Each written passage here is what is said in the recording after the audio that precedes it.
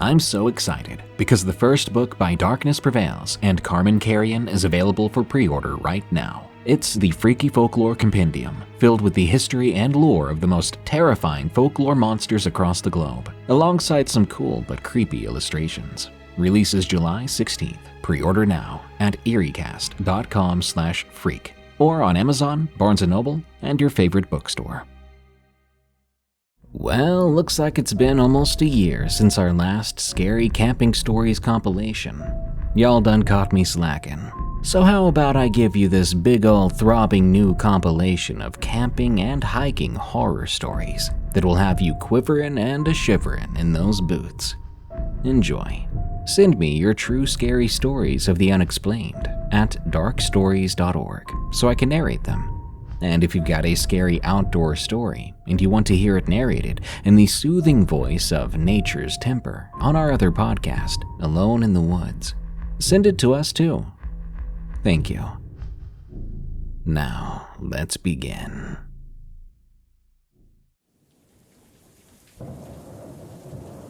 Warning. The following story contains depictions of violence against pets.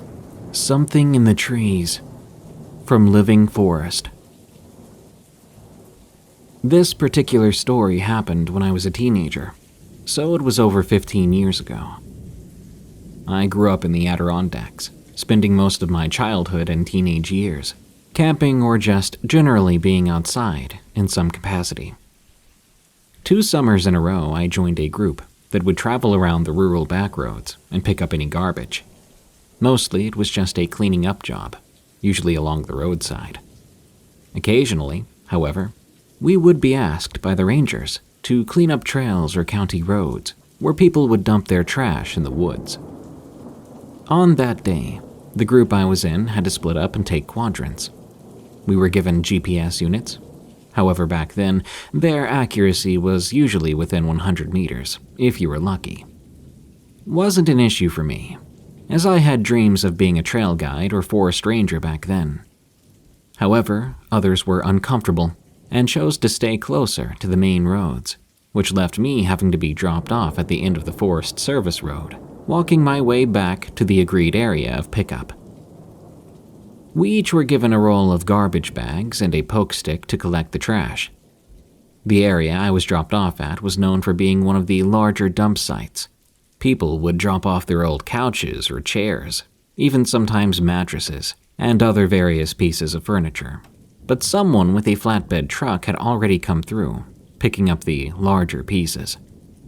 All that was left were the smaller items, such as bottles, cans, bags, papers, anything along those lines. Unfortunately, once in a while, you would find things dumped of a darker nature, such as unwanted pets that were, let's just say, taken care of in an inhumane way. And on that day, I happened to come across a litter of puppies. I wasn't given a radio, but if I had the radio, I would have called it in. They would come and get me at that point as they tried to keep us youths from seeing the more serious things. This wasn't the first time I've seen things of this nature, unfortunately. So I took the time to collect all the puppies, putting them in a bag. Instead of leaving them with the pile of other bags I'd already filled, I decided to bury the poor things. I dropped off my backpack of supplies and my poke stick near the road. I walked into the woods with just the bag. I walked probably 20-ish minutes away from the road before I found a rather large pine tree that looked like a good resting place for these guys. I put the bag at the bottom of the tree, and I started to walk in a slow circle around it, searching for a stick or rock or similar items that I could use to start making the hole. I found a rather large branch, which I was able to break in half. I then used my pocket knife that I always carried to sharpen one end. I went back to the tree, and I started digging out the hole. It took a while as there were several roots I had to work my way around. Once I dug a hole about 1.5 feet deep, I proceeded to lay the ill-gotten quarry to rest, without the bag as I didn't want to add to the trash already out there. I took a few moments, even teared up a bit, and prayed. Seeing abuse of any kind is always hard. However, as I was covering up the grave, I heard a small branch fall about 50-ish feet to my left. The position I was in kept me from being able to see because of the branches of the tree I was crouched below. I quit talking and moving and just listened for any further sounds. It wasn't one of those the forest went quiet types of moments. There were still birds out there making their noises, though they were off on the opposite side, farther away from where the sound came from. I didn't notice the change in the birds' sounds from being around me to being away from me in a different area, in my distracted state. After sitting there for about 3 minutes, quietly looking around and trying to look through the branches to my left, I didn't see anything, so I continued to work. After I'd completed covering them up and left several pine cones and a nice-looking rock I'd found, I got up and started to walk away. It was at that time I heard what could only be described as a moan mixed with a growl. This was bear country, but there are some cougars in the area too. So my first concern was that a natural predator had smelled and come to investigate. I only had my pocket knife as any form of self-defense. I wasn't really scared yet, as I assumed it was two trees rubbing against one another in the wind. That is rather common out here in the forest. Looking around, I found nothing once again, but just as I was about to keep walking, I saw a branch and bark come falling down from a tree about 30 yards from the big pine tree that I'd just left. I looked up the tree as it was only about half the size of the big pine tree, and midway up, I saw something that I don't have a great description for. It looked like it was a brown, gray-green color. It had no obvious shape to describe, and it was probably the size of a bear cub. Immediately I jumped, cursing as I did. I turned around and took several steps backwards, still keeping my eyes on whatever that was. I couldn't tell if it was something alive or not. But then it began to move, and I could tell it was something that was not part of the tree. Honestly, I can't tell you what I saw. It didn't have fur like a bear or mountain lion, but it wasn't skin either. It looked almost like living moss. But as far as I know, the Adirondacks don't have anything like sloths, and that thing didn't look like any animal I'd ever seen. I couldn't tell if it had a head or a face until it turned and looked at me. It had a face, but it was squished, kind of. I couldn't see eyes or facial features, other than it being dark. Excuse my lack of details. I was around 80 feet from the thing, and it was up a tree. It was mildly cloudy that day, and if you've ever been in the woods, you know that there's always shade from the canopy, so I couldn't get good eyesight on the thing. I could tell, however, it had 4 limbs, as they were wrapped around the tree, paws that were almost raccoon-like, but the claws on it were about as long as the fingers. It also had a long rat-like tail that was about the length of its body. The tail would occasionally swish back and forth. I watched it climb down the tree slowly, and it watched me the whole time. That's when I noticed it had soft rounded-like ears on the side of its face, like a human, not like an animal. It made no sound as it came down, except for the light scraping of claws. It came to a branch about 12 feet off the ground and climbed out onto it. The thing moved like a raccoon, really, but the shape of the body and the rounded head with seemingly no neck made me sure it was no raccoon. It wasn't even a bear or any other animal I could think of, like a fisher, because it had no snout poking out. Its face was smushed with a nose that looked like holes, but not any obvious shape. Vaguely, it was kind of like a monkey. Its eyes were a lighter color as it caught the sun on occasion. Its skin or whatever covering it looked like it could blend in as a growth on a tree or a rock on the ground. Suddenly, it let out a low-pitched whistle. That's when I decided I'd seen enough. I glanced backward to make sure my path was clear, and turned and pretty much ran. I looked back several times to be certain, but I wasn't followed, and I never did see it again. To this day, I wonder what it was. I told the ranger in charge of us that day what I saw. He said it was probably a raccoon with mange, and when I said the face didn't look like any raccoon I'd seen, he said I must have been mistaken. Its face was similar to that of a snub-nosed monkey, but the color and overall proportions and shapes weren't. There are no known monkey species in North America, and it wasn't an escaped exotic pet. I don't have an answer to what I saw that day.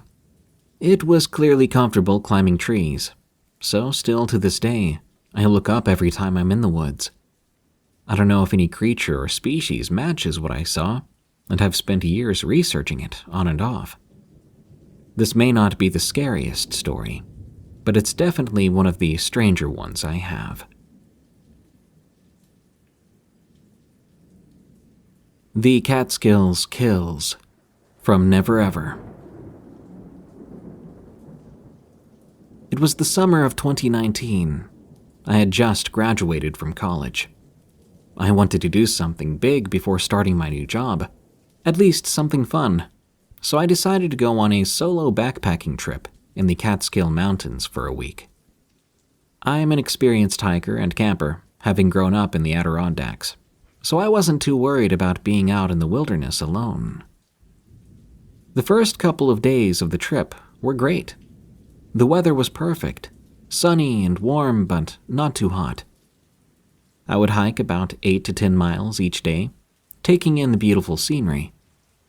I even saw some other hikers and backpackers, but for the most part, I was on my own out there.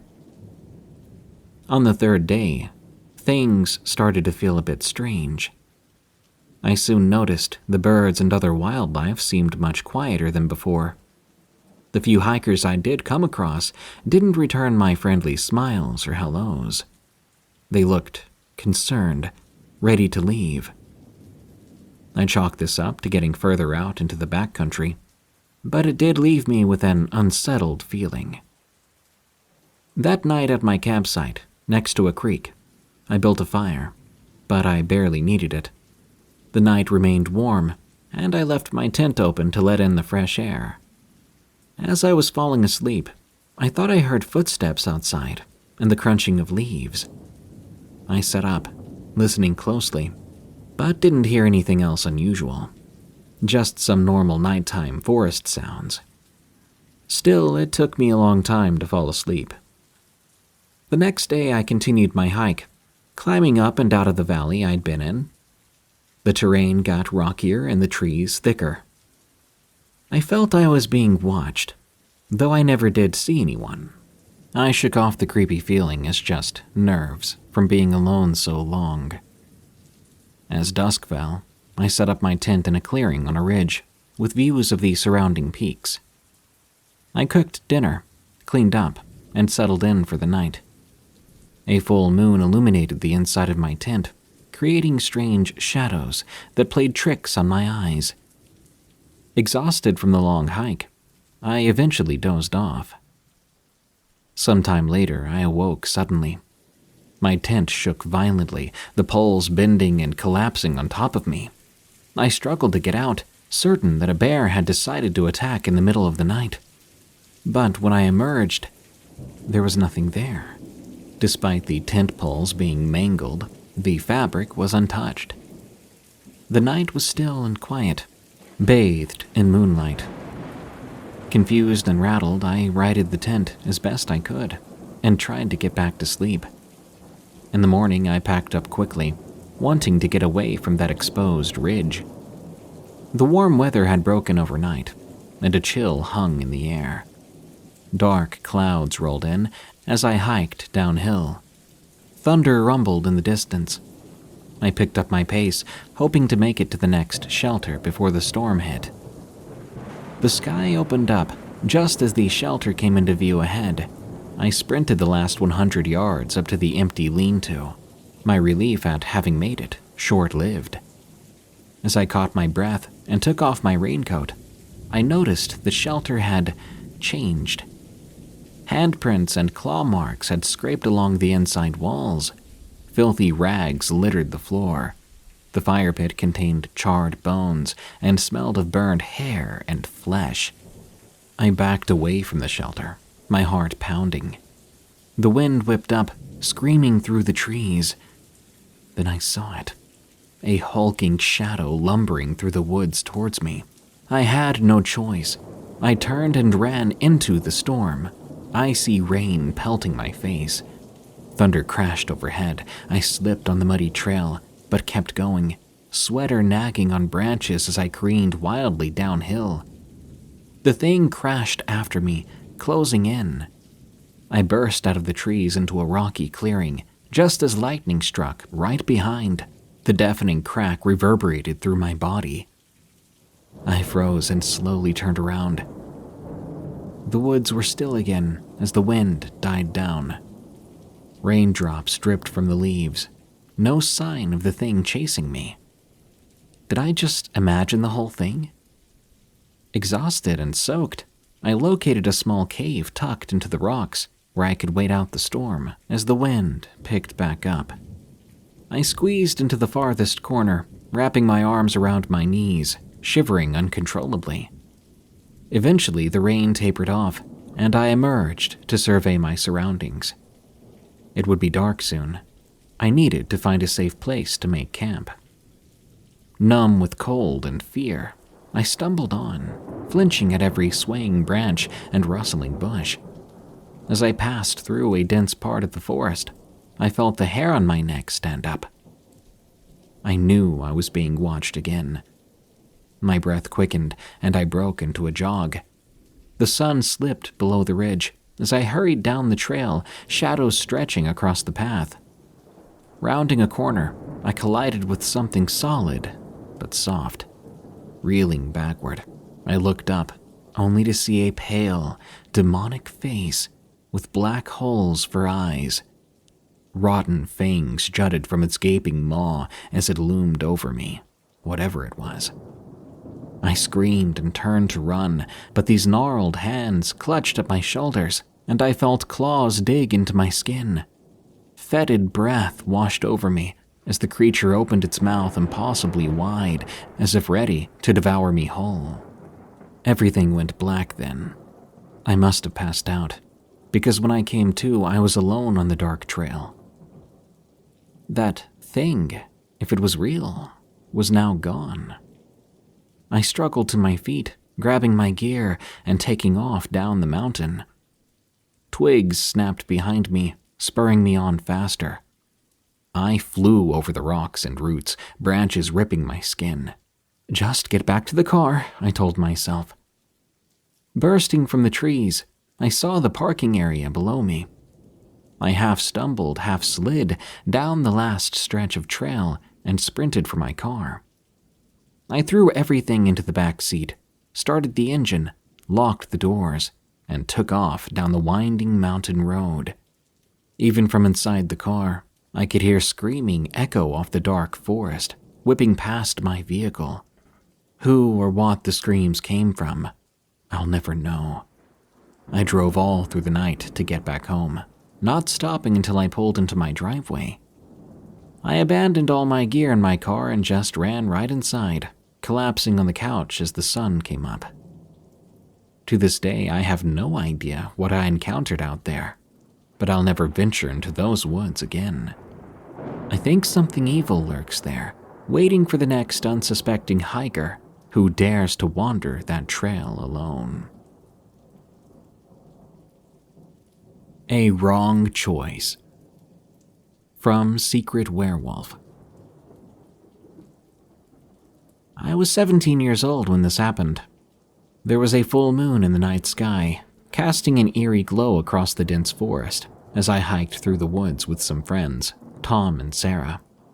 At first, it was a beautiful autumn evening, but as the sun was fully consumed by the horizon, the woods became more sinister. And, before long, a sense of foreboding settled over us. Seeing my friends obviously creeped out, I told them, "Come on, guys, don't be such wimps. It's just a little darkness, and some howling wolves, possibly. What could go wrong?" Tom, the more adventurous of us, was the one who initially convinced us to go on this nighttime hike, claiming it would be a memorable experience. But now, as the shadows grew longer and the forest seemed to close in around us, even I couldn't help but regret my decision. Sarah, who had been unusually quiet since we entered the woods, finally said something. "Danny, I'm not so sure about this. It's way too quiet out here. I've heard stories about strange things happening in these woods during a full moon, too."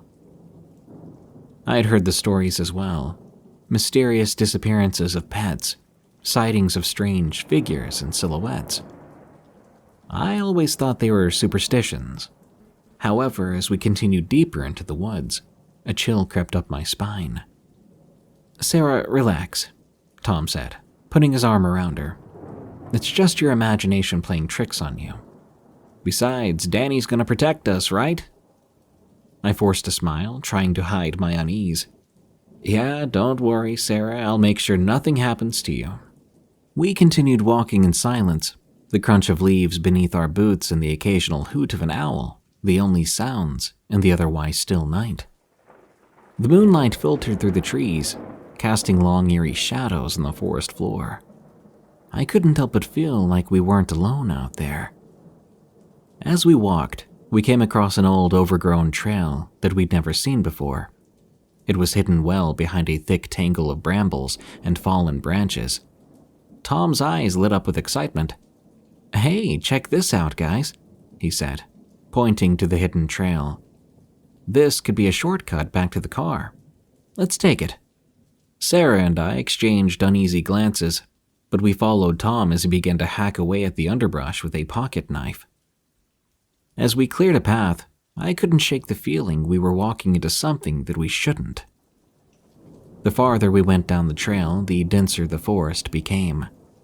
It was like the trees were closing in around us, and I could no longer see the moon or the stars through the thick canopy. The air grew cooler, and a strange, musty scent filled our nostrils. "Tom, are you sure about this?" Sarah asked, her voice trembling. Tom hesitated for a moment, looking back at us. "We've come this far. We might as well see where it leads. It's got to lead somewhere eventually, right?" Reluctantly, we continued down the trail, our footsteps muffled by the thick carpet of leaves. The darkness seemed all-consuming, and I felt a growing sense of unease, like a weight pressing down on my chest. As we walked, I noticed strange marks on the trees, deep claw-like gouges that looked fresh. I pointed them out to Tom and Sarah. "Probably just bears or something," Tom said, though he didn't sound convinced himself. "Are there bears around here?" Sarah asked, her voice barely above a whisper. "I think there are, but usually they keep to themselves," I replied, trying to reassure her. We continued walking, the marks in the trees becoming more frequent. I could not shake the feeling we were being watched, and I wished we had turned back when we had the chance. It felt like the forest had swallowed us whole, and I had no idea where we were or how to get back to the main trail. After what felt like hours, we finally reached a small clearing. In the center of the clearing was a dilapidated, long-abandoned cabin. The roof had partially caved in, and the windows were shattered. It looked like something out of a thriller or horror film. "Why on earth would anyone build a cabin way out here?" Sarah asked, her voice trembling. I didn't have an answer for her. The whole situation had taken on a surreal, nightmarish quality, and I was beginning to fear that we had made a terrible mistake by venturing off the main trail. Tom, always the adventurer, couldn't resist exploring the cabin. "Come on, guys, let's check it out. Who knows?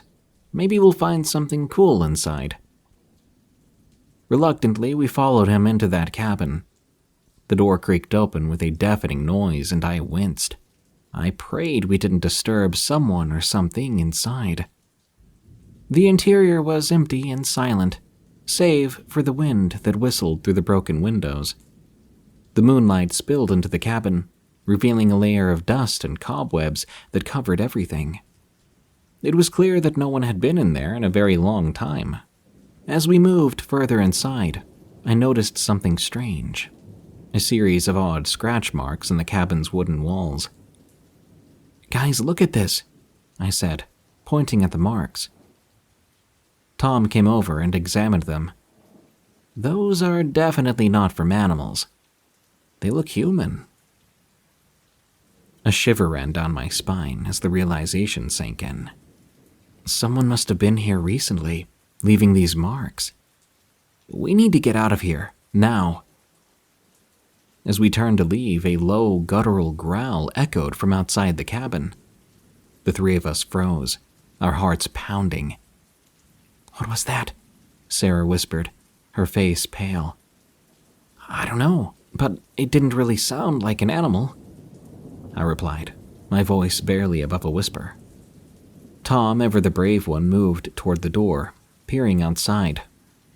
"I don't see anything, but we need to go. Whatever it was too close for comfort."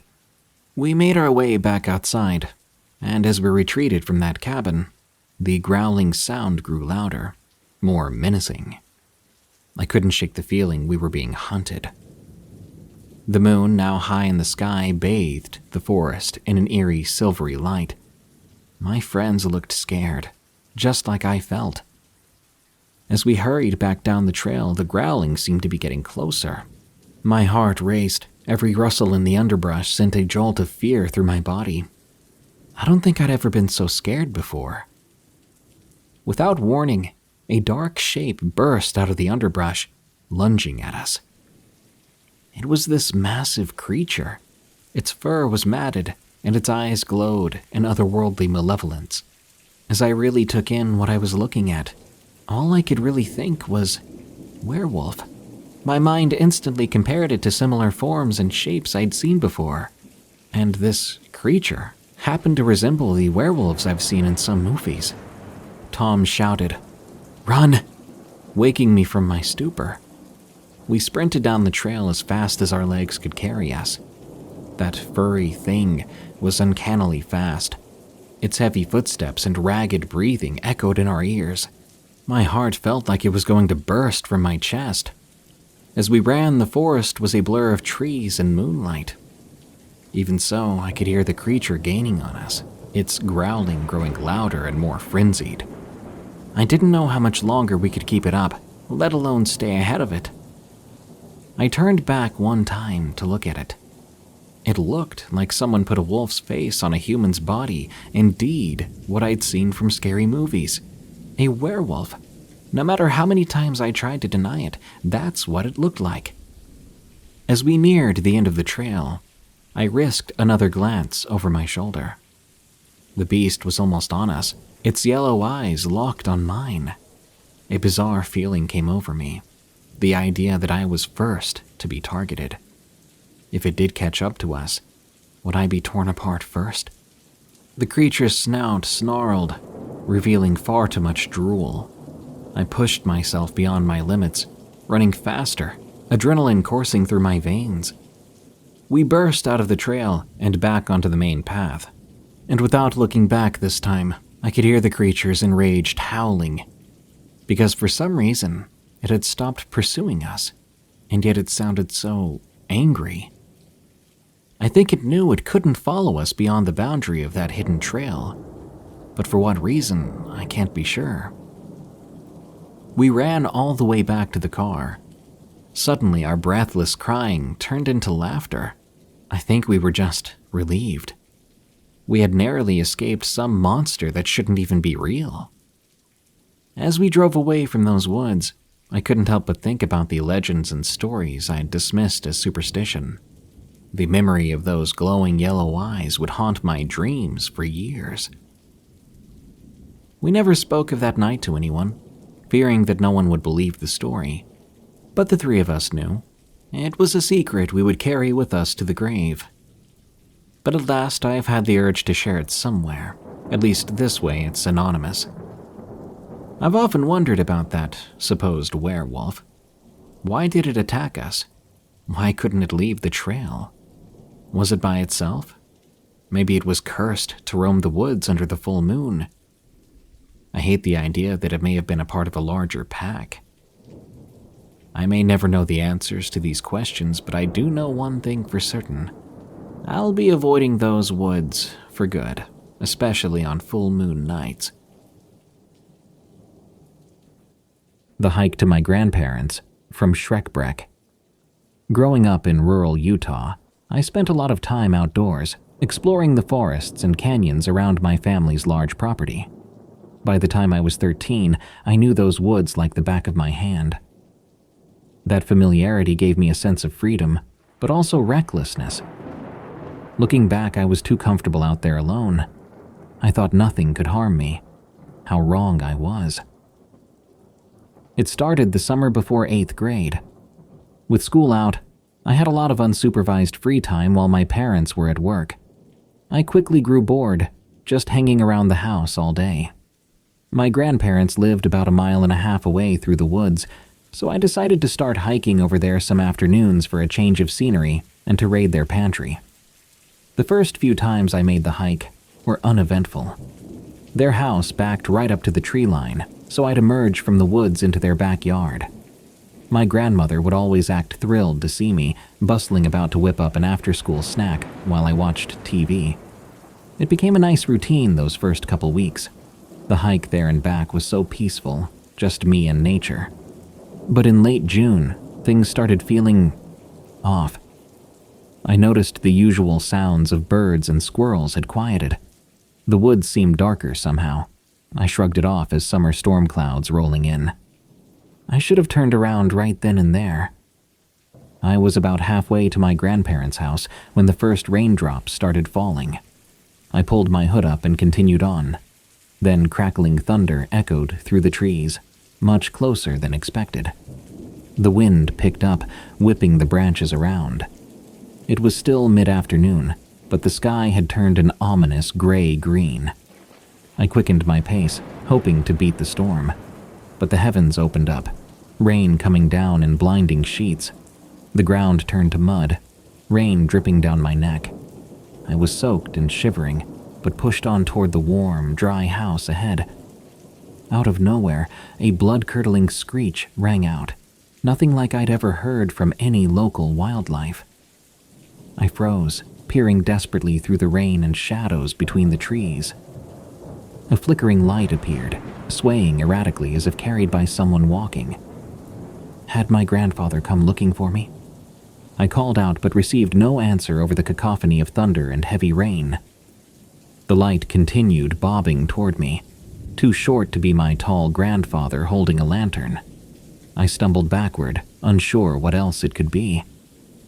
The screech came again, closer this time. The strange light kept advancing between the trees. My heart pounded. I turned and sprinted blindly through the woods in the opposite direction. I didn't care that I was going deeper into unknown territory. I just had to escape that thing and the unearthly wailing. I splashed through mud and thorny brush, clothes snagging on branches. A bolt of lightning struck a nearby tree, the deafening crack ringing in my ears. The acrid smell of smoke filled my nose as rain hissed against the sizzling wood. Still, I careened on through the darkness, feet slipping out from under me. I crashed to the ground, tasting mud and blood in my mouth. The thing was closer now, its flickering light weaving between the trees. I scrambled to my feet and took off again just as another bolt struck right behind me, the force of it propelling me forward. I ran and ran until I thought my lungs would burst. My head throbbed and I gasped for breath, but I didn't dare stop. Just when I thought my legs would give out, I stumbled into a rocky clearing. An abandoned miner's shack stood against the far wall. I hurled myself at the weathered wooden door just as the shriek sounded right at the tree line. I forced the warped door shut behind me, plunging the shack into darkness. Shaking uncontrollably, I sank down against the wall, blood roaring in my ears. The thing outside continued to wail, a bone-chilling scream of anger and anguish. Exhausted, I must have passed out right there on the dirt floor. Because the next thing I remember is waking up in pitch blackness. The storm's fury diminished to a steady drizzle. The shack stood silent and still. Whatever was out there seemed to have moved on. Bleary and disoriented, I cautiously made my way outside. The moon peeked through clouds, providing just enough light to maneuver slowly through the trees, arms outstretched. I walked all night, terrified that things still lurked in the shadows waiting for me. By some miracle, I emerged from the woods as the sun rose, stumbling up to my own back porch. I burst inside, bolted the door, and collapsed on the floor, overcome with relief at being home. My parents never found out about that day's misadventure. The memory still haunts me, though, especially being back at home alone so much.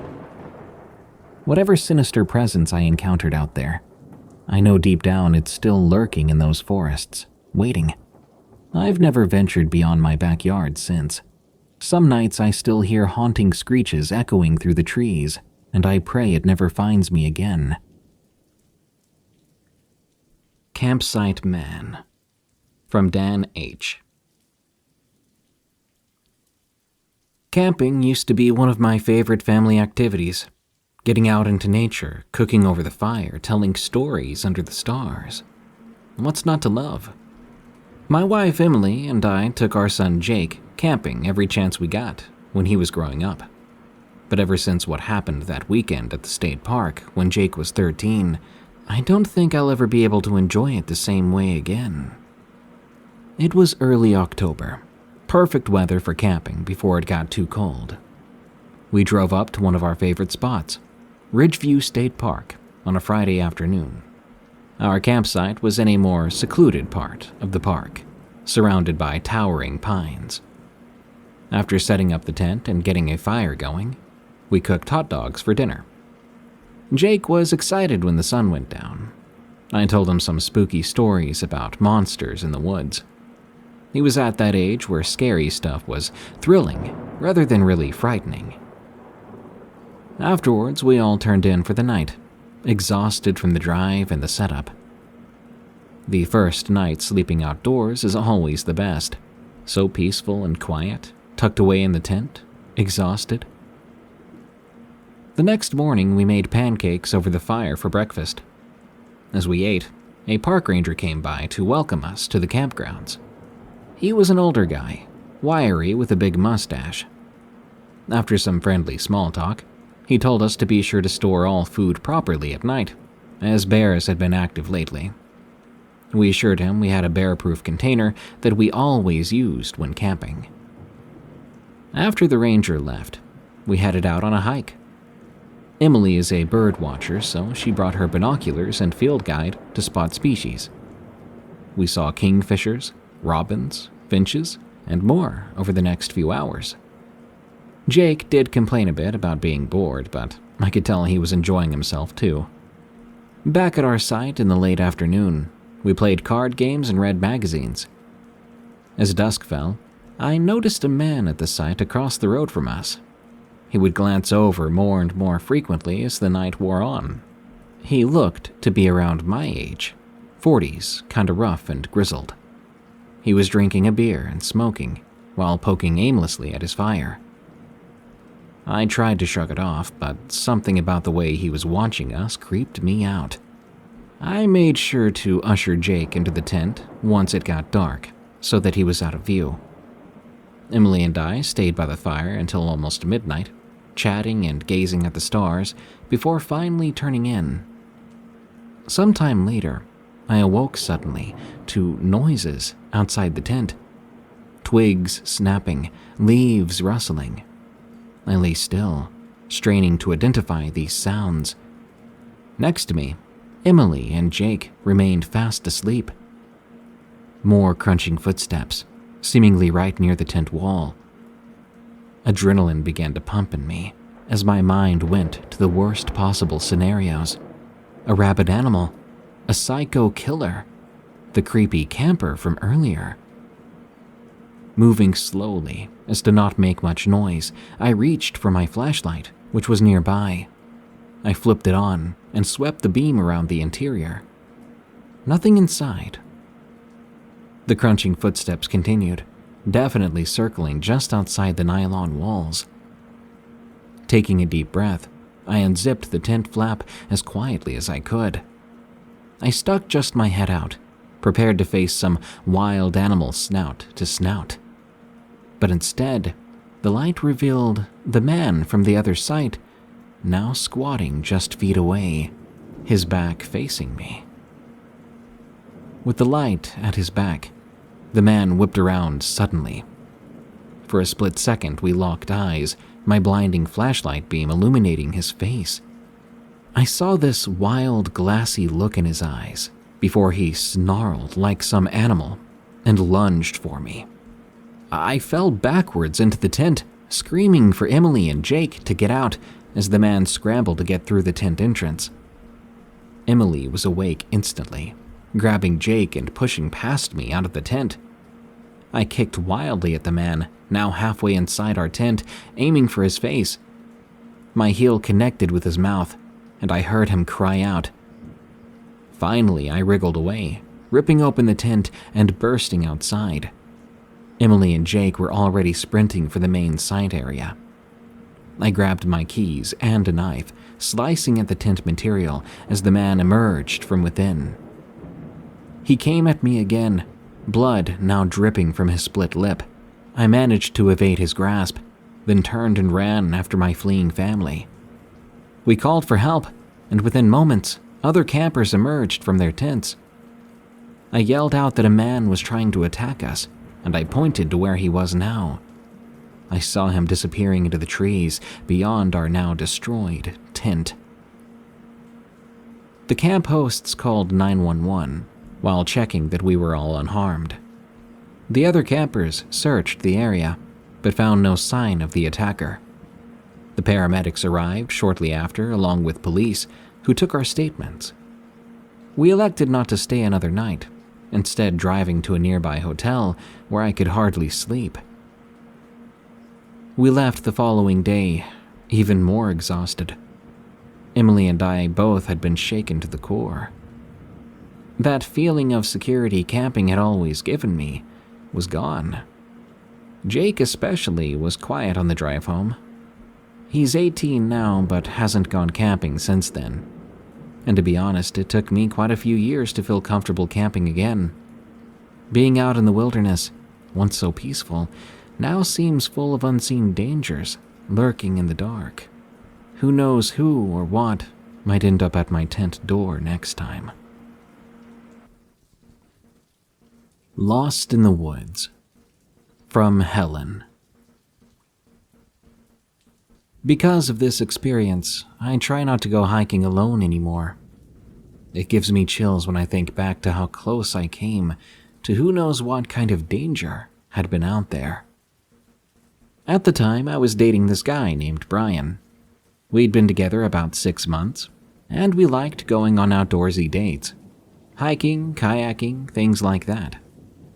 One Saturday, we decided to check out a new state park neither of us had been to, about 40 minutes outside the city. We got a late start that morning, and didn't arrive at the park until close to noon. It was a gorgeous day. We stopped at the little park office to grab a trail map. The ranger there highlighted what he said was a great 6-mile loop that would take us up to a waterfall overlook. Brian and I got boots and hydration packs on and hit the trail. We were having a good time, chatting and admiring the scenery. This trail started out wide and was well marked. Gradually, it climbed uphill. After about 45 minutes, we reached a fork that didn't seem to be on the map. We debated which direction to go. Eventually, Brian thought we should go left, since we could vaguely hear the sound of rushing water coming from that direction, assuming it was the waterfall we wanted to see. That path got progressively narrower and less maintained. The foliage grew thick on either side, limiting our views. Another 20 minutes in, I was starting to get nervous that we chose the wrong direction. But when I voiced my concerns, Brian brushed it off. It's just a little farther," he said. "If not the waterfall, then maybe something even better." Suddenly, the woods became extremely dense. We trekked through for several minutes, and when I finally came out on the other side into a clearing, Brian was gone. I called for him, but he didn't respond. How did that happen, I wondered. He'd been right there with me just a moment ago. I backtracked, getting more anxious when there was no sign of him. How could he have just vanished so quickly? The trail forked again up ahead, and neither branch looked familiar. I tried calling Brian's name again, but I was met once more with silence. I chose one of the paths blindly, deciding I just needed to get back to the main trail. But after walking for several more minutes, things were looking less and less recognizable. That's when the fear really hit home for me, that realization that I was truly lost and alone. The day was getting late, the sun dropping lower through the trees. I picked up the pace, hoping to find a trail marker or an intersection, anything familiar. My heart pounded as the woods grew dimmer. Strange noises echoed around me that I tried to block out. I could have sworn I heard footsteps crunching leaves some distance behind me at one point. But when I paused to listen, they went quiet. Out of water, tired and overwhelmed, I took a break, sitting on a fallen tree. I put my head in my hands, on the verge of tears. Just where the heck was I? Just then, a snapping twig made me jerk upright. My breath caught in my throat as I scanned the woods around me. I saw it then. The silhouette of a tall, lone man, maybe 100 feet back, standing motionless among the trees. "Brian?" I called out, but immediately knew that was a mistake, because as I looked at him even a moment longer, I knew that couldn't be him. He was too tall. The shape just didn't match. And why would Brian ignore me? Panic filled me. I grabbed a nearby stick, the biggest one I could, and I shouted, "Stay away from me!" The man didn't move. He just stood there, blending into the shadows, watching me. I had no idea who he was or what he wanted, but I was not going to wait around to find out. I gripped my makeshift weapon, and I took off running again. Every few yards I glanced back, but I couldn't see the man anymore. I ran until my lungs burned, finally collapsing in a small clearing. By then, I was covered in sweat and shaking. I knew I couldn't keep wandering aimlessly out here. As the sunlight faded, I tried to gather myself and come up with a plan of some sort. Should I keep trying to find my way back? Do I make a shelter and spend the night?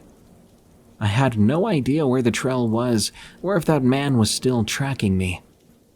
One thing was clear: I needed to leave these woods. Now. Sitting there alone as the shadows grew longer, I knew I had to keep moving. I took a deep breath and stood up, looking around for any clue of which way to go. In the distance, I thought I could hear the faint sound of traffic from a highway. If I could just follow that sound, it could lead me to a road, to people, to civilization. I started walking quickly toward where the noises came from, praying it wasn't just my imagination. My heart leapt at every snap of a twig and rustle in the brush. Was that weird man still tracking me? What did he want? I pressed on through the thickening darkness. The woods were full of sinister sounds, screeching birds, skittering animals in the underbrush, creaking branches. I kept glancing behind me, but saw nothing besides endless trees. Finally, the distant traffic noise grew more distinct. My spirits lifted, thinking I was close to an exit from this nightmare. Just as I picked up speed, a figure stepped suddenly from behind a tree directly in my path, only 30 feet ahead. I screamed as the tall silhouette blocked my path. It was that man, the same one before. Somehow he'd caught up to me. As he took a step closer towards me, I could now see his features in the fading light. They made my blood run cold. His face was horribly disfigured. Scarred, twisted flesh that looked burned and shiny. He had stringy hair, hanging over a cloudy eye. But his one good eye was fixed intensely on me as he approached. I froze, gripping my stick weapon, debating on whether to run or try and defend myself. The man's mouth, partly obscured by an unnatural bulge on his cheek, curled into a sinister grin. In a deep, raspy voice, he spoke. "What's your hurry? Stay a while." His tone sent a wave of terror through me. Every instinct shouted at me to get away from this deformed threat. As the man closed the gap between us, I swung my stick at him with all my might. He lurched sideways to dodge it, then lunged towards me. I turned and sprinted away, weaving through trees and underbrush. I could hear the man crashing through the foliage behind me, letting out an awful gurgling yell. He sounded enraged that I had slipped away. I pushed my aching legs as hard as they could go, but soon his heavy footsteps seemed to be gaining ground. I risked a glance back, only to see the snarling, melted face even closer behind me. Suddenly, I broke through the trees into a clearing. Right there in front of me was a parking lot and a road full of cars. The highway I'd heard was just adjacent, decently busy even in the night. An overwhelming relief washed over me at the sight of other people. I raced right into the lot, toward a family packing up their vehicle.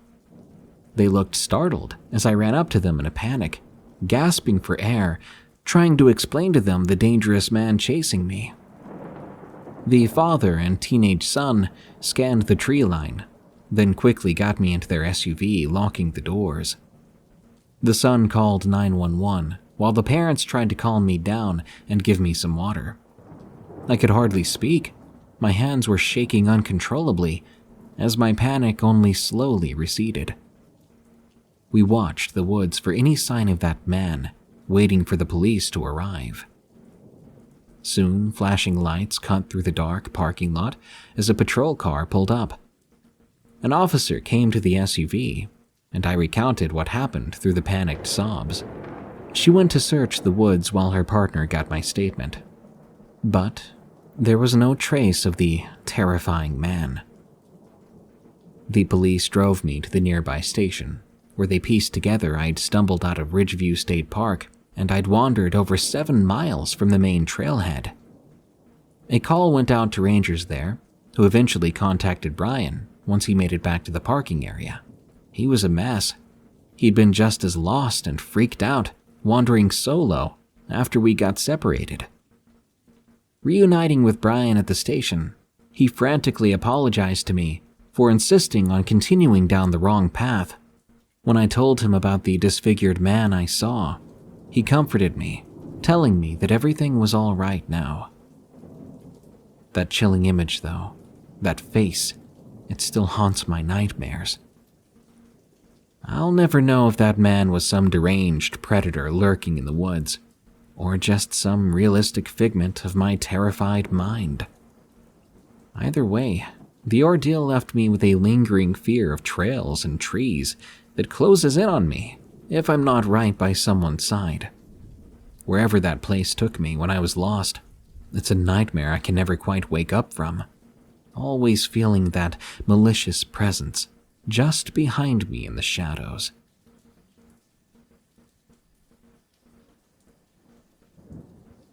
My strange encounter. From Max. This happened a couple of years ago. It was a warm, late summer night. I was 16 years old, riding my 125cc through the village. I was just going out to clear my head. I was going through some difficult times, and the sound of a V-twin always calmed my nerves.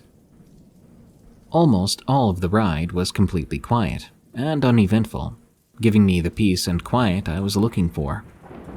I was going toward a dead-end road, which led to some lakes, so I could turn around and make my way back. About halfway through that road, I saw someone wearing all white, just walking down the road. Now, this wouldn't be too strange, as this was a common path for people to be taking for walks. However, it's a bit different when it's 11 p.m. in the middle of the night, and the person had no lights on them at all. And there are no houses along the 2-kilometer stretch of road, so I'm not sure what this person was doing. I slowed down out of instinct, because pedestrians can be unpredictable. That was a mistake. As I was about halfway past the person, they belted out the most violent-sounding scream I'd ever heard.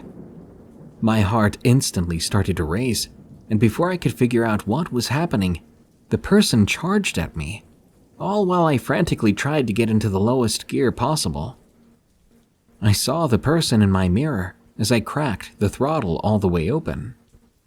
Now, for people that have no clue about engines, a 125cc is extremely low, and the initial acceleration on the one I had was barely faster than a person. It also didn't help that I had changed the front sprocket for a bigger one to save on gas by reducing cruising RPM.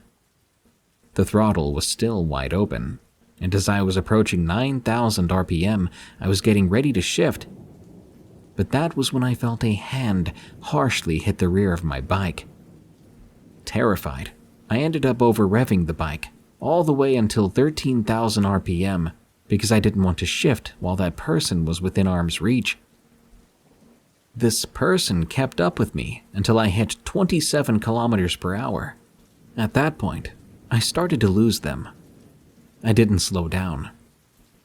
However, only after I'd lost sight of the person did I remember that this road ended in the forest. This caused me some more panic. As I approached the end of the road, I remembered that there was a small gravel path that's meant for hiking.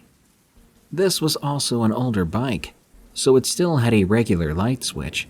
Usually more modern bikes have their lights set up so that you can't turn them off when the engine's running.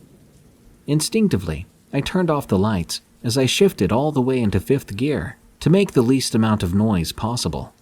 I followed the gravel path all the way back to a regular road. I was speeding, and I was constantly looking behind me. Even as I got onto the regular road, I continued to speed. When I finally made it back home, I was trembling, soaked in sweat. I opened my garage door and stored away my motorcycle, while still looking at my surroundings the entire time. I ran to my door as fast as I could, slamming it shut behind me. I locked it too, just to be safe. The following day, I called one of my friends. I told him about the night before, asking him to come along with me this time. We took a hike into the forest, which was right next to the road, looking for tracks, because I thought someone had set up some stupid prank. But I couldn't find anything. The only tracks that were there were mine and my friends. I searched both sides of the forest, along the entire road, but I found nothing. I'm usually not someone to get scared easily, and I'm no small guy either. I'm 185 centimeters tall, and I have an athletic build. But that scream, I've never heard anything like it, and it sent chills down my spine. I get spooked just thinking about that horrible sound. I've told this story to 3 of my friends before. They took me seriously, as I usually don't scare too easily, and I'm not one to make stuff up. This was the most frightening encounter I've had while riding my 125 at night. Looking back on it, I feel like I could have fought the person off, especially because I was wearing full motorcycle gear. But I'm telling you, when I heard that scream, my mind just told me to run. It was so loud, and it didn't sound human. I've avoided that road ever since, and I don't ever intend to go to that road again. I still don't know what that person was doing there, in the middle of the night, without a single light, in the middle of nowhere, wearing all white. There are no asylums anywhere nearby, so I don't think it was an escapee. But still, I can't come up with a logical explanation to this.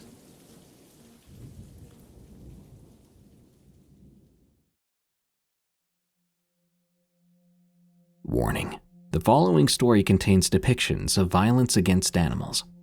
I thought New Zealand was a safe place to go camping. From Itchy Wool Pants.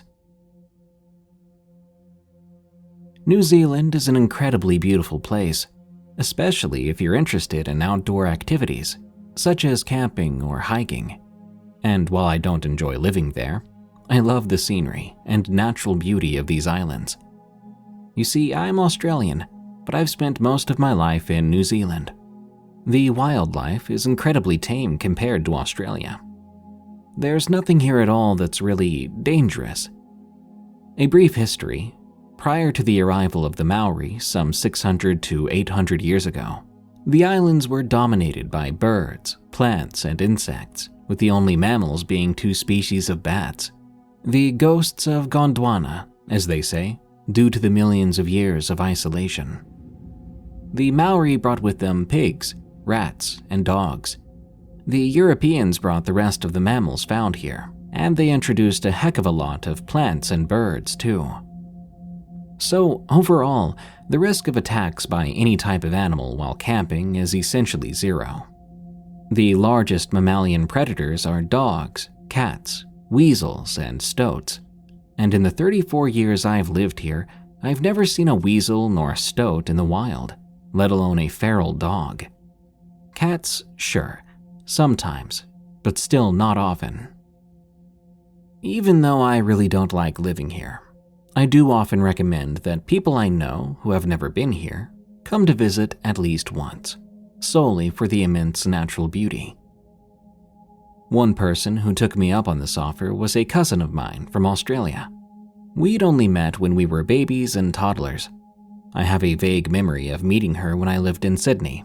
Must have been around the age of 3. She's a year younger than me, so she doesn't remember that. We connected on social media a long time ago, and we hit it off. She's cool, so when she told me she wanted to come and visit here in New Zealand, I was excited. I planned a road trip around the South Island, which is where I live, Christchurch to be specific. Personally, I believe the South Island is the best island in this archipelago. We were going to have an amazing time, I thought. After her arrival, we spent a night at my house, then set off south, with the first stop being scheduled to be Mount Cook, or Aoraki, in the Gai Tahu dialect of Maori. However, upon arrival, we found it raining, and I wasn't really in the mood to set up 2 tents for us to sleep in the rain.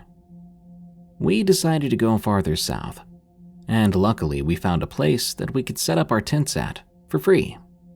And there it wasn't raining. By the time we found this place, it was getting dark.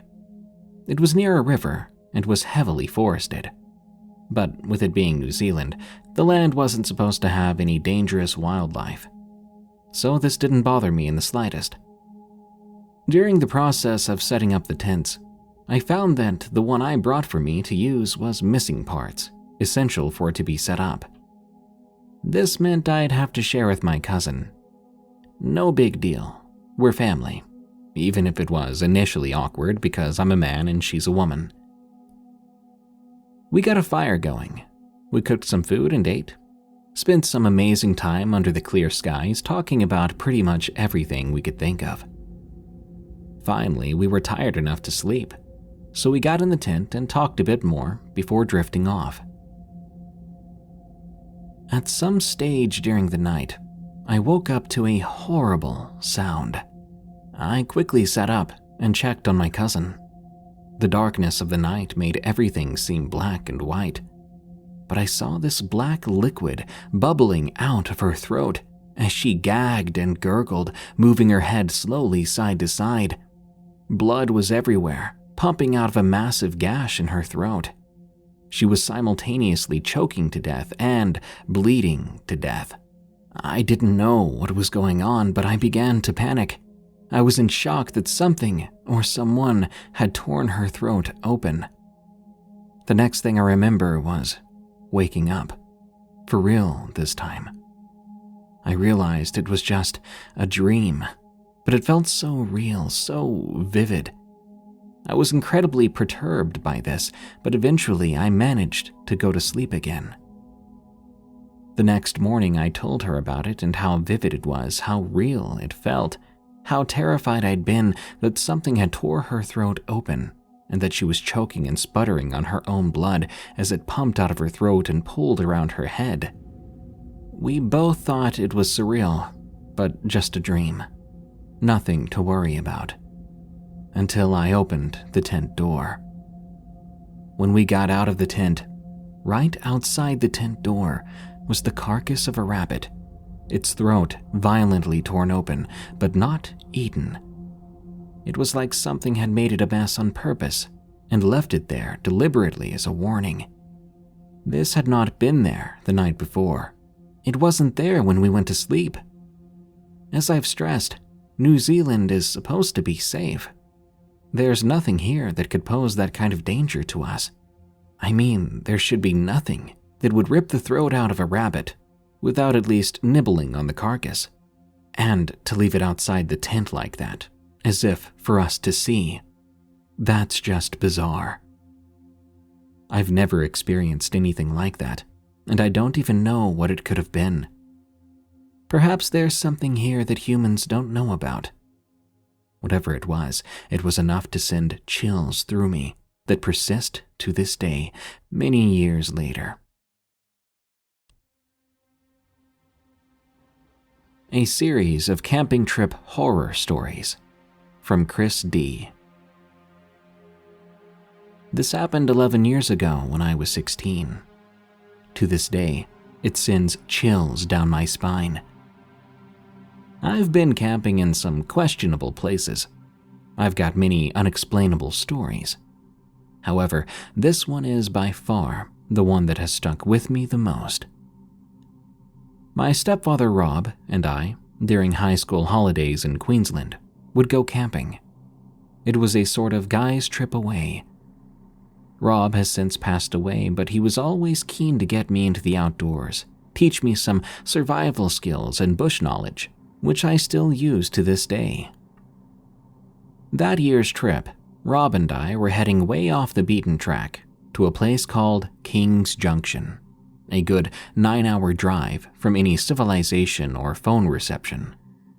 It was really nothing out of the ordinary from our usual trips, but it was a longer trip than usual. After a long and rather boring drive, from a 16-year-old's perspective, we finally made it to the site where we would set up for the next 6 nights that we were supposed to stay there. Rob and I didn't take long to set up the tents and camp kitchen, so we grabbed our rifles and went for a quick hunt, looking for wild pigs before it got too dark, and before I started to complain about being hungry. As the sun began to set, we headed back to the campsite. We were a bit confused, though, when we got back, finding our tents had both been pushed over. It looked like someone had driven through our campsite running them over. Rob turned to me and said, "Well, looks like we're sleeping under the stars tonight, bud." He always used to try to make light out of a dim situation. I tried to laugh it off with him, but something about this didn't sit right. We'd been camping hundreds of times in places a lot less isolated than this, and nothing, besides the odd stolen shovel, had happened. I pushed the anxiety to the side, carrying on setting our sleeping bags up under some shelter. As nightfall came and our dinner was finished, Rob said goodnight, and he rolled into his sleeping bag. I, however, being 16, not having a healthy sleeping pattern at the time, chose to stay up a little longer, continuing to listen to Rob's slim, dusty records he would bring on our trips. At one point, I checked the time on my watch. It had been 2 hours since Rob went to sleep. He was snoring at his usual level, that of a Mack truck. But I suddenly got the feeling then something wasn't quite right. I felt as if someone was watching us. There was a tree line and a creek about 50 meters away from where we were camping. I grabbed my camp chair and I positioned it so that I had a clear sight of the tree line, specifically the direction from which I felt that ice-cold feeling of eyes watching me. Shortly after repositioning my chair, I began to see movement around the darkness of the base of the trees. I rubbed my eyes and tried to convince myself I was just exhausted from the road trip, just seeing stuff that wasn't there. I turned to grab a soft drink from the esky. As I reached for a can, I heard a voice. Chris, come here. It sounded faint but far away. It sounded like Rob calling me. I slowly raised my eyes, looking up to see Rob dead asleep and still snoring less than a meter away from me. I froze. How could he have called for me? It didn't make any sense. I quickly grabbed my long-range head torch, shining it through the tree line from where I saw those shadows moving. What I saw next will forever be burned into my brain. This figure, it looked like a person who had not eaten for months. It had long, skinny limbs and stood probably about 6 feet tall, with basically just a rib cage for a torso. Its face, I can only describe it as something out of a horror film. It had no lips, it had pure white eyes, it had white foaming drool running down its mouth. I screamed and began to shake Rob awake. "Rob, grab the gun!" I shouted at him. He jumped out of that sleeping bag and grabbed my arm. "What is it? What's wrong?" he asked. "There's something in the trees. I saw it. We have to go." Rob, trying to calm me down, said, "Mate, it's probably just a possum in the tree or something."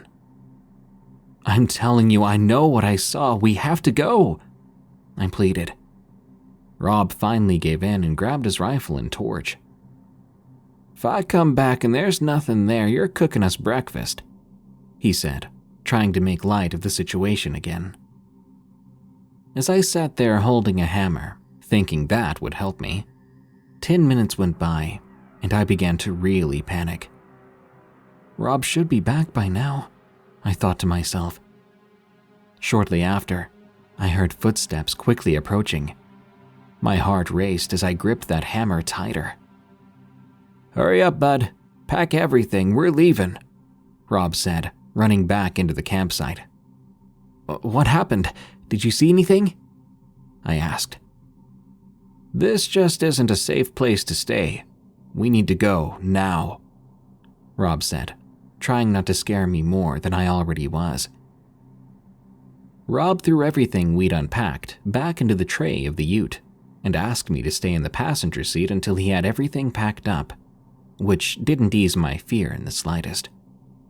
As Rob finally jumped into the driver's seat and started the truck, which was an old Land Rover Defender, which barely started at the best of times, the engine turned twice and didn't fire. As he went to turn the key a third time, he froze. I saw him look in the direction of the tree line and his face go pale. As my eyes followed his line of sight, there it was, staring at us from the shrubs. Without taking my eyes off the creature, I whispered to Rob, "Rob, please just start the truck." He turned the key, and as the engine fired, the creature took a step towards us. Rob put the truck into first gear. The creature took another step. As Rob took off, flooring it out of the campsite, the creature followed. I turned around to see the creature standing right where I'd been sitting in my camp chair, hunched over, still looking at us as we left through the dust. That night will forever be something I'll have etched into my memory. It's safe to say I've never had any intentions of returning to King's Junction, and camping trips always stay within distance of cell reception. I hope to tell you guys some more of my camp stories, because the Australian outback is a beautiful yet mysterious place. Sometimes the unknown is terrifying. Now, the following is a true story told to me by my stepfather, who says this experience changed his perspective of the dark. I'll tell it from his point of view. I was out on an overnight camping trip by myself. Wasn't anything unusual. I used to do this quite often on my weekends off work from the lumber yard. I threw a small pack I'd made for camping in the back of my truck, which contained some food and medical supplies, and drove off. It was a particularly hot and humid night during a Queensland summer, so I decided not to take my tent. I would sleep under the stars in my camp stretcher instead. As the sun began to set that night, I got a small campfire lit and I cooked my dinner, boiling a kettle for my usual late-night tea. As I finished my meal and filled the metal kettle with water, I began to hear a sound, like footsteps, coming from all around me. These footsteps were moving quite fast. Initially, I thought it was more than one person walking around me. As I looked around, trying to determine what the sound was and where it was coming from, I saw what looked to be the shadow of a dog darting in and out of the trees around my campsite. I grabbed my torch, which was an old one, and didn't give off much light, but it was enough to investigate this shadow I'd seen. As I shone my torch around where I first saw the shadow, a black dog stood there. It was looking at me. Of course, at first, I just thought it was a dog. I didn't feel scared or intimidated, just curious. But then, I watched this dog stand up, and what I saw and experienced next would shock me to my core. The dog was standing on its hind legs, which resembled those of a goat's legs, leading down to what appeared to be a pair of hooves. Its jaw was almost human-like, and its paws were more like long claws. I grabbed a log that had been in the fire and swung madly at the creature, a display of intimidation to try to scare it off. This didn't bother it at first, but once I took a step towards it and swung again, the creature snarled. It was unlike a dog at all. It was unlike any animal I'd ever heard. I gripped that log tighter, and I threw it at the creature, but it just stood there, staring at me still. However, when I truly thought that this was how my life was going to come to an end, it slowly, still keeping eye contact, dropped back down to all fours and backed up into the tree line, slowly disappearing into the shadows. In a rush of fear, I scurried to pack what little I had with me, throwing it into the back of my truck and taking off. Now, this experience did not completely scare me into never camping again, but it did make me much more cautious. I try not to think about the possible other outcomes of that encounter. I don't know if it was just dumb luck or if the creature was only curious. Maybe he just wanted me to know that was his home, not mine. But I will never disrespect or disregard the places I camp at for the rest of my life, because you never know what's watching from the shadows. The following is a different story. Another yearly camping trip with my family had come around. It was school holidays in North Queensland, and my family and I packed the family car, driving what felt like days to me, but was probably just an 8-hour drive in real time. We arrived at our campsite, and as usual, my parents made sure there was no cell reception, so that my sister and I wouldn't spend the whole holiday texting friends. As night fell quickly, we set up our tents and sleeping bags before gathering around the fire, trying to conjure up some small talk with our parents. Once the folks went to bed, my younger sister and I stayed up, playing a few games of Uno before the feeling of boredom quickly took hold. I decided I wanted to go down to the creek for a midnight fish. Anything to cure the mind-numbing boredom of not being in front of a screen of some sort. I picked up my fishing rod and tackle box. I even grabbed a head torch, and I began to walk out of the campsite. My sister, who's always been the smarter of the two of us, decided to stay put in the safety of the lit camp area. As I got farther and farther away from the camp, a strange feeling began to rise from the pit of my stomach. However, it wasn't terribly strong, not enough to turn me around and abort the mission I was on. I soon arrived at the creek. It was a maybe 150-meter walk in all. I could still see the flickering light from the campfire in the distance. I grabbed my rod and flung the baited hook into the water, waiting for a bite. As I sat there, peacefully but cautiously, awaiting some sort of excitement from the water, I began hearing what sounded like cracking noises, not far from where I'd positioned myself. The feeling of anticipation quickly turned into fear. I scanned my surroundings, expecting to see my sister walking through the shrubs, but she wouldn't have come this far, not without a light. Even so, I called out, "Sis, is that you?" At this point, I started looking around more frantically. The cracking sound was now followed by what sounded like a woman crying. I frantically felt for my head torch's light switch, and I turned it back on, now scouring the area around me with light. The sight I was met with turned my blood cold. In the thickest part of the bushes, I saw what appeared to be a woman. This woman, however, well, she was hovering off the ground. I couldn't even see her legs or feet, just a torso. Her shirt or dress looked shredded. The woman's face was haunting.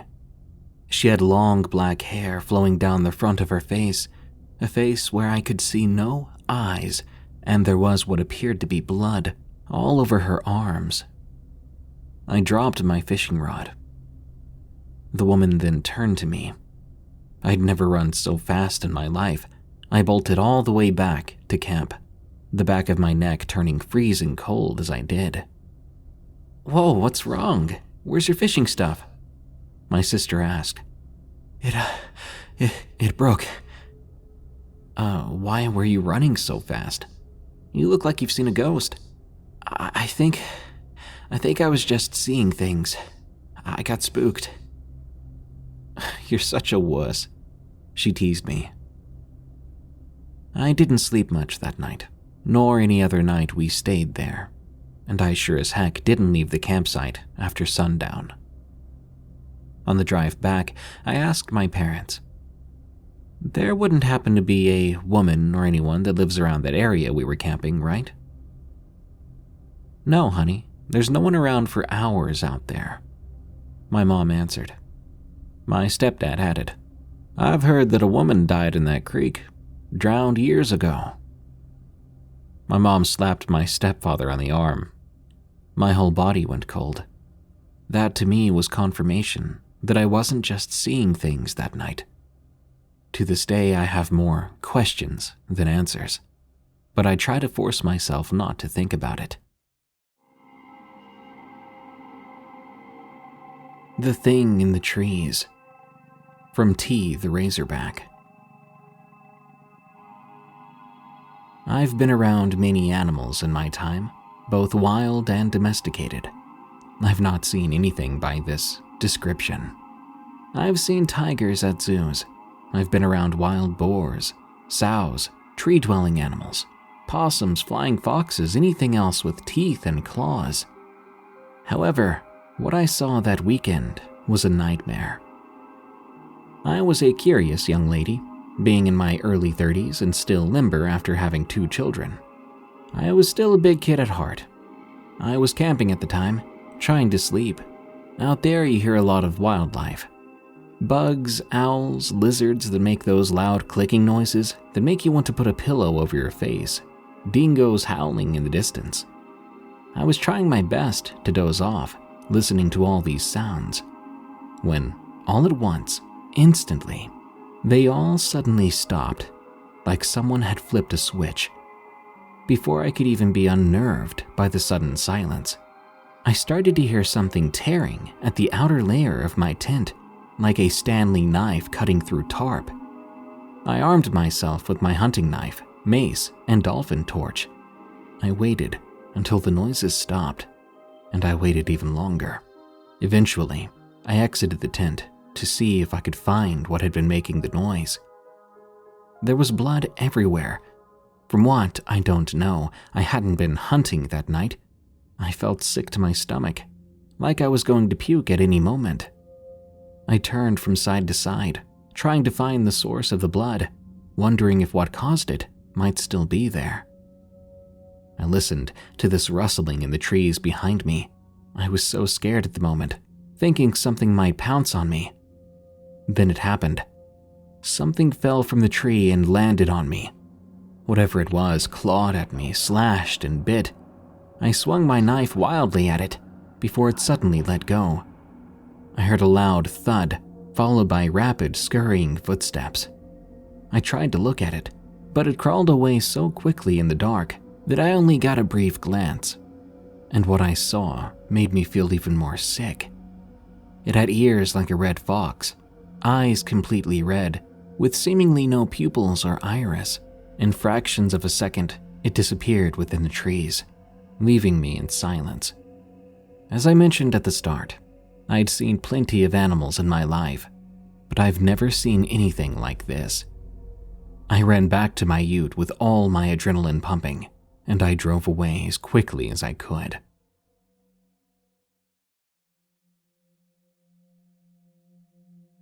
Thing in the Woods. From Michigan Man 04. I'm 19 years old, living in a small farming town in Michigan. This story happened when I was 17. I was camping at my buddy's house. I brought my dog over to try to help with his raccoon problem. Let's call my buddy A. My dog was a yellow lab, while A had a Rottweiler mix. When I arrived at his house around 6 p.m., we greeted each other, then went into the house and upstairs to play some video games for a couple of hours. During this time, both our dogs often stared out the bedroom window, looking directly at one spot in the surrounding woods by the house. We blew it off as maybe them seeing a deer or a coyote. Eventually, A suggested we start setting up camp. I agreed, so we grabbed our things from his bedroom and headed downstairs. As we headed down, A grabbed his pellet gun, which is propped up against a wall. When we got downstairs, his dad was in the living room watching TV. He asked what we were doing. A told him we were going to camp out about half a mile away from the house. He gave us the thumbs up, reminding us not to do anything stupid out there. "We won't," I replied. We made our way out the door and loaded our gear onto the back of his dad's four-wheeler. We sped off, riding along a thin trail between the cornfields and the woods. The sun was sinking at this point, just an orange glow peeking over the top of the cornfield. "We better get this tent set up before it gets completely dark out, or else the demons might get us," I remember joking. "Ah, shut up," A laughed. When we arrived, we parked and grabbed our things, venturing into the woods. A while after that, we had the tent set up, with all our stuff inside. We even had a fire going. My dog was lying by the fire chewing on a stick. A's dog had went off into the woods somewhere. We hung around the fire for a while, drinking Mountain Dew and cracking jokes. A suddenly jumped up from his chair. "Oh, crap," he exclaimed. "What's wrong?" I asked. "I forgot a bunch of stuff back at the house." I volunteered to stay back and keep an eye on the fire while he went to get it. He said okay and headed off. So there I was, completely alone with the dogs in the dark woods. It was a cloudy night that night, so the only light provided was from the small campfire. About 5 minutes later, I began wondering what was taking him so long. It was so quiet, too quiet. I didn't hear any crickets or coyotes, not even the sound of a breeze. This bothered me, and soon I felt on edge. Suddenly, both dogs growled viciously at something in the woods. I got up and began to scan the forest, trying to spot anything I could. There I saw it, 15 feet away from me or so. There was something tall, standing in the tree line. I thought it was a person at first. They appeared to be 7 feet tall, with dark skin, bony fingers. Then I noticed they had mangy, stringy hair all over them. This was no man. Its eyes were the most terrifying part. They were like ice white and glowed, or perhaps reflected what little light there was. Those eyes seemed to pierce my soul. The dogs were barking at it now. It turned its attention to them, releasing an ear-shattering scream-like hiss. The dogs both tucked their tails between their legs and began to cower. The creature looked back at me. "Help me, God," I breathed. When I said this, I swear, that thing made a sound like it was laughing. I began to sweat, my heart beating out of my chest. I looked down then, realizing A had left his pellet gun behind. I wanted to grab it, but I felt paralyzed. I looked back up at this thing. It took a step towards me. That was enough to make me snap out of it. In one swift motion, I dove towards the ground, picking up the gun. In a split second, I aimed and fired. I popped the thing right between its eyes, but it didn't seem to care. It laughed again, in the most god-awful way. Then, still watching me, it slank back into the shadows. I felt dizzy, as if I was going to pass out, and when A got back, I insisted we slept in the house.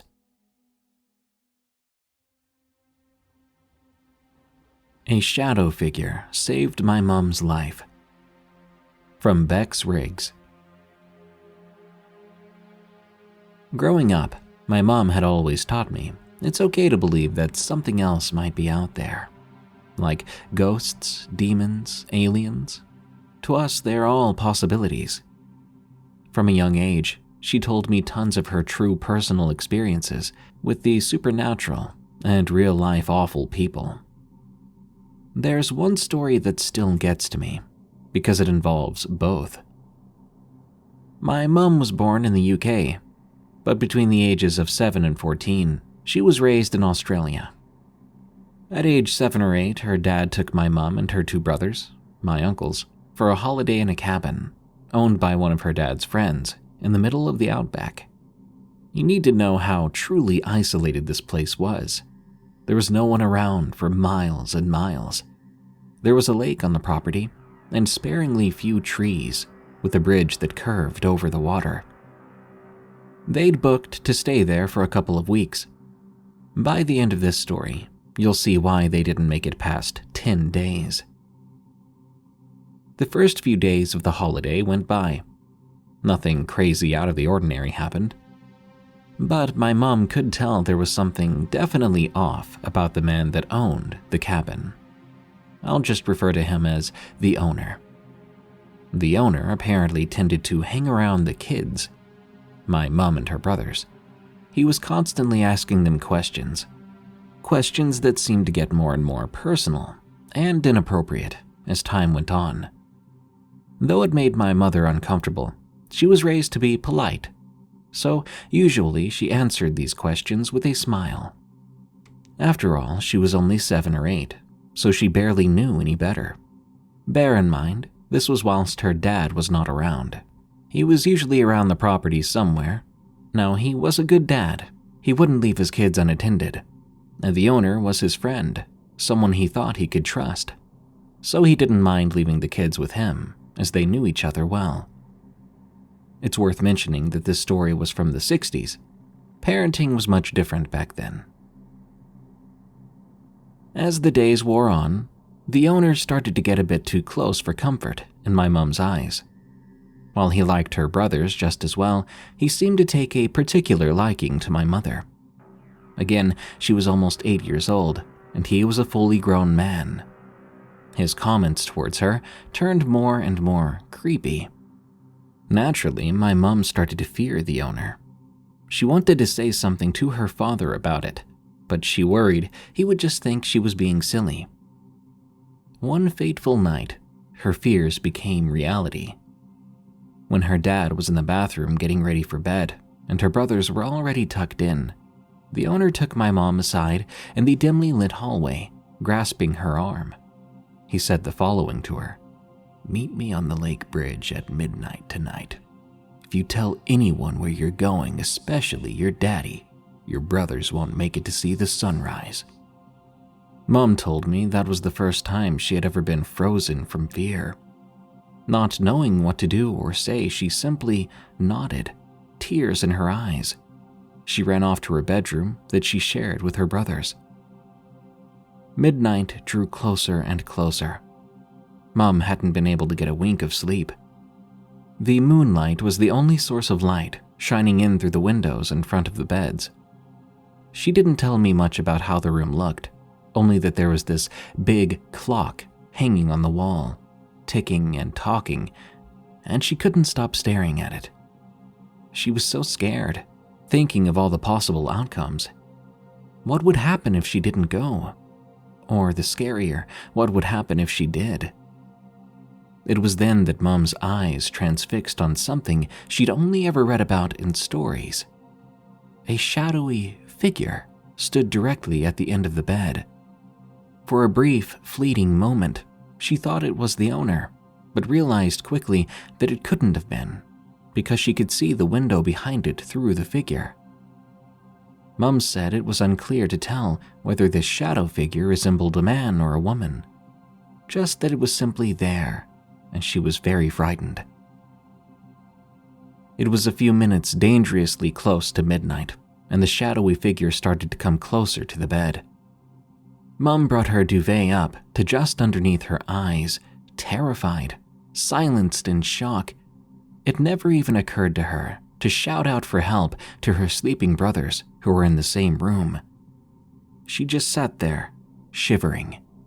Only a minute left to midnight when a whispered voice rent the still air. A voice that she could only assume was coming from this shadow. It said to her, "Don't go." Suddenly, midnight struck, and the figure turned into a floating mass of smoky shadow and began to circle faster and faster around her bed. It said the same thing over and over again. Don't go. It's not safe. As it continued to race around her bed in an endless loop, Mom pulled the cover over her head like any of us used to do when we were scared as a child. She stayed there until eventually it stopped. She didn't move all night. She never left to go and meet the owner. The rising sun inevitably shone through the window, giving my mom the courage to unveil herself from the duvet. She hadn't slept the entire night, but she knew she wasn't crazy. With the comfort that the morning had finally arrived and hearing her brothers quietly snoring, she shot out of bed and ran to her father's bedroom to wake him. She told him everything, from the way the owner had been talking to her and her brothers, to the owner asking her to meet him late at night, even the shadowy figure that stopped her from leaving the room. She didn't care that she sounded silly. All she knew was that she was terrified and that she needed her dad. Luckily, her dad didn't need any more convincing than that. He believed her. That was the kind of dad he was. He had no shadow of a doubt, pun intended, that she was telling the truth. He quietly took her back to her bedroom where her brothers were now awake. He mentioned nothing of the shadowy figure. Her dad asked her brothers about the owner's behavior, and they confirmed everything my mom had said. That morning, the dad didn't leave their side as he helped them pack up their belongings and dash out of there, not even saying goodbye. Once home, my mom's dad called the police to tell them what had happened, excluding the supernatural part, of course. They insisted they check this guy out for the safety of his family. An arrest was made. The police already knew who this was. Turns out the owner of that cabin, the guy who pretended to be friends with my mom's dad, had already been convicted of horrific acts against children. In fact, he was even a murderer who had been on the run for years. His name and photo was in the newspaper the following week. The police told my grandfather that my mom was very smart for choosing not to go and meet the man on that bridge. As my mom grew older, she told me that she thought more and more about that holiday. How if that shadowy figure had not appeared in her room that night, scaring her to stay in her bed. She may have never left the Australian outback alive. Encounter with an unknown cryptid in the woods of New Mexico. From Phoenix Enjoyer. I've always been a big fan of cryptids and the paranormal, although I don't believe in a lot of the encounters I've heard. The idea of the unknown makes me incredibly curious, but they say curiosity killed the cat, and it may have almost killed me. I live in New Mexico. New Mexico has the reputation of being mostly desert, but it still has its beautiful green areas. I love finding and hiking on nature trails, whether it's in the desert or forested hills. On the day of this encounter, I was on a weekend trip hiking some trails in Glorieta, New Mexico. I had discovered some cool trails southwest of this large camp complex. I brought my camper, and I'd be staying the night there. I love hiking, but I'm far too paranoid to camp outside at night. That fear has only doubled thanks to this encounter. It was May of 2022. I was on my second day of hiking, the day before I would reach an intersection on the hiking trail. I'd gone left before that. It had taken me through rolling hills, trees, and some small meadows. It was a relatively tame path, and the scenery was gorgeous, but rather claustrophobic. The woods up there in Glorieta have a decent amount of undergrowth, and the trees are mostly slim, growing close to one another. That day, I felt like getting a better view of the area. I decided to go right at the intersection. The path curled up and to the right of the large mountain on the side. This trail was much more rugged, with several parts dissolving as I crossed large boulders, some blocked by a pond from the recent storm that had passed through. I was on this trail for several hours until I reached what seemed to be the top. As I approached, the whistling and howling of wind through the trees and over the mountain got louder and louder. Its eerie moaning put me on edge. I reached the top, and the view was gorgeous. I could see the sprawling Glorieta Valley and beautiful forest for miles in each direction. I could see the camp far below, too. I decided to rest there, to enjoy the view before heading back down. After that short break, I began my descent. I was about halfway down when I detected movement at my peripheral on one of these switchbacks further down the trail. I stopped then, focused. I was wary of the idea of it possibly being a mountain lion. As it turned out, though, it seemed to just be a deer. I relaxed. I was about to continue my journey when I heard a monstrous crackling noise coming from the direction of the deer. I glanced over in time to see something massive fall from a thick tree onto the deer. My curiosity was piqued, just as much as my adrenaline. This creature was the most bizarre thing I'd ever seen in my life. It was massive. From what I could tell, it was about the size of a moose. Its shoulders looked to be at least 8 feet off the ground. Its skin looked identical to the light brown tree bark of the trees in the area. Its body structure reminded me heavily of the Mutos, those massive bug creatures from Godzilla 2014. It had these huge appendages splayed out in front of it. Its body was at an angle. Its rear rested on 2 smaller, bulkier appendages. Its forearms were the most prominent feature. They were held out in front of it like a praying mantis, except they were touching the ground while extending up to its head. They seemed to have 3 joints with curled tips at the end. They were broad. I'd estimate around 1.5 feet wide. Their ends were withdrawing from the crushed carcass of the deer, which was now twitching on the ground. Its back legs were like a mountain lion's. Each had 4 long digits with bird-like claws. These digits and claws all closely matched the width of its leg. Its face was the most horrendous part about it. It looked like a bat with a short, thick snout and small eyes. It had long, spiky things which looked like ears jutting off the back of its skull. I looked on, frozen, in shock. This thing had blended in so well that I hadn't seen it until it presumably dropped from out of a tree and on to that deer. Had it been up there when I first walked up this mountain? The deer was dead on the trail, this monster standing over it. If it had been there when I walked up, I passed right under it, never realizing it.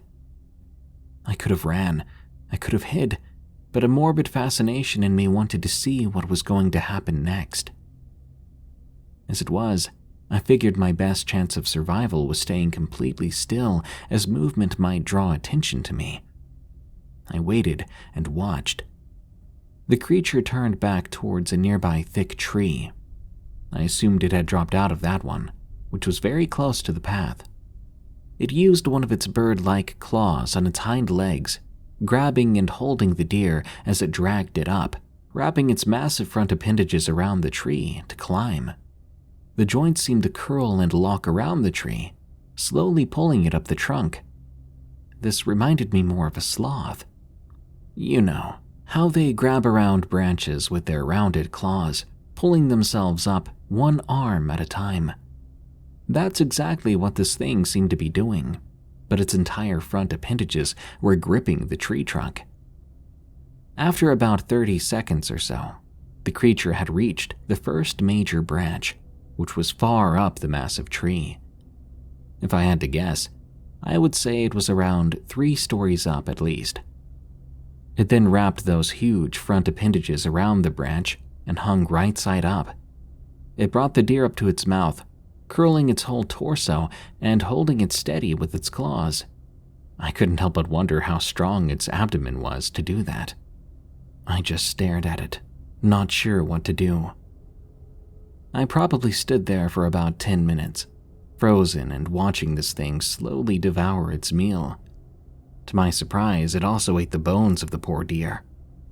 By the time it was done, there was really nothing left of it. It repositioned its front appendages around the branch, once again reminding me of a sloth, rather than a hanging monkey or something. It used its digits on its 2 hind legs to interlock with one another. It then gripped the tree very hard with its whole body, flattening itself against the branch. Its skin camouflaged extremely well. Even though I knew it was there, it was difficult to pick out the outline. Its head seemed to be tucked against the bottom of the tree branch, watching and waiting, just like me. I contemplated if it was maybe sleeping after its meal, but I didn't want to take the risk of walking the path under it. So I waited about 15 minutes before coming up with an idea. I would slowly, inch by inch, lower myself to the ground before retreating up the trail. Once I got to the top, I would go straight through the undergrowth and wilderness towards the camp that I could see in the distance. The lot where my trailer was parked was about a half-mile walk from the camp. I would much rather take my chances through wilderness than follow the trail towards that monster I'd just seen. I carried out my plan. As slowly as possible, I lowered myself to the ground. I then slowly half-crawled, half-pulled myself backwards up the hill, doing my best to limit any sudden or jerky movements. After moving up the hill this way, for what felt like an hour, I was confident I could no longer see the tree that thing was in. I slowly got up, glanced around, and began jogging back up the trail. I'd spent most of my life as an avid jogger and hiker, and I ran in high school and college, so I like to think I have a lot of endurance. I jogged back up to the top of the mountain before picking my way slowly down towards the camp. This mountain wasn't like the image that comes to your head when you think of a mountain. It didn't have a steep slope to a sharp point, but rather a steep slope that rounded off onto a flat and large top. It was still around 1,000 feet higher than the camp. At first, the going was pretty easy. It didn't become more treacherous until the end, but I made it safely down.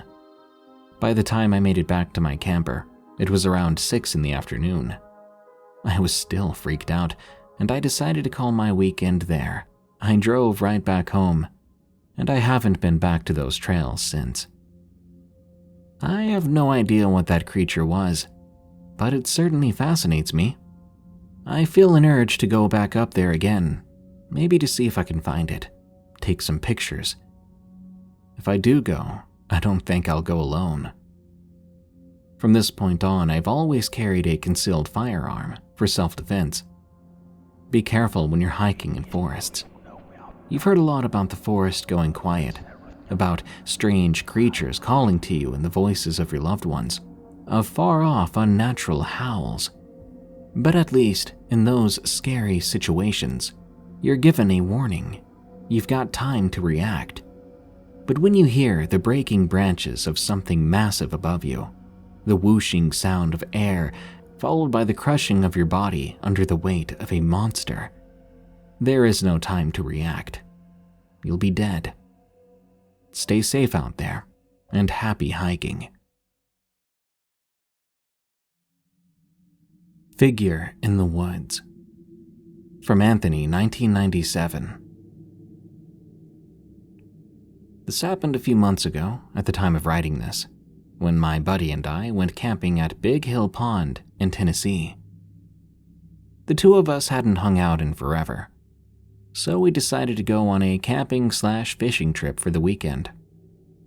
I woke up Thursday morning, packing my backpack along with some drinks, kissed my wife goodbye, and loaded up all my stuff in my buddy's truck. We headed out, the whole time joking about some ghost stories, some supposed paranormal occurrences we've experienced, comparing them to see whose was scariest. When we got to the campsite, we were the only ones on that side of the park. We set up our tent and we went fishing. We stayed out fishing until around 7:30 to 8 p.m. We then headed back to the campsite, joking and laughing about something or other. When we made it back, we cleaned the bass we'd caught and started getting ready to cook them. Suddenly, a man walked by. He asked what we had to eat. I told him we were fixing up some bass. I asked him if he wanted to sit and drink and eat with us. The man looked tired, as if he'd been running, which isn't unusual. It is a campsite that has a trail for jogging. He agreed. We ate and drank, and before long he stood up, thanked us, and said he was going to get back on the trail, that he appreciated the hospitality, saying you don't find much of that anymore. My buddy, trying to be funny, said, "Don't let a Wendigo get you, bro." The man turned to him wide-eyed and replied in a harsh, loud tone, "You should never say that name. Never joke about that thing." He proceeded to power walk away. I looked at my friend and died laughing at him. We began to clean up around 10:30 p.m. I got into my tent after that, and my buddy said he was going to stay up a bit longer. I fell asleep almost right away. The sound of the woods was so calming. At some point in the night, I woke up to the sound of shuffling around my tent. At first, I was startled, but then I remembered my buddy said he was going to be awake still. He was probably just trying to scare me. I smacked the side of the tent and yelled at him, "Dude, knock it off before I use you for bait tomorrow."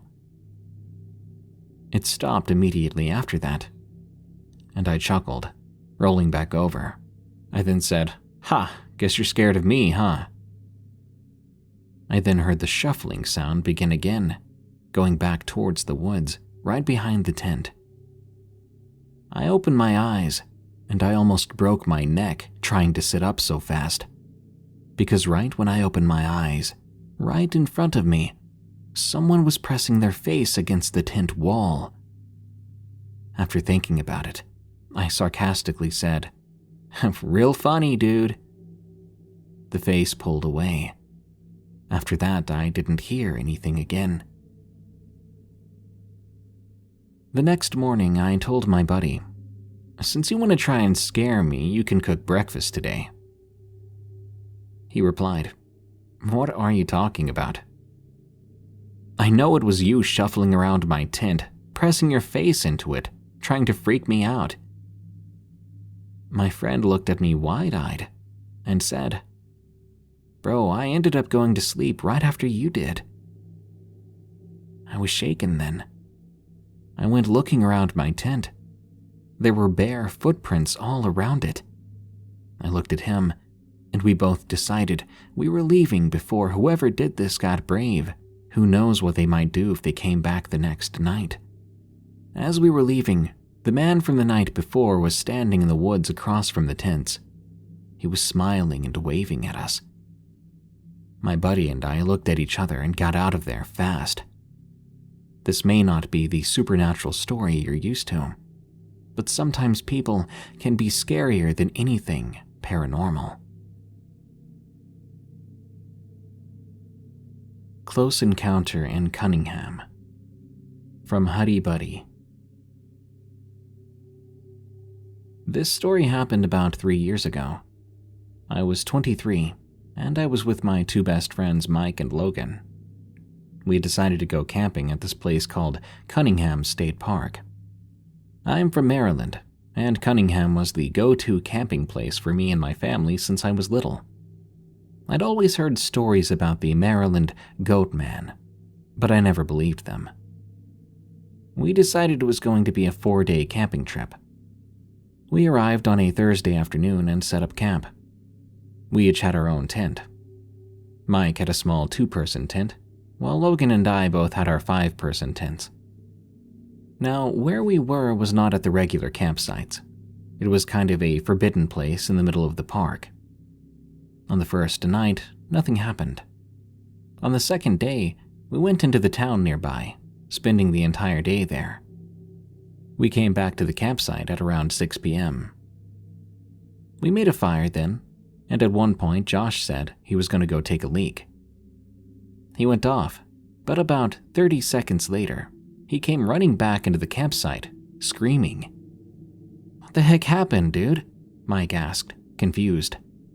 "There's something out there," Josh replied. "Wussy," I said. "Probably just a deer or a black bear." He went back to his tent. Mike and I stayed up a little later, but eventually we went to sleep. In the middle of the night, I think around 3 a.m., I heard something moving around outside my tent, but I ignored it and tried to go back to sleep. I woke up at 7 a.m. after that. I made some breakfast. My camping buddies and I went hiking for the entire day. Most of the hike, I felt like something was watching me, but I just brushed it off. We made it back to camp at 4 p.m. We sat around the campfire for a while. At around 10 p.m., we all crawled into our tents. At about 2 a.m., I heard Mike from the other tent unzip his tent. "What the heck?" I heard him say. I then heard a loud screech coming from the woods. I grabbed my handgun, loaded it, and walked outside. "What was that?" I was about to say, when I saw something moving in the trees. I heard the screech again. This time Josh came from his tent. "Grab your shotgun," I told him. He did, no questions asked. When he came back, something jumped out of the woods. It was holding an axe. Whatever it was especially hairy too. It didn't look like a man. Something was wrong with its legs. Mike and I fired in a panic, and without reloading, we ran back to the truck. We made it back and sped off. I turned around at one point and saw it standing there. I say it because I don't think it was a man. We immediately called the police. They went back there, found all our stuff thrashed and destroyed. There was no body, but there was some blood. The cops said they did hear screaming, though.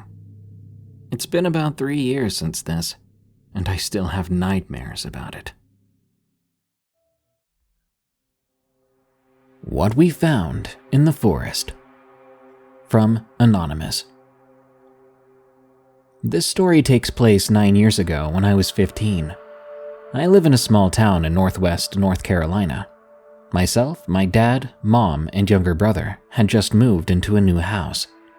I loved where we lived, because it was a lot more rural than our previous house was. Plus, it was right down the street from my grandma's, where my dad grew up. We got to know our new neighbors a little, what few there were, like the guy who lived across the street from us named Dan. I say across the street, but in reality it was down a gravel driveway about half a mile into the woods. He offered to let me go hunting and hiking on his property. He owned quite a bit of forested land. Being from the southeast United States, I loved the outdoors, hiking and hunting especially. It's sort of a part of you when you live down here. One Saturday morning, I was able to convince my younger brother, who was 11 at the time, to go exploring through the woods with me.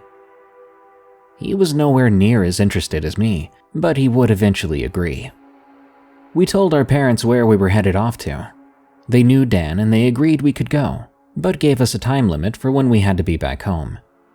I grabbed my binoculars, jacket, and blaze orange hat. This was just before cell phones got really popular, so I didn't have one just yet. Not that it would have helped much anyway. We set off down Dan's driveway.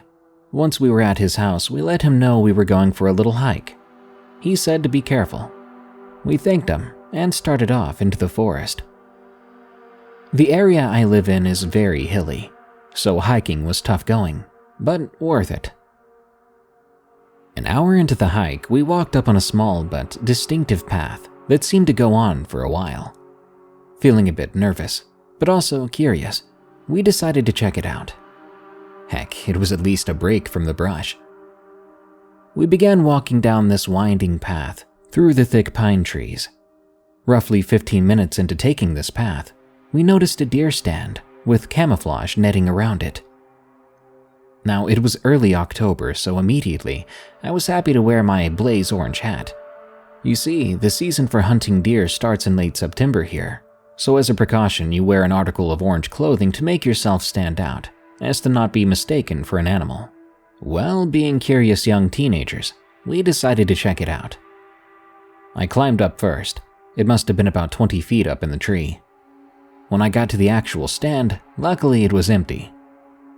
I sat down and could just barely make out what appeared to be a house about 300 yards further into the woods. Blown away by this, I told my brother I wanted to take a closer look. He was a little apprehensive at first, but eventually he agreed. When we were about 100 yards out, we came up on a rundown Jeep off the side of the path. I have no idea how the heck it got all the way out there. Beyond that, straight up a large bank, there was the quote-unquote house. I'm using that term loosely as it was basically a shack. There were what appeared to be newspapers plastered all over every window and tape over the screen door. A blue tarp covered parts of the roof. There was an old run-down kid swing set off to the side, rusted into pieces.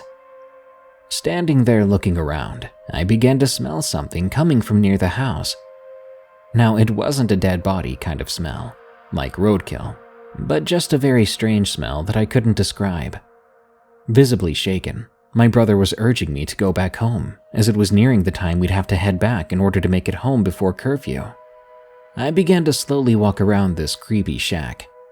When we got to the rear of the building, I could see a small camper with an old-looking pickup truck parked near it, several 50-gallon steel barrels sitting all around, hoses, some backpacks, and a few coolers. There was a plume of smoke coming from the small camper, which is where I could tell the smell was coming from, and that smell was very strong at this point. Not seeing any people yet, I crept about 50 yards closer and could just make out two loud male voices coming from the camper. As I sat there with my binoculars, trying to figure out what was going on, it hit me like a sack of bricks. All the evidence pointed to some sort of illegal operation. If you catch my drift, my guess was they were making a certain substance. Coming to this realization of how much immediate danger we might be in, I turned to my brother and said in a calm voice, trying not to scare him, "We need to leave right now. Slowly, back out the way we came, and then run." As we started to turn around, I heard a loud yell coming from one of the men at the camper. I turned, and I saw him looking right at me. He was pointing. I figured we were far enough away the foliage would hide us, But then I remembered I was wearing that bright orange hat. I quickly stuffed it into my jacket pocket and looked up to see both men yelling and now waving guns around. At this point, I said screw the subtle tactics. We stood up and bolted. To my terror, I began to hear a dog barking, and I turned to see a huge dog, I'm guessing a Rottweiler by the color and shape. The men grabbed the chain it was on and began to head in our direction. The dog barked loudly, and the men waved guns around, saying all kinds of insane things. I remember looking down at my brother's face while we were running from those maniacs and their dog. He was in absolute shock now. Realizing that eventually the men with the dog would catch up to us and do God knows what, I went into survival mode and told my younger brother that we're going to have to hide in order to get away from them. We ran a little further and came up on a downed large oak tree off the side of the cleared path. Thinking swiftly, I told my brother to tuck himself as close up against the tree as he could and to be absolutely silent. He did so. I turned and ran faster than I ever had before to the edge of the creek. I tossed my bright orange hat to the other side of it and then went back to the tree. I tucked in right in front of my brother, quickly tossing leaves and sticks over us. We sat there, horrified, just waiting. We could hear their screaming and barking getting closer and closer. But, to our relief, they passed right by us, heading down to the creek. Being that the men were only about 30 yards away, I could make out the guy holding the dog's chain. He was tall, with lots of hair and a huge gray-black beard. He was wearing overalls. They spotted my hat and hopped across the creek. The shorter man then picked up my hat and said something along the lines of, "They can't be far. We were on top of them." Luckily, they both started off in the opposite direction of the way we needed to get back home. We waited a few more minutes until we could no longer hear their footsteps. Then, the two of us stood up and ran as fast as humanly possible through that terrain. It took us over an hour just to get back to my neighbor's house. He was outside working in his barn. When he saw our faces, I'm guessing he knew something was very wrong. He offered to give us a lift back up to our house, and we quickly accepted, not saying a word about what happened. I know this is a cliché, but we ended up keeping the whole thing a secret until years later, in fear that if we told anyone, we would get in trouble, and I'd never be allowed to go hiking or hunting again. Ignorant as heck, I know, but hey, we were dumb kids. A couple of years back, I told the whole story to my dad and my neighbor. My parents are divorced now. They were overall concerned, but chalked it up to us being kids, and how it was most likely other hunters. This wasn't the case. I know what we saw, and it wasn't other hunters. It was a couple of very dangerous men who had no problem with chasing down two children with firearms. I believe we're lucky to have made it back. I found new hunting land because the land has since been bought up by developers and the trees have been logged. It's barren right now, but the county is in the process of building large homes on the site. All I can say is, hiking and being outdoors is fun and an important part of life. Just adventure with caution. The Hidden Pond. From Lon. I never really started taking hikes through the woods until my family adopted a dog when I was around 16. She was a yellow Labrador retriever and was always eager to go outside, and since we lived in a small country town, I'd often take her on dirt paths through the forest. But after nearly a year of walking the same routes over and over again, I began to wander more and more off the beaten trail. This led me to explore wide open fields, hidden meadows, and evergreen woods with the forest floor covered in dead pine needles. My dog was always beyond ecstatic to explore those areas, and frankly, I enjoyed it too. Then there came a day when our little adventures brought us to a rather unexpected spot deep in the woods. It was a pond, no larger than maybe 60 or 70 feet across, but entirely dark. There were no croaking toads to be heard, and it was perfectly still, like a mirror. The only thing I could see in that body of water was a large dead tree branch sticking out of its center like some sort of twisted limb. It was a mystical sight, and I spent some time quietly admiring it, standing as close as I dared, due to the surrounding soil being extremely muddy the closer you got to the dark pond. While I was enjoying myself, my dog wasn't. She kept whimpering, quickly moving back and forth along the pond's edge, sniffing loudly.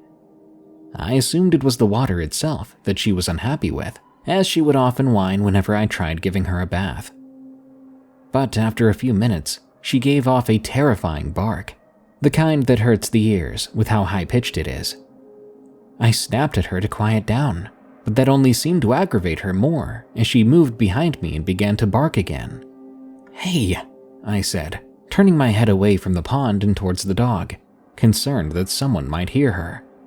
After all, this was far out in the middle of nowhere, and I had no idea if we were trespassing on private property.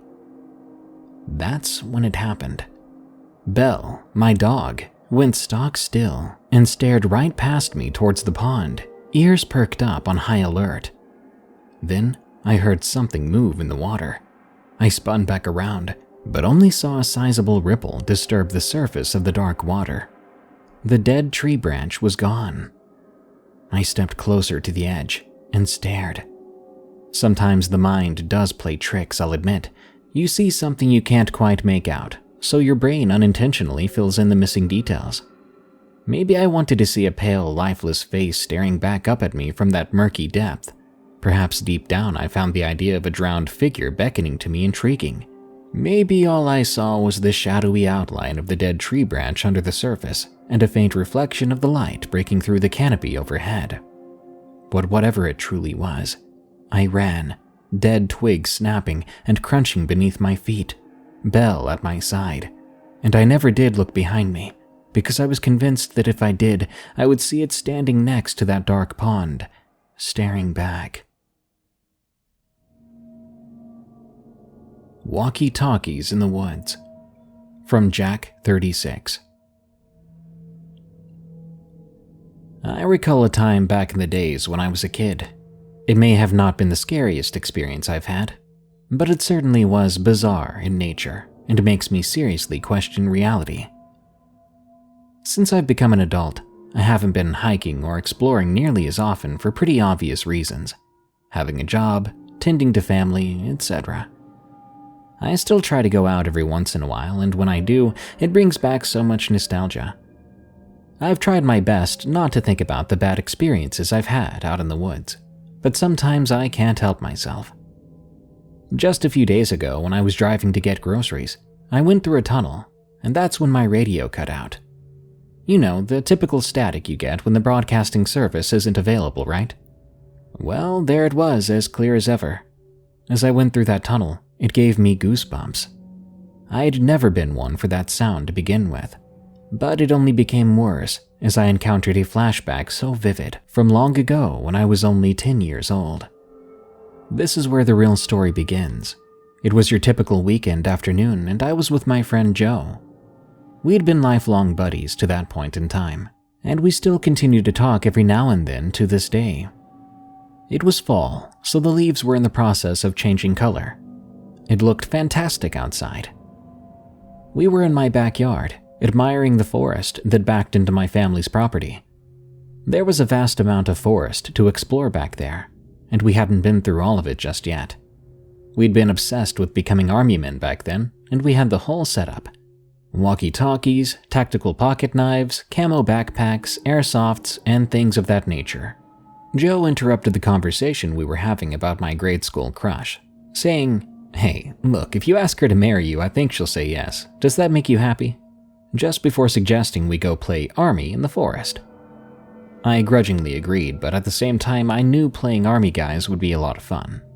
Basically, it was just tactical hide and seek, but with our wild imaginations, it was so much more. Joe said he'd try to capture me first, and I said okay. I ran a good amount into the forest and found a tree to climb up. Nature sounds were all around me. It was so calming outside. I then turned my walkie-talkie on and waited for him to call in and let me know he was on his way to find me. I sat there for a while. I spotted a deer eating berries from a bush not too far off. It hadn't noticed me yet. I just sat there observing it. Suddenly, my walkie-talkie started to give off major amounts of static. Something had happened. I knew I hadn't switched to any other channel, and that I remained on the one with my friend. High-pitched sounds started to emanate from the walkie-talkie. I saw the deer perk up and run away. I was completely alone then. I was frightened at this point and wasn't exactly sure what to do. Goosebumps enveloped my body. I was frozen in fear as the static slowly subsided to give way to some sort of demonic howl.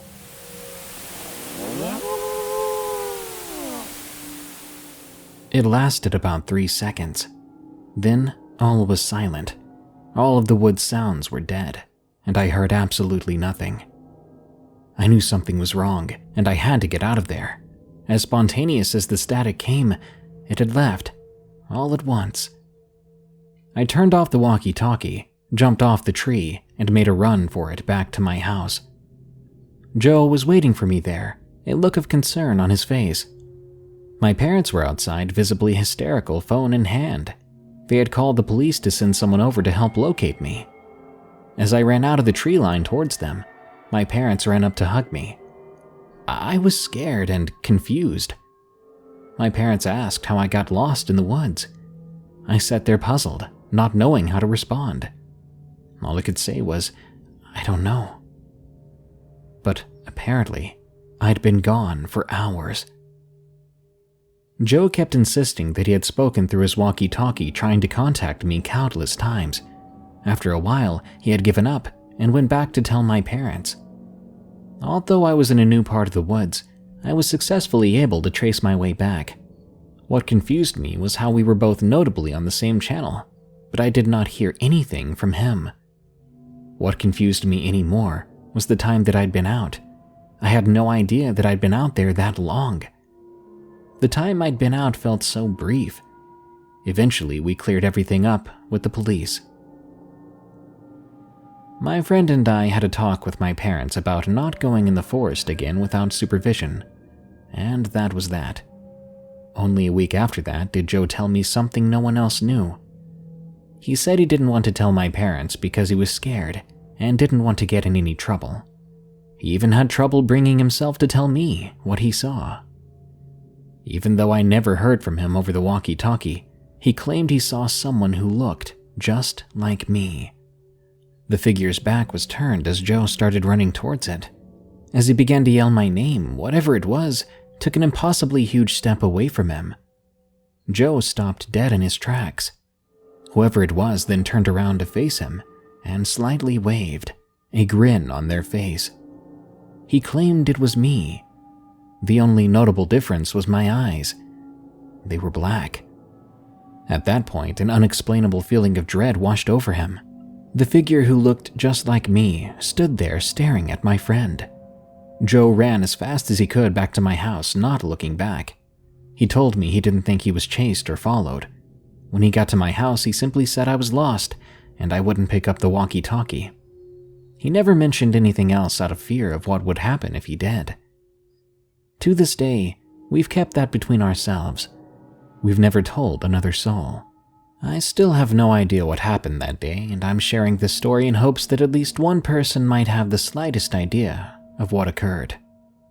Even though I came up with some theories, none of them seemed quite plausible. I stayed out of those woods for a while. I never really ventured deep within them after what happened that afternoon. I just couldn't bring myself to do it. My parents still live in that house. With my own priorities, I've not been able to visit them all too often, but the next time I do, I think I'm going to go back in and see if anything has changed, or if I can at least find anything that's not quite right in those woods. I say this now with confidence, and I hope I can keep that confidence the day that I venture back in, but I'm not entirely sure if I'll do it. If I do, and anything happens, I'll give an update. The Wolf Whistler, from Wicked Wendigo. Quick preface. My uncle was a sheriff's deputy and search and rescue officer in the Northwest United States back in the 1990s. This experience is told from my uncle's view, with a few explanations from myself. He asked that I keep the location hidden for anonymity purposes. It was the summer of 1992. I was a couple years into my job with the county sheriff's office. Summers were busy, and a ton of people would go camping and hiking up here, so naturally people would occasionally get lost. Search and rescue was something I was voluntold to do as a rookie, but I learned to love it. Helping people, especially in life or death situations, was the reason I became a deputy. So search and rescue gave me that rush, as my normal law enforcement duties were almost always mundane in my small town. Anyway, here we go. We received a call from a lady in Arizona one Tuesday morning. She claimed her husband and young grandson had driven up here on Friday for a weekend camping trip. They hadn't returned on Monday as scheduled, and she was worried they were lost. So we geared up the search and rescue team consisting of myself, 4 other deputies, 15 civilian volunteers, and 2 bloodhound search and rescue dogs. We made it to their campsite around noon. Upon first inspection, everything in the camp seemed relatively normal. We searched their tent and found all their belongings sitting inside. Truck keys, wallet, map, water, food, all sat in the tent undisturbed. A small pot filled with water and now extra soggy macaroni noodles sat above a long dead fire pit. It was obvious they had left in a hurry. No tracks were visible to determine what direction they went, so we used a pair of socks we found inside the tent as a base smell for the hounds. They caught the scent and started leading us north of the campsite. As we walked, I looked at my partner and we both shook and lowered our heads. North of their campsite were tens of thousands of acres of dense woods. We knew this was going to be a long search. As we searched, we used a grid pattern. A grid pattern is roughly an acre-sized square on a map that search and rescue uses to determine a more precise direction that someone might have gone. The weirdest part was that the hounds would pick up their scent in one square, but none of the squares directly next to that one. This happened multiple times. It was like someone plucked these guys from their campsite and placed them in random sections of the forest, repeatedly. I began to get a very bad feeling after this. Something just didn't seem right about the situation. The team had covered roughly 3 miles of area as the day started to wind down. As dusk started to hit, it was just myself, my buddy Rob, and his hound Russ that stayed behind. The rest of the team made their way back home and would be back tomorrow by morning. I always stayed out overnight when a child was lost. I would get a feeling of guilt being in a warm, safe bed, knowing a child was cold and scared out in the wilderness. We eventually found a small clearing to make camp. By the time night fell, we had a fire blazing and our sleeping bags were laid out in the grass. Rob and I went over tomorrow's search plan for a bit, ate dinner, and eventually hunkered down for the evening. I lay on my sleeping bag, admiring the incredible number of stars as I began to doze off. I remember waking up sometime later. I sat up and looked around as my eyes began to adjust to the darkness. I felt as if someone was watching me. The urge to look around to ensure no one was sneaking up on me was intense. I called out, "Hello? Sam?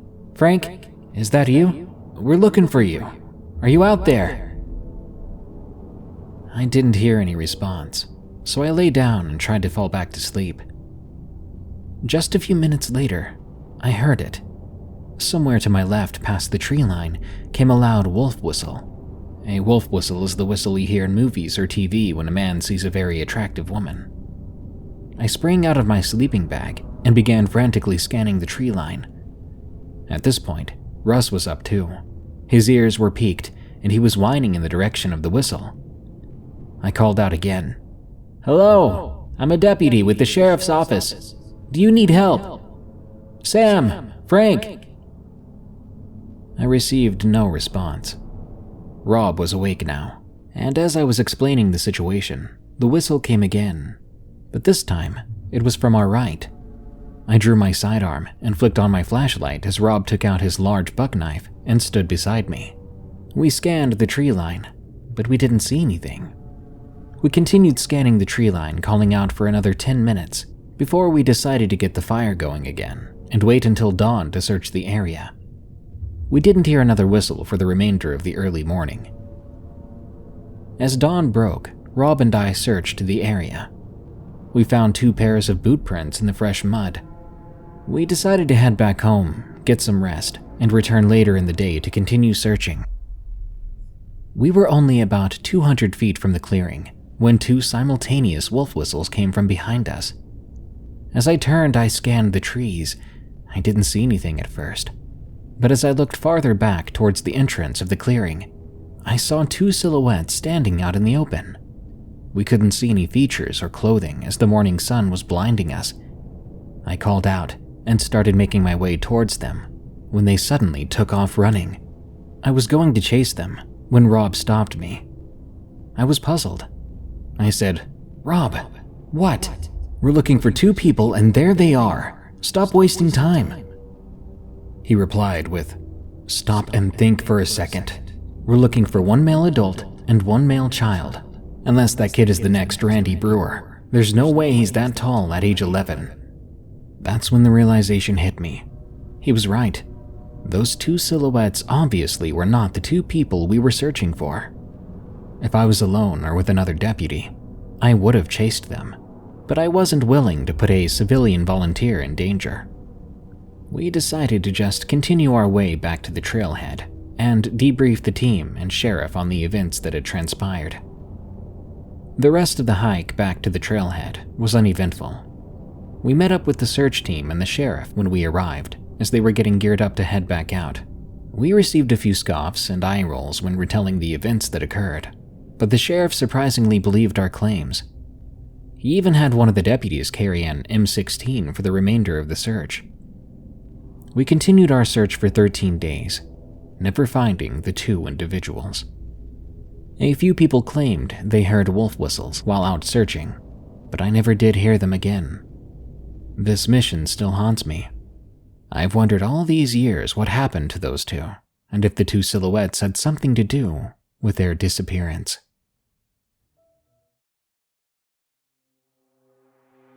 My first time out of state. From Anonymous Princess 669. I was 22 years old when this happened. I had never been out of my home state before. But the Rona was raging at the time, and my friends never really took the pandemic seriously. That being said, we decided to take a trip. It was spur of the moment, and I was ecstatic. For privacy reasons, I won't use our real names, but there were 4 of us: Mike, Brittany, Taylor, and myself, Raven. Now, the group was all into the weird stuff. Paranormal phenomena, cryptids, demonology, all of it. I personally have been actively practicing the craft since 13. That being said, take this story as you wish, but the trauma from it was all too real. Our destination was Point Place, West Virginia. Then we would travel through to Pennsylvania. We visited the Mothman Museum, and everyone was genuinely having a great time. The next day, a few locals mentioned the abandoned bunkers on trails just off a back road. Curious, we went out there during the day. We spent hours howling, hiking, taking photos, and yes, we even took part in spray painting our names in one of the bunkers. Typical tourist stuff. Nothing out of the ordinary, yet. One portion of the woods, however, near the trail made me feel a bit on edge. Later in the day, we returned to our hotel and decided after dinner we wanted the entire experience, so we would go back to the trails late at night. When we did, the wildlife was so lively. The frogs, the bugs, the wind, and my God, the heat. We went to a different spot than before. The woods along the trail was much thicker there than earlier. Realizing we'd need a machete of some sort to even attempt getting through it, we decided best to stay on the trail itself. We gathered our flashlights while Mike and Taylor went ahead, beginning to look for anything to catch our interest. Meanwhile, Brittany and I started down the trail. From where we walked, we could still hear the boys. Taylor was always loud, but we could hear them exclaiming as they had come across what appeared to be a summoning or sacrificial circle. I kid you not, there were candles, wax, and what appeared to be blood, all these things covering the floors inside the bunker. We hollered that we wanted no part of it and continued walking along the trail. As interesting as it sounded, neither of us really wanted any part of that, or any attention brought to us if they did conjure anything or happen upon any strange people. The boys slowly caught back up with us, and we all kept talking and walking. It was just casual conversation, jokes, and fun. As we made our way farther down the trail, there was a weird quiet, an eerie silence. We all noticed and stopped to look around. Brittany and Taylor both being hunters and myself being raised by a hunter, we all knew that this type of silence in the middle of the woods was something you didn't want to ignore. Mike then turned to us. He was about 10 feet ahead of the group. Suddenly, from about 30 feet into the heavily wooded forest, we heard Mike's voice holler to us. But we were all looking at him right in front of us, just a few feet ahead. When that voice came, his mouth never moved. I began to panic then, my heart racing. I wanted nothing more than to run back to the van, and so I did. As I began to run, Taylor by my side, we saw what appeared to be a light of some sort, with sounds of something moving through the woods towards the trail accompanying it. I did not stay to find out what it was. Taylor, Brittany, and I booked it to the van, but Mike lagged behind.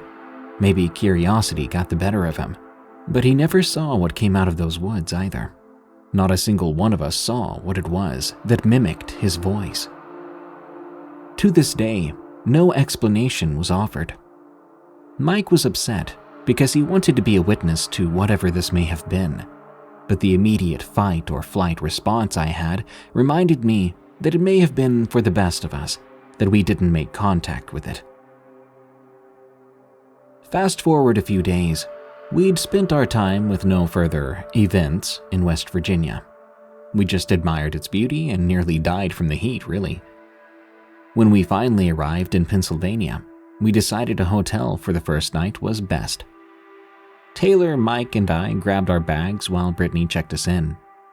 As we were talking, Taylor, being the newest to the cryptozoology thing, decided it would be funny to scream, "Hey, Wendigo!"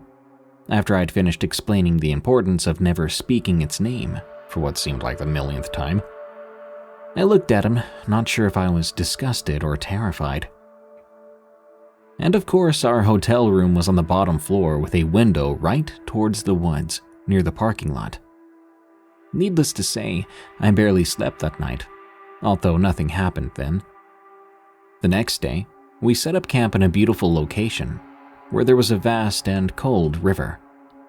The forest was alive that night and singing. We'd certainly hit the jackpot on locations to make a temporary home. We found state land our second day there and decided we would go for a hike. Now, here I feel like a little history would be helpful. Mike and Brittany had been together for many years. Brittany has a lot of health issues, crippling anxiety, but she's a good person. Mike was an outdoorsman, cryptid obsessed, brave, curious, and most importantly, bullheaded. Taylor and I have known each other for 11 or so years now, and he's been my best friend for 4 long years. We did everything together. And we've now been dating for almost a year. Needless to say, I know him like the back of my hand. I've known Brittany and Mike for quite some time too, and introduced them to Taylor. Now, with all that being said, we had ventured out into the thick forest and began to hike up this mountain. We had walkie-talkies for contact as we split into 2 parties. Taylor and I taking the right side of the mountain, while Brittany and Mike took the left. We decided to meet up in the middle at this small creek after making our way up. It wasn't long before I noticed that the woods felt heavy. There was an uncomfortable feeling as we walked, and we soon stumbled across another deafening silence. The birds had stopped chirping, and nothing in those woods seemed to even take a breath. This quiet was shattered when our walkie-talkies went off, making both Taylor and myself jump. The voice that came through was Mike's. Just checking in. We're almost at the creek. You guys seen anything yet?" Now, keep in mind we weren't looking for anything specific, nor special. Just half-heartedly cryptid hunting. We were mostly just keeping an eye out for souvenirs or memorabilia from the trip. We responded quickly. "Nah, nothing yet. We'll be there in about 5 minutes." The slope was getting steeper as we finally met up. Brittany had sat down and told us she couldn't go farther up. Her hip was causing her too much pain. I decided I would stay behind with her. The boys wanted more adventure, so we said our goodbyes and asked they check in every few minutes or so. As the boys ventured forward, Brittany and I sat and talked. The discussion was nothing too exciting, just discussing what we were going to have for dinner, as we both had rumbling tummies. Suddenly, from not far off, we heard what could best be described as a buck grunting or huffing. This loud breathing resembled a snort. We looked around, but we didn't see anything. We decided we should check in with the boys, then head back to the van. When we did, we learned apparently that Taylor and Mike had separated. Mike was heading for the top, and Taylor followed the creek, which took a left turn heading into a lake. Once back at the van, Brittany and I sat and listened to the forest singing her song. We soaked up some sun while snacking on some fruit we'd brought. Suddenly, my walkie-talkie went off. It was Taylor this time. "Hey, there's a tree down, and what looks to be clothes torn up. Weird, right?" I responded, "Probably best to leave it alone. Might be a homeless person's belongings." The time seemed to drag on, although only 20 minutes had passed. Suddenly, my heart began to race. I started to breathe heavily, and the woods around the van had gone quiet again. I stepped out of the vehicle, and I began to look around. Brittany immediately grabbed the walkie-talkie, asking for a check-in, but she received only radio silence. We then heard someone running, and I mean hightailing it, right towards the van.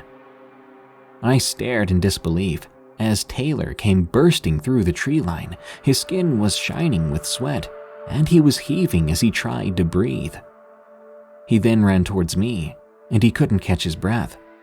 He was breathing so fast, he suddenly bent over and threw up on the ground. When he finally calmed down enough for him to speak, the story he gave was chilling to say the least. He'd been walking up the creek until he came across the lake or pond. He saw a few people across the water, and they waved, but they didn't pay much mind to one another. He then headed back into the woods, and he started back down the way he came. Suddenly, from his right, he heard a voice. My voice. He said I sounded weird, saying it sounded like me, but it was so emotionless, and it made his blood run cold. "Taylor, come here." The voice called, but to his surprise, there was nothing he could see. "Taylor." The voice repeated, almost like it was taunting him. He suddenly felt the need to run, everything in his body telling him to just hightail it. He ran full speed down the mountain, and when he stopped for a moment, he realized he didn't know where he was. The woods were silent. You could even hear a pin drop. He frantically looked around when suddenly he heard a loud twig snap behind him.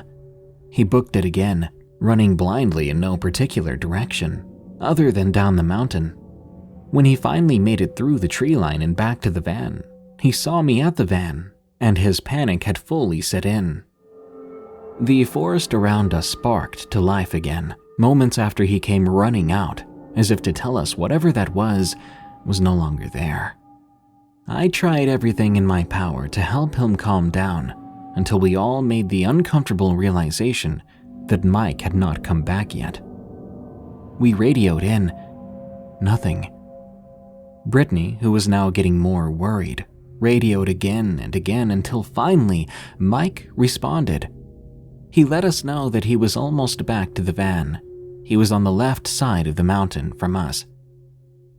He came walking out soon enough, blissfully unaware of what had happened. He was just excited about the new sights he'd seen. We got out of there quickly. Taylor lay across my lap in the back seat. Now here's where the history portion felt necessary. Knowing Taylor like I do, it's crucial to understand that nothing makes him cry. It's difficult to get emotions out of him at all, and usually he hides his fear quite well. But at the moment, he was shaking like a leaf, and genuinely could not be consoled. None of us knew what actually happened out there, or what had been targeting Taylor. I'm 24 now, and I still have to console him some nights because of his nightmares from that day. Nightmares about a beast. He can see nothing but antlers. It chases him, grabs his leg, slams his body against a tree, and then he wakes up. And every time he wakes up from this dream, his body is shaking, and he's absolutely terrified. Take this experience as you wish, but please remember, if you go out looking, you may just find what you're looking for. And never, never say the name. It only takes one time to draw its attention to you. Visit in the Woods. From Hunter L. The woods can be a very scary place. I know this well. I adore being out in the woods during hunting season. I've seen and heard some creepy things in the woods, but there's something different about this particular instance. Hunting season was just over a month ago now, as of writing this, but this experience has literally changed my life. I'd been sitting in a ground blind in a part of the woods that branched out from the woodline, a small patch of wooded area that reached out about halfway between the rest of the woodline and the road, with a field on either side. Behind me was a swale, which is a sunken port of marshy bit of land, for those who don't know. And to my left, about 20 yards or so, was a bit of a ravine, about 5 feet deep, with a creek running through the bottom of it, and an easy slope down to the bottom. This ravine was parallel to the north wall of my blind, but then curved slightly and would flatten out a bit more to the east. My blind was maybe a third of the way from the woodline to the end of this, well, we'll call it a finger of the woods. My blind is octagonal and has 4 windows, little flaps with latches to keep them up in the closed position. It was situated such that every window faced a cardinal direction. Primarily, I was sitting facing eastward farther into the woods, with the road directly behind me a good 130 yards back or so. The door to enter the blind was behind me and to my left. By this point, the wind had picked up and was blowing from the north, so I had closed that window and always kept the window facing the road closed, for obvious firearm safety reasons. After sitting in that blind for about 2 hours that morning, without so much as a squirrel sighting, I began to hear these footsteps. I think that's what they were. Leaves crunching from something and all that. It was behind me, slightly to the left. This struck me as a little odd because it sounded too close, like I should have been hearing it much sooner than that. I figured it must have been coming up from the swale behind me. That is a popular area for deer to bed down in, so I got ready to shoot once it entered my vision. But I couldn't turn myself around, as that would make too much noise, and I'd have to open 1 or 2 windows, which would scare off the supposed deer. But this was not a deer. It sounded like human strides. They were a bit too heavy to be a deer, too. I wasn't immediately concerned. I guessed my father had come to check on me or something like that, but then I realized, no, he absolutely would have called or texted me before making a hike from his blind to mine. Then I thought maybe another friend of ours who we frequently hunted with was coming to check the blind. I was right near his tree stand after all. I even wondered if this was the game warden, who had been very active this season. Either way, the footsteps seemed to get right to the door of my blind, maybe 4 feet back from it. Assuming this was a person, I simply reached over and unlatched one of the windows to peek out that way, since opening the door to the blind was rather arduous. I would have had to open all the little latches in the dark. When I looked outside the blind window, I saw, to my surprise, absolutely nothing. There was no human, no animal, nothing standing where I'd heard those footsteps. Deciding I was simply freaking myself out over nothing, I closed the window again, and I got situated back in my chair. A few seconds later, the footsteps started again. They walked past the door and were directly to my left. They were clear as day. No question about it, something was moving outside my blind.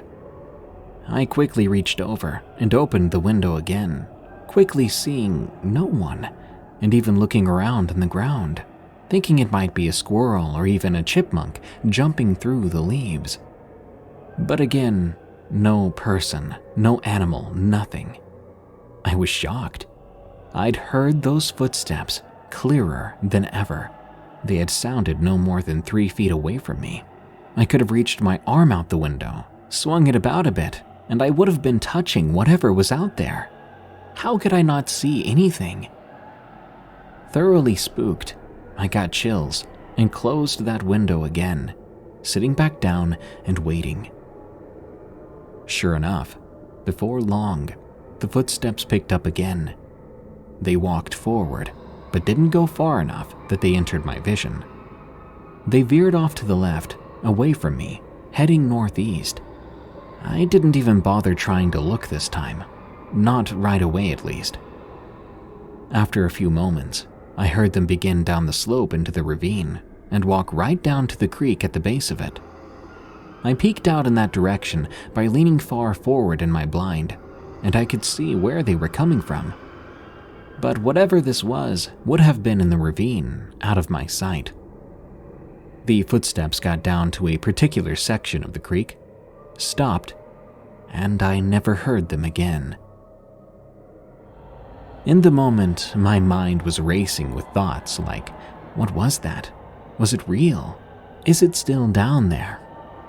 But then I realized something. Roughly 8 years ago, a friend of ours had passed away. An older man, the father of the friend I mentioned earlier, in fact, whose tree stand was nearby.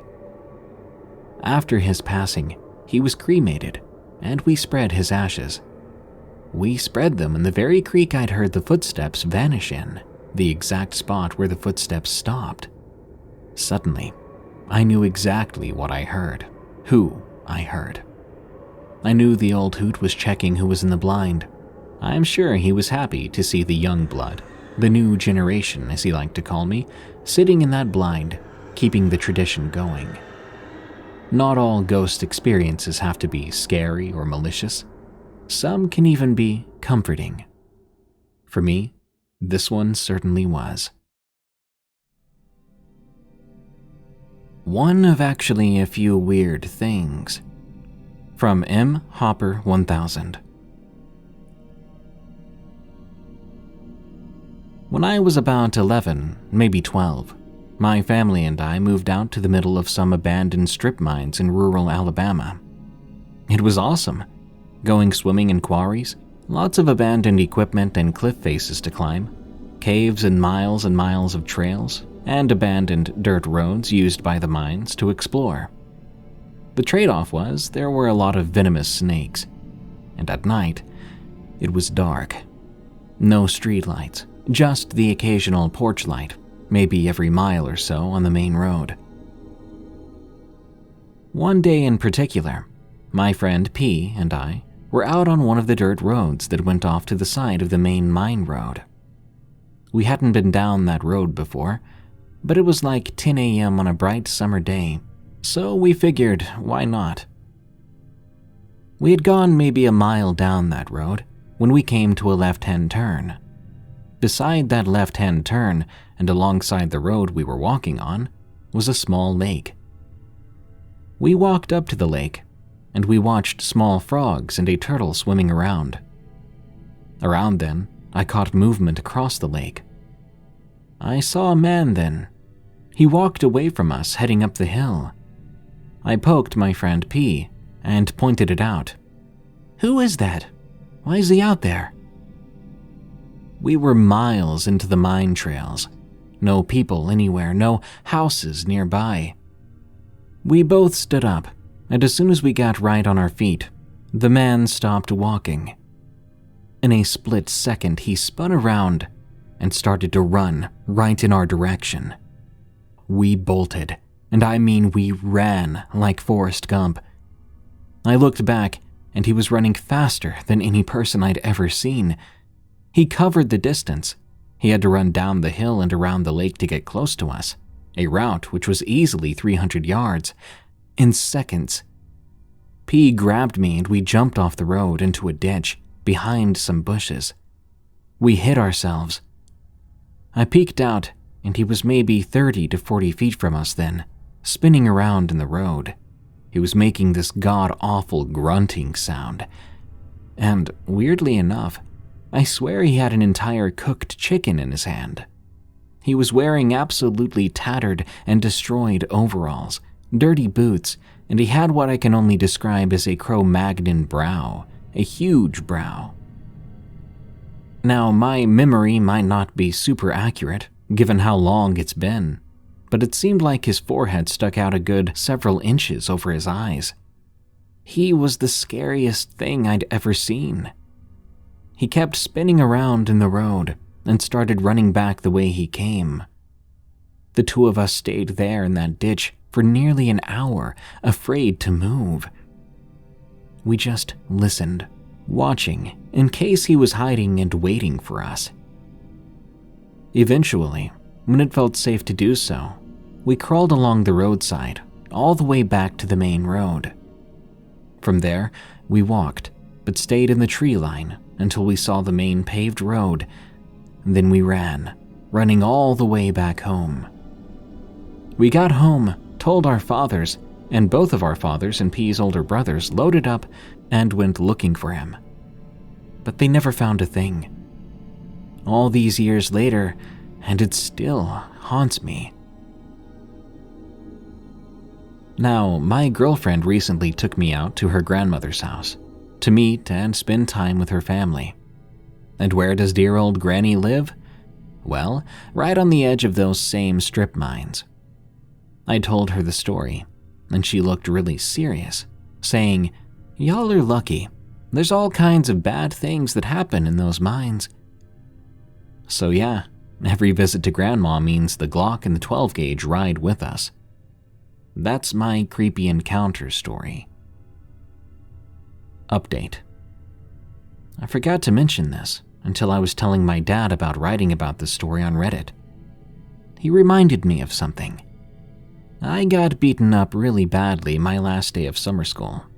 So to make me feel better, and for passing summer school, my parents bought me a Kawasaki motocross bike. My dad had an old Honda racing bike, so we tried to ride out there any chance we got. One day we were out deep in the mines, and I saw a wooden crate or box off the road in the bushes. It looked about 6 feet long, maybe 18 inches high. Me being a nosy kid, I walked over and looked inside. There was a ton of hay, a blanket, and an old pillow. I called my dad over and showed it to him. I remember him looking around, and he said to me, "If someone's living in that, way out here, they don't want to be found or bothered. Let's go home." So we hopped on the bikes, rode home, no problems at all. But the weird thing was, my dad sat out on the front porch with the light off most of the night, just staring at the edge of the woods. He never explained why, and I can't believe I never put these two incidents together, but now I think I know. Apparently, he never saw anything or anyone, because he came in late that night, went to bed, and never sat out there again.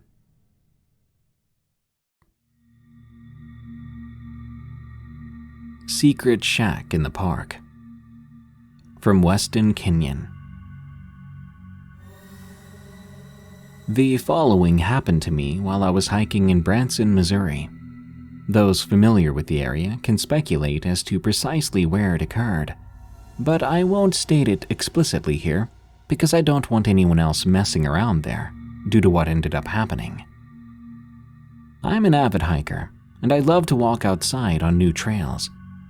I'd been visiting this particular network of trails for the past year, and I had one unexplored trail left to hit. That's where my weird sighting took place.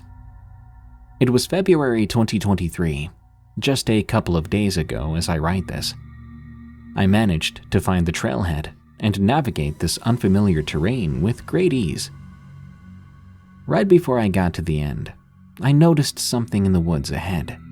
From this distance, it looked like a large camping backpack.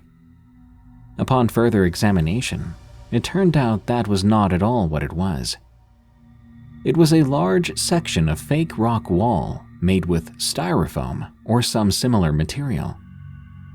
I shrugged it off and followed the trail of trash down the side of the ridge. There were household items scattered everywhere. At one point, I found a whiskey flask and 2 drug needles. I was traveling off into the woods in the opposite direction of the end of the trail, curious as to why all this stuff was here. It was a very steep valley down to a river. I soon noticed something ahead and went up as close to it as I dared. It was a collapsed shack. I was standing on a rocky ledge, looking down at the remains of it, with no way to get to them except if I were to climb down the rock face, which I wasn't going to bother with. The cabin appeared to have been jerry-built out of sheet metal and the walls were fallen in on each other. There were tons of household items in and around the wreckage, most of which seemed to be old food products. A few trees were on top of the debris, but the odd thing was that I could tell by the stumps that they had been cut down as opposed to having naturally fallen down. The trees below the shack, as it was overhanging the ridge, appeared to have been chopped down as well.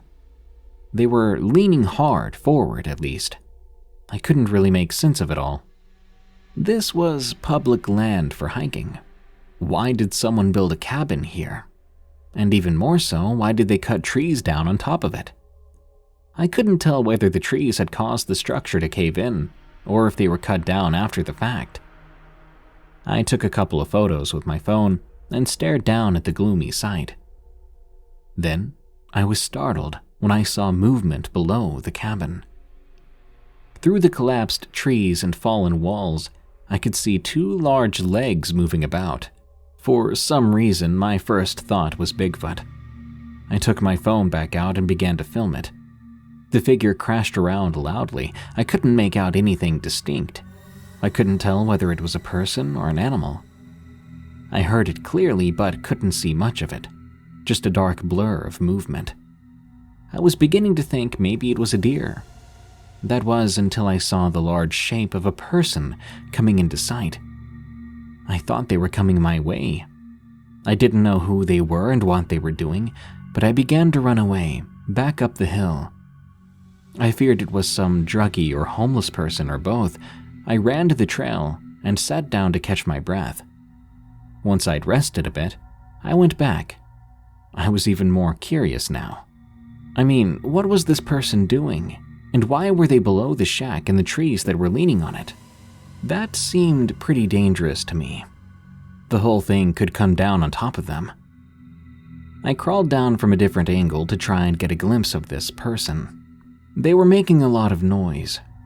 If they had seen me, they showed no sign of it. Suddenly, I heard a cough, which confirmed it was indeed human. It sounded as though they were building something. I then began to hear banging sounds and dragging sheet metal. I went down the ridge off to one side of the shack to try to reach where I estimated the person was. I could see more, but still not enough. I couldn't tell where they were most of the time. All I heard was stuff being moved and stacked, as well as hammering sounds. but it didn't sound like they were actually using a hammer. It sounded like wood hitting wood. Eventually, I was too sketched out and left. The most I ever saw of them was black pants and possibly a red coat. I never saw enough of them. I decided to leave before they noticed me and potentially came after me. As to what they were doing, I had some ideas. Perhaps it was a homeless guy building a shelter from the old cabin parts. Maybe it was park personnel clearing another trail because I noticed a bunch of trees and brush had been cut down in a trail-like formation. I still don't know, maybe I never will. All I do know is that I didn't have a good feeling about it, and I just had to leave. I posted the picture I took of the shack remains if you want to take a look. I don't think you can see the person, but I haven't analyzed it or anything. Narrator's note: the link to that picture will be in the description. Update. I have an update now as of 4 days later, and it's not comforting. My brother and I returned to that site after I had told him and my other brothers about what happened. The fake rock wall thing was pushed over now and farther down the ravine, so I know someone had been there. We found a cap and a tote bag from Silver Dollar City, which is an amusement park in the Branson area. We also found sweatpants, which was a little weird. We ventured down to the cabin remains and I compared my photo to it. The debris was slightly rearranged. Someone had moved things. We stared at it, trying to decide whether to go down and check it out or not. Keep in mind that it was rapidly getting dark at this point. My thought was it wouldn't be worth going down for because it would be dark by then and we wouldn't be able to see anything. But my brother found this appealing, saying it would be pretty cool and creepy if we did go down in the dark. We do like the adrenaline of scary stories and always wanted something to happen when we were out hiking. That day, something did. We listened in silence for a while to be sure no one was there. We only heard birds and squirrels rustling about. My brother thought it best to call out and alert anyone of our presence so we wouldn't be taking them by surprise. We shouted something sporadically as we began to descend. I even yelled out, "Do you know how to get to Bell's Canyon?" as a reference to Mr. Ballin. We were mostly joking around, singing songs, talking about skinwalkers. We paused to listen atop a steep rock section. I heard water trickling down that I didn't hear before. I shrugged it off as water running off the rocks. We cautiously continued down, and it was pretty dark at this point. I'd grabbed a heavy glass vodka bottle as a weapon, and my brother packed a ping-pong paddle-looking rock. We came across a chair that was upside down on top of a log. We'd passed the ruins now, and stopped to hunch down and peer across to where the man was before. I froze. Far below the collapsed structure, tucked in the ridge amidst the trees, there was a newly built shack. We were now parallel to it. It was bright white, I assume made of sheet metal. This confirmed that he had been building something else the other day. Now I was sketched out. We were thinking that no one could possibly be living in that wreckage. But now knowing there's a whole other shack built below it opened up the possibility that someone was there, and they had to be inside right now.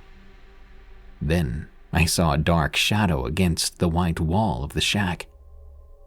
I think it was a tree stump because it never moved, so I called out, "Hello?" "Hello?" No one replied.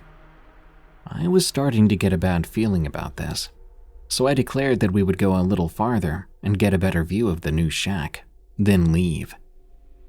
It was pitch black by then. My brother had his phone light on. I'd started filming on my phone. We crept a little farther and crouched down.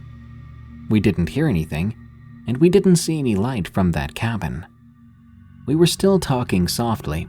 Our discussion leaned into skinwalkers again, half hoping to see one.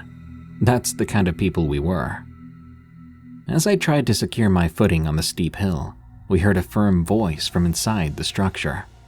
"Y'all better get out of here before you get shot." That was all we needed. Casually, I called out, "Okay, we're leaving," to de-escalate. My brother had already begun clambering back up the ridge. As I followed, I asked out, "Is this private property?" No response. We booked it, clawing at the mud and scraping our knuckles and knees on rocks. It was a difficult climb, and we kept slipping down. I glanced at the bottle in my hand, thinking, screw it, and tossed it aside, so I had at least one hand to climb with, since I was still filming with the other. We had to get out of there before he came out of the shack, which he thankfully never did. I could hear no pursuit behind us, so I wasn't too worried about being shot at. We came to the steep rock part, and my brother had a little trouble getting up. I had more trouble. Finally, I set my phone down on top and climbed up, slipping in the process. I picked up my phone and we scrambled up and out onto the trail. We then left it and came out in town. We talked about the adventure as we walked the sidewalk back to the car. My brother speculated that he had probably been bluffing about shooting us, which was probably true, but I wasn't about to find out. The main objective was to get out, and the mission in the first place was to see what was down there, and that mission was complete. That shack looked rather well built, although I could barely see in the dark. It was parkland, and I couldn't imagine someone who wasn't homeless sleeping out there. I think it was a homeless guy who built a shelter. It was a very dangerous spot to build one, however. And I could tell he did not want to give away his presence until he absolutely had to. I'm not planning on going back. I just wonder what he was doing out there that would have been worth shooting some hikers for. The Wendigo that attacked me and my dog. From James M.B. I am a horror fan. I've been listening to this podcast for many years, and I've been wanting to post a story myself. Now, recently, I've experienced something that I will truly never forget. I'm a 43-year-old man, 6'4", with a good build, and I live in California. I'm an avid hiker and walker, going everywhere with my wife, my 2-year-old, and my 110-pound Central Asian Shepherd puppy, Okya. This started when I decided to take a hike at around 8 p.m. one night. My wife was tired after a long day's work. I was tired too. I had a tough day at the office that day. I had nearly got into a fight with another coworker, actually. However, there was this trail that was said to be extremely beautiful under the stars in the night sky, and I found things like this very relaxing and calming. I decided to take Okya and my .44 Magnum for safekeeping with me, as recently, crime rates had gone up where I lived. I drove up to the trail, and I started on my walk with my dog, who was curiously sniffing around the rocks and bushes. We were around halfway through our hike when Okya stopped to do his business. I waited for him. That's when I began to hear leaves crunching. I then heard a voice whisper, "Over here." Now, I practice kickboxing, so I'd like to say I can defend myself against most attackers. So, as I turned, ready to face whoever this was, Okya barked once loudly, then dashed off right into where the noise came from. He jumped into the forest next to the trail. I screamed out his name and ran after him. I jumped into the tree line and dashed. I ran through brambles and bushes, calling out, "Okya!" That's when I bumped into something hard. I fell to the ground, getting mud all over my new sports pants. I managed to pick myself up quickly. But then I froze. There, in front of me, there was some kind of thing. I couldn't take my eyes off of it. This thing looked similar to the SCP-096 Shy Guy, except with a bigger frame, longer arms, and longer legs. I swear it had to have been at least 10 feet tall. Its skin was stretched and pale. Its eyes were blank and white. It was drooling and slobbering from its mouth, blood smeared over its lips. I was speechless, absolutely stone cold with terror. I was only able to utter 3 words. What the heck? Its mouth opened then, and it let out a horrifying shriek. It sounded like the mix of a man being murdered, a bear's roar, and a wolf's howl. I scrambled a few steps back then, in utter shock, and whispered the 3 same words again. What the heck? Then it just looked at me, straight in my eyes. It fell to 4 legs and ran. It advanced up to me in the blink of an eye. I pulled out my magnum as fast as I could and fired off 2 shots. I think the first smashed into its chest, causing the thing to scream. The second knocked it down. However, it just got back up, crimson liquid coming out of its huge body, and it started to run once more. That's when I realized it had long been time to get the heck out of there. I ran and ran, screaming for anyone to help me. I heard twigs snapping and bushes being trampled behind me. I turned around and fired again. But the thing continued on my heels, and somehow it was taking these bullets like pebbles. This is what scared me the most. I couldn't help but wonder, how strong is this thing? What is it? If something like this is real, why has it never appeared in footage somewhere? But there was no time left to wonder these things. It was drooling out of its mouth, spit and blood flying all over. It was probably running about twice as fast as I could. Then, like in some cliched horror film, I tripped over a rock. I fell, smashing my head on the ground. I turned and tried to get up, but I couldn't. I twisted my ankle on the fall down. I watched this creature in pure fear as it jumped into the air, launching itself towards me like a panther.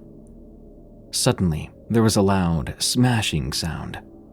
In the blink of an eye, Okia smashed his full frame into the thing's head. My dog crawled on top of it, starting to tear at it, biting at its skin, at its legs. It howled and yelled, trying to shake Okia off, but Okia would not let go. I got up, trying to land a shot on the thing again. I saw an opening, and I fired. It shrieked and shook. However, just as before, the thing took them like spitballs. That's when the flesh that my dog had been biting just sort of ripped off, sending Okia flying off of it. The creature screamed and yelled even more, trying to reach the spot where its flesh was now gone.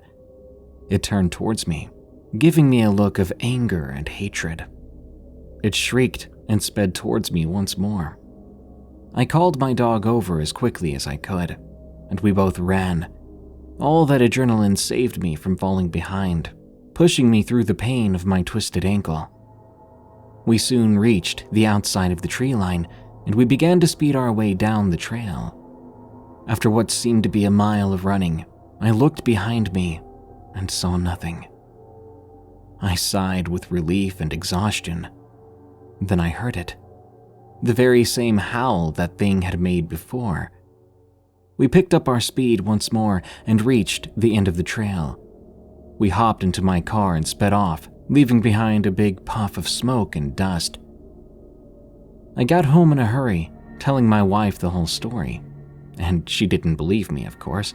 She thought I finished the hike, had went to the local pub, and had gotten drunk. But she did agree that I shouldn't take any more hikes or walks at night. She did want to know why Okia's mouth was bloody and why my ankle was bent up. She took me to the hospital that night, without me saying another word about it. Okia was fine, and I would be too, thankfully. For saving my life, I got Okia a big, juicy steak. To this day, I think that what I encountered was a Wendigo, and after looking it up online, it's scary to think about, because a lot of stories report these things coming home with the person, following them from their first encounter. But luckily, I haven't seen that thing since, and I hope I never will. I truly thank my dog for being there when I needed him. I've never gone back to that trail, and rarely take hikes anymore. When I do, I bring my dog and my gun, just in case I encounter anything like this again.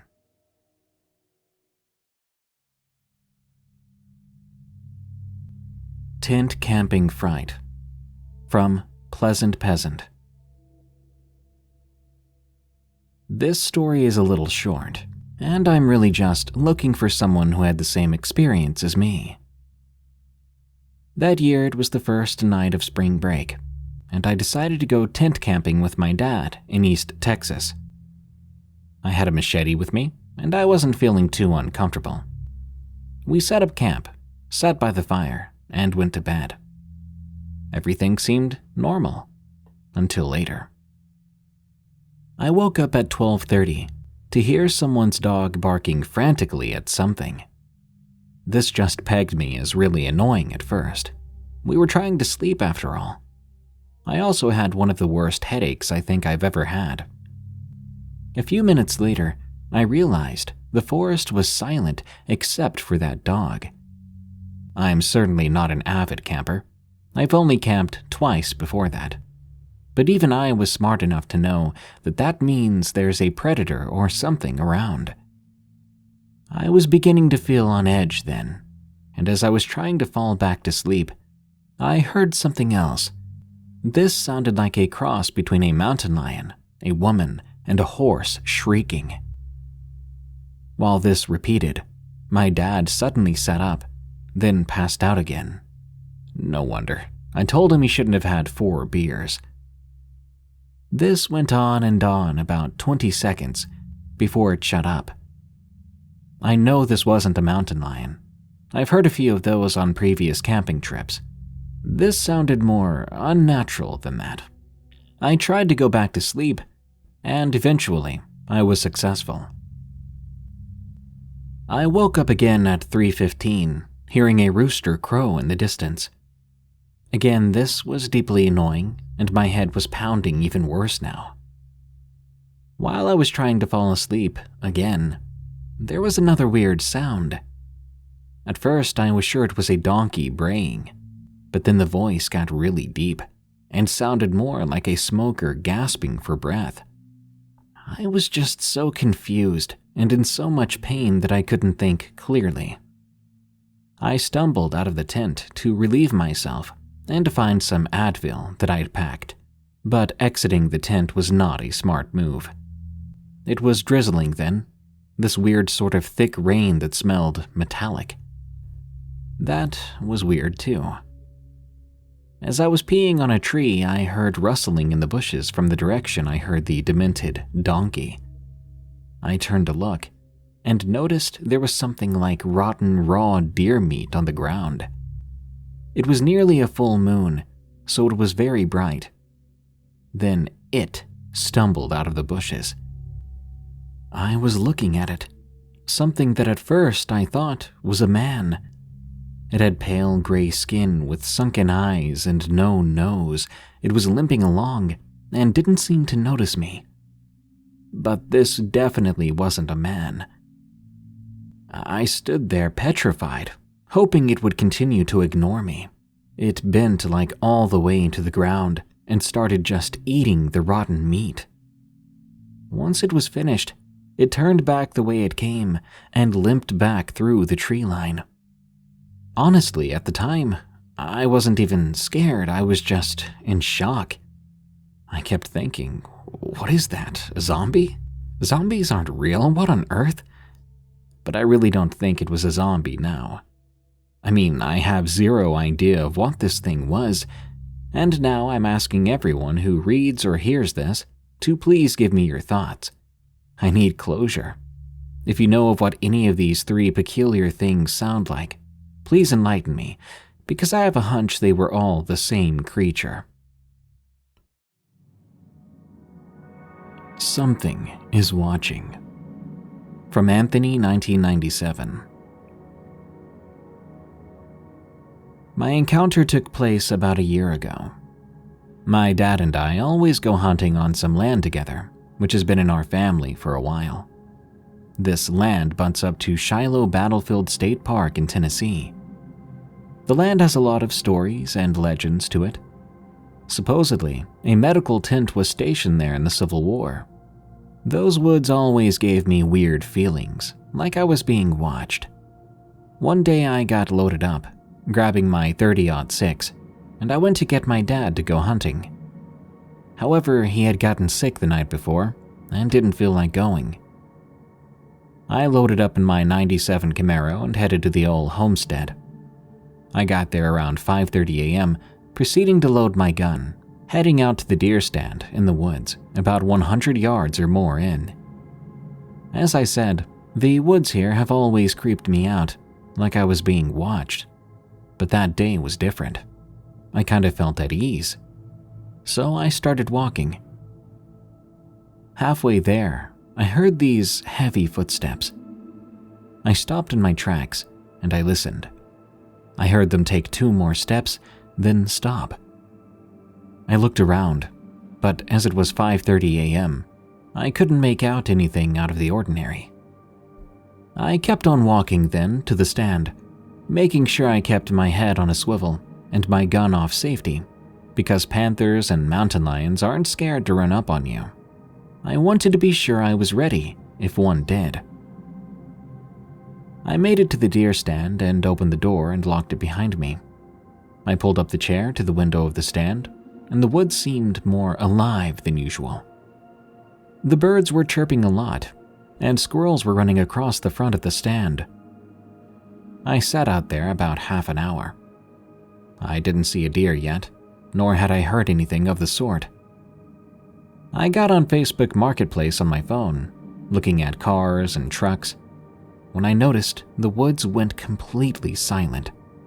No birds chirping, no crickets, no more squirrels moving about. It was so otherworldly. I put my phone back in my pocket and grabbed my gun. I sat up and began to look around. I wasn't able to make anything out just yet. I sat back again and I got back on my phone. Another 10 to 15 minutes went by. Suddenly, I heard a blood-curdling scream. I dropped my phone, I was so startled, and I grabbed my gun. I stood up, making sure I took in every little detail of the woods around me, making sure I didn't overlook a panther or mountain lion hiding in a tree or in a bush. After what felt like forever, I sat back again. I told myself it was my imagination. Then I got back on my phone, trying to calm down. But then, I heard my dad screaming my name. "Anthony, get back here now!" My hair stood up on my neck. I turned and looked around. Nobody was there. I got on Life 360 and saw that Dad was still at home. My heart now in my throat, I looked around slowly, more attentive. That's when I saw something out of the corner of my eye darting behind a bush. I stared at that bush for 5 to 10 minutes before I slowly put my phone in my pocket, grabbed my rifle, and slowly unlocked the door to the stand. When I was about to open the door, I heard my dad's voice again.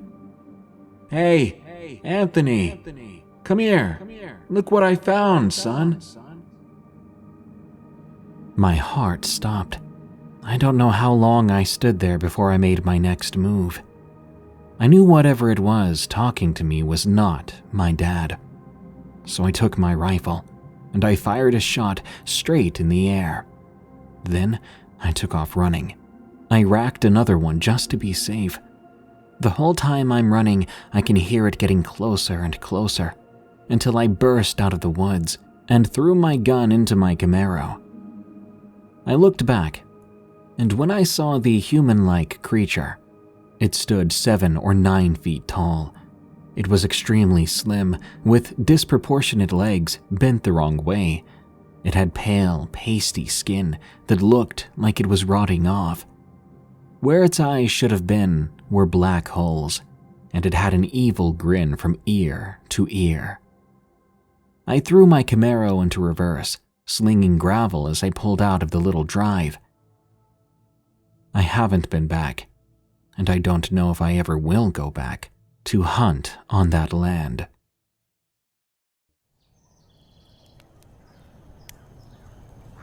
The White Belt Legend. From Anonymous. I'm a purple belt in Brazilian Jiu-Jitsu. I'll just call it BJJ. It's a grappling martial arts mainly used in MMA and in the UFC. It's the combination of using leverage and technique to beat bigger and stronger opponents. Now, I won't bore you with the history of BJJ. I love it, and it's a hobby which actually makes me happy, and I like the types of people you meet and train with. I've competed in some grappling tournaments, but nothing big. Now, BJJ has surpassed traditional martial arts like karate and taekwondo for self-defense and fitness purposes. Many companies and martial arts schools now incorporate BJJ into their curriculums. It's a worldwide phenomenon, often hailed as the most effective martial art in the world, and I intend to stick with it as long as I can. The belt system progresses from white belt to blue, purple, brown, black, and ultimately red. My teacher, John, is a black belt. He runs his own school. He organized a weekend outing for his students, a camping trip into the forest. Unfortunately, only 4 students, including myself, were able to go. John, though disappointed by the low turnout, proceeded with the trip. So there was me, John, Stuart, a brown belt with over 3 years of experience, Rob, a blue belt, and our newest member, Lewis, a white belt training for just 2 months. When we embarked on the trip, initially, everything seemed promising for a great weekend. We set up our tents and supplies in a forest spot on a Friday. The evening began well, with beer, music, laughter, and stories from John's past competitions. As the night went on, we retreated to our tents. On Saturday morning, as we emerged from our tents, we noticed John hadn't yet come out of his. Upon checking up on him, we found something that had shattered the entire trip's atmosphere, and for some time, our lives. John, our black belt instructor, had been choked to death. Shocked, horrified, we all hesitated before involving the police. We wanted to understand what had happened before taking action. John was a black belt, highly skilled in BJJ, making it unlikely that any of us could have overpowered him and killed him. Suspicions arose due to some of us leaving our tents during the night. Devastated, we scoured the forest for clues before alerting the police. When we regrouped, there were only 3 of us, Rob, Lewis, and I. Because next we found Stuart, also choked to death near his tent. None of it made sense. The deaths of our best grapplers pointed to a skilled assailant, but who and why? Eventually, the police showed up. The news shocked many, and the funeral had a massive turnout. Before John's school closed down, I organized a final roll on the mats with every student to honor his memory. The police were even baffled. Neither Rob, Lewis, nor I had the skill or strength to overpower John or Stuart to choke them to death like that. Unfortunately, only one other person attended the gathering, possibly due to grief. Surprisingly, that was Lewis, the new student. The strange part about that was, I felt an unusual sense of pressure and technique, though he was meant to be a white belt. He beat me and pinned me on the mat. With a smile, Lewis got up and left without a word. Disturbed and confused, I left, and I would eventually join a new BJJ school. But nowadays when I spar, especially with white belts, I do so with caution. Rolling with them seems to trigger stress and panic within me, but none I faced have ever had the same level of skill as Lewis. What the implications of that might be, I don't like to think about, but I do know that I miss my old instructor and his school.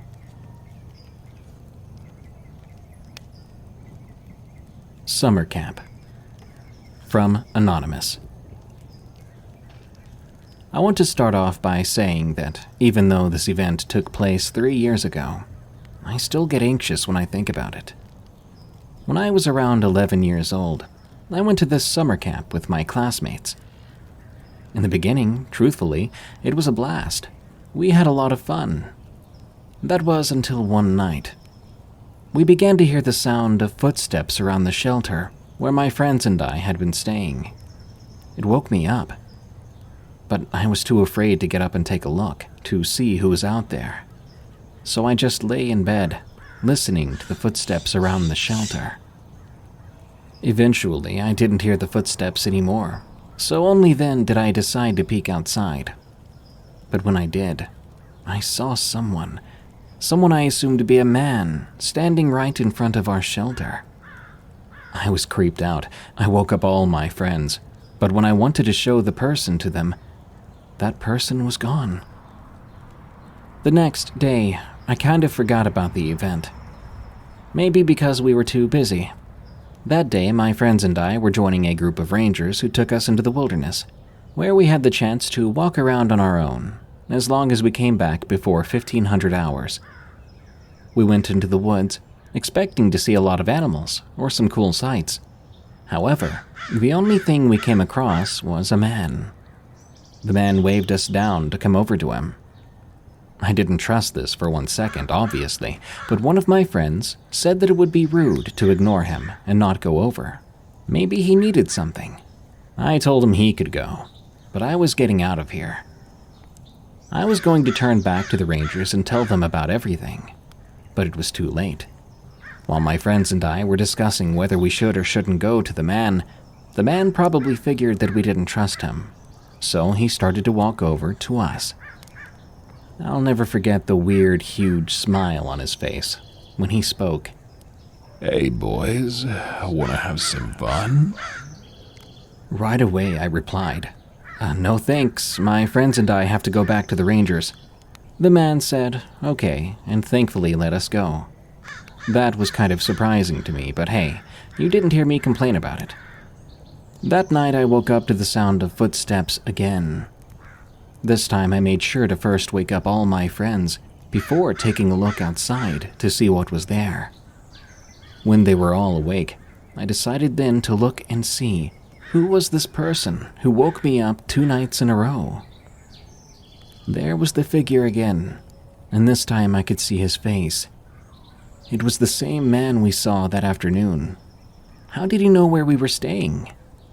One of my friends yelled the following thing, and pardon my French, but it's actually what they said. "Hey, pedo, come closer and I'll stab the living crap out of you." I kid you not. I looked over, and I saw him holding a huge knife. That may be what saved us, because when that man saw my friend's knife, he immediately booked it. The next day, we went to the Rangers to report the man. We never heard about him again. The unsettling encounter remained a haunting memory for me, because I'll never know exactly what he wanted with us kids. My neighbor was a crazy person. From KH. I live in a rural part of Texas, known as Waco. We have a small town that I live in called China Spring, and it's surrounded by forests and woods. Recently, my parents decided to put a small fence up to keep our 2 dogs from getting in my neighbor's yard, because they have 2 pit bulls, and they attacked our cat once. We didn't want that to happen again with our dogs. The original fence that was there had started to rot, so we would have to replace the rotting boards on our side of the fence. Keep that in mind. Then we put up small metal chicken wire to keep them from getting out. I went out to help build that fence, and before we even got the first panel removed, our neighbor came out screaming at us. She said horrible things to my dad about past struggles he had with alcohol and drugs, and even mocked him for being a cancer survivor. By that time, I'd had enough. I told her to just get to the point. She raved on and on about how she didn't want to fence up and how it was our animals that were in their yard. I tried to explain to her that this was our side of the property, and that it was only going to keep our animals from getting in their yard. She wasn't having it. She started screaming at us again, like she was some lunatic. Before long, we weren't listening anymore, and we were walking back up to the house. From that point on, things have never been the same between us and our neighbors. One morning, we finally called the fencing company to come in and put up a 6-foot fence around our property, and to install gates with passcodes so only we could get in. When the fence was put up, we had our own privacy again, and to be honest, it was nice. But not for long. We started to get phone calls from random numbers saying that we needed to take our fence down, or bad things would happen, and other stupid things like that. One time I was home alone, and one of those numbers called again. This time the person said if we didn't take the fence down, we would receive a visit. By that time I was fed up, so I called my brother who went to the local college in our town, and I told him about our neighbor problems. I asked if he'd like to come down and help me sort this out. Now, I know you're probably wondering why we didn't call the police. Trust me, we did multiple times, but they said since it was a burn phone and was most likely destroyed, they would have a hard time tracking the line. When my brother came over to help me out, we decided we would camp out in his car and wait. That night, after a few hours, we were starting to get tired. After another hour or so, we finally saw my neighbor, the man, come out of his house and go into his garden shed. If that wasn't sketchy enough, we fell asleep, only to wake up to the sound of clanking metal underneath the hood. Someone had popped our hood open, and when they shut it, we saw my neighbor standing right in front of us, a pair of pliers in his hands. He ran right away back toward the fence line, and my brother had full intentions of chasing him. We jumped out of the car and sprinted after him. He tried to open his door and get into his house, but we caught him, wrestling him down to the concrete. His wife stood at the door screaming in horror. Then she called the pit bulls on us. Still wrestling her husband, the 2 pit bulls jumped on us, starting to rip at us and bark. I heard my parents come out of the house. My dad started to yell for me to run, but it was too late. One of the dogs had latched onto my hand and started to chew and tear at my arm. My brother finally got out of the other dog's grasp and freed me from the one that was biting my arm. To make a long story short here, 3 people rode in an ambulance that night to the hospital. My brother had to get stitches on his face and elbows where the dogs had chewed him up. My neighbor went to get x-rays for broken bones and head trauma, and I had to get 3 surgeries on my arms to replace the tissue that had been damaged and the bones that had been broken and ripped. As for my brother's truck, apparently the neighbor had been tampering with the brake cables and gas and engine. Also, what scares me the most is when we got home, we noticed that part of the fence had been broken into, and the metal gate had been pried open to the point where an adult could squeeze past the bars. It makes me wonder what could have happened if my brother and I never decided to camp out in this truck. Camper Nightmare. From Anonymous. My family and I had been planning this camping trip for months.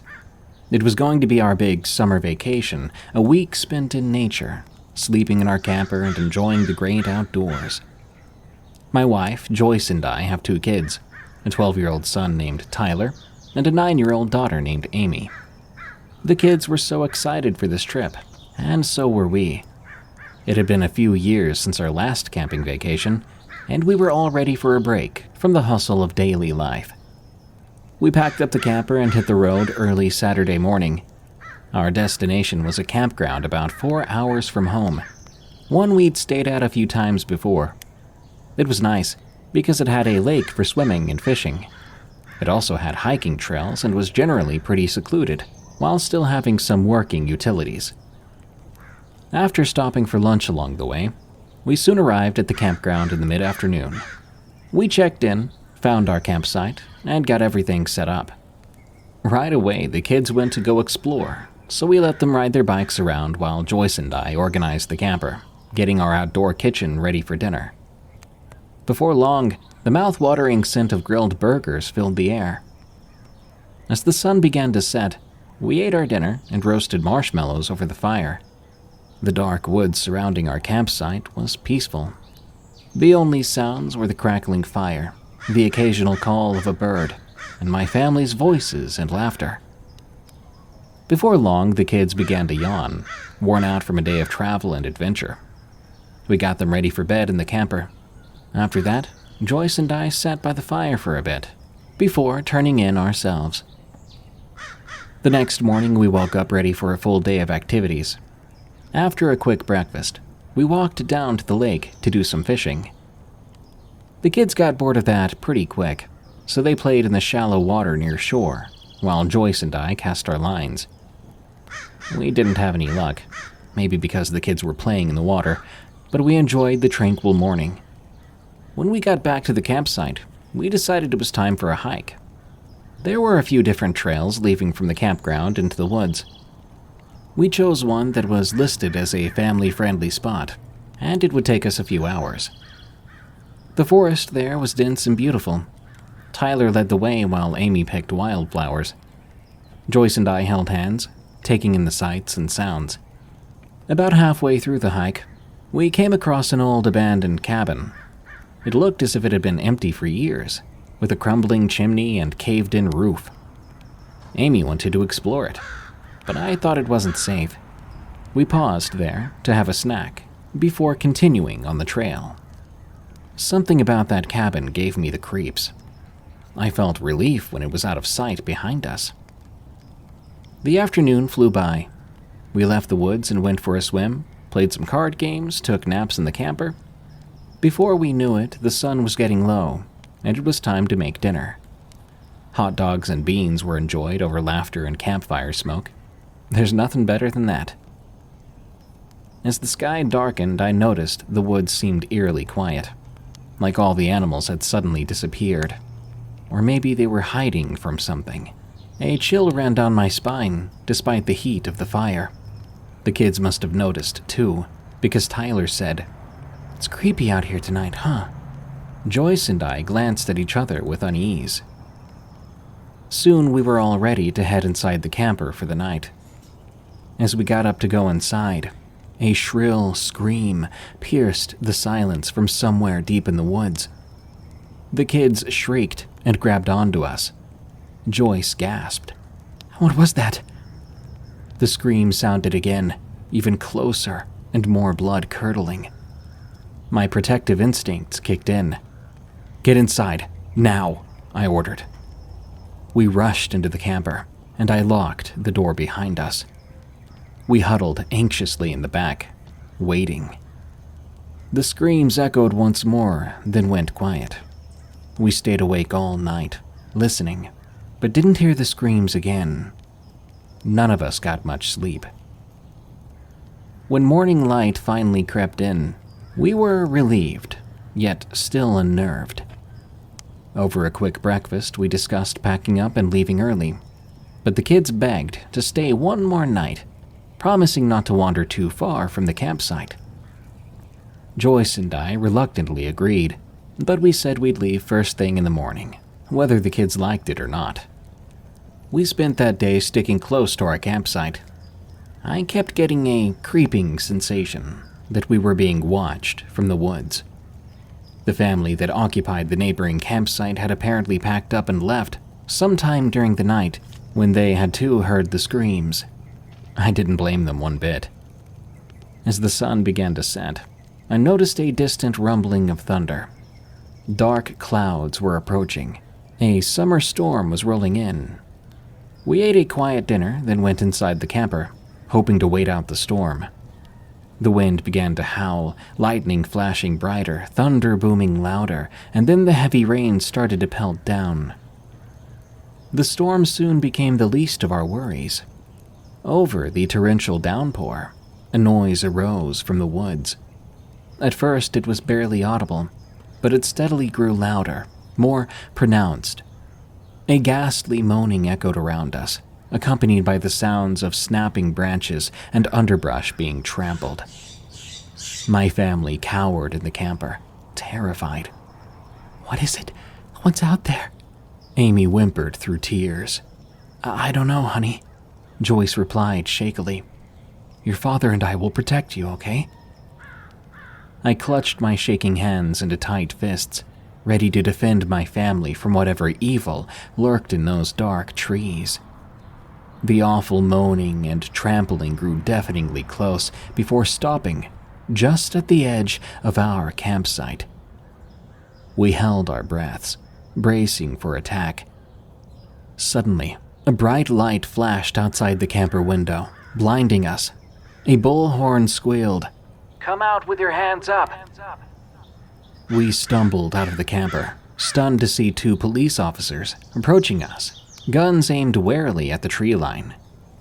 "There is a dangerous animal on the loose, one that we've been tracking," one explained.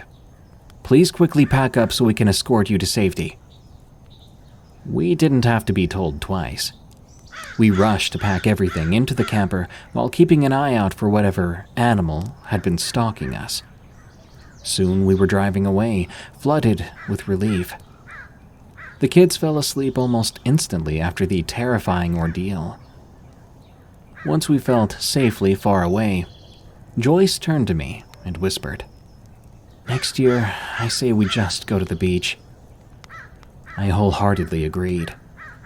We never did return to those woods, and to this very day I wonder what kind of animal the police were tracking. My summer trip to Gettysburg, from Anonymous. Let me explain a few things about myself. I am a huge Civil War buff. I've always loved reading and watching documentaries about it. One of my favorite eras is the American Civil War. So naturally, when I was 12, I convinced my parents to allow me to reenact as a member of an Ohio regiment.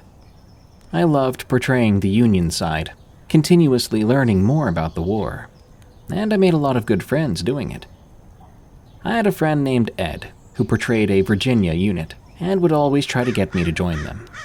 So when I was 17, I contacted him because I wanted to start reenacting as a Confederate, as a second impression. When I called him, he said he would help me out.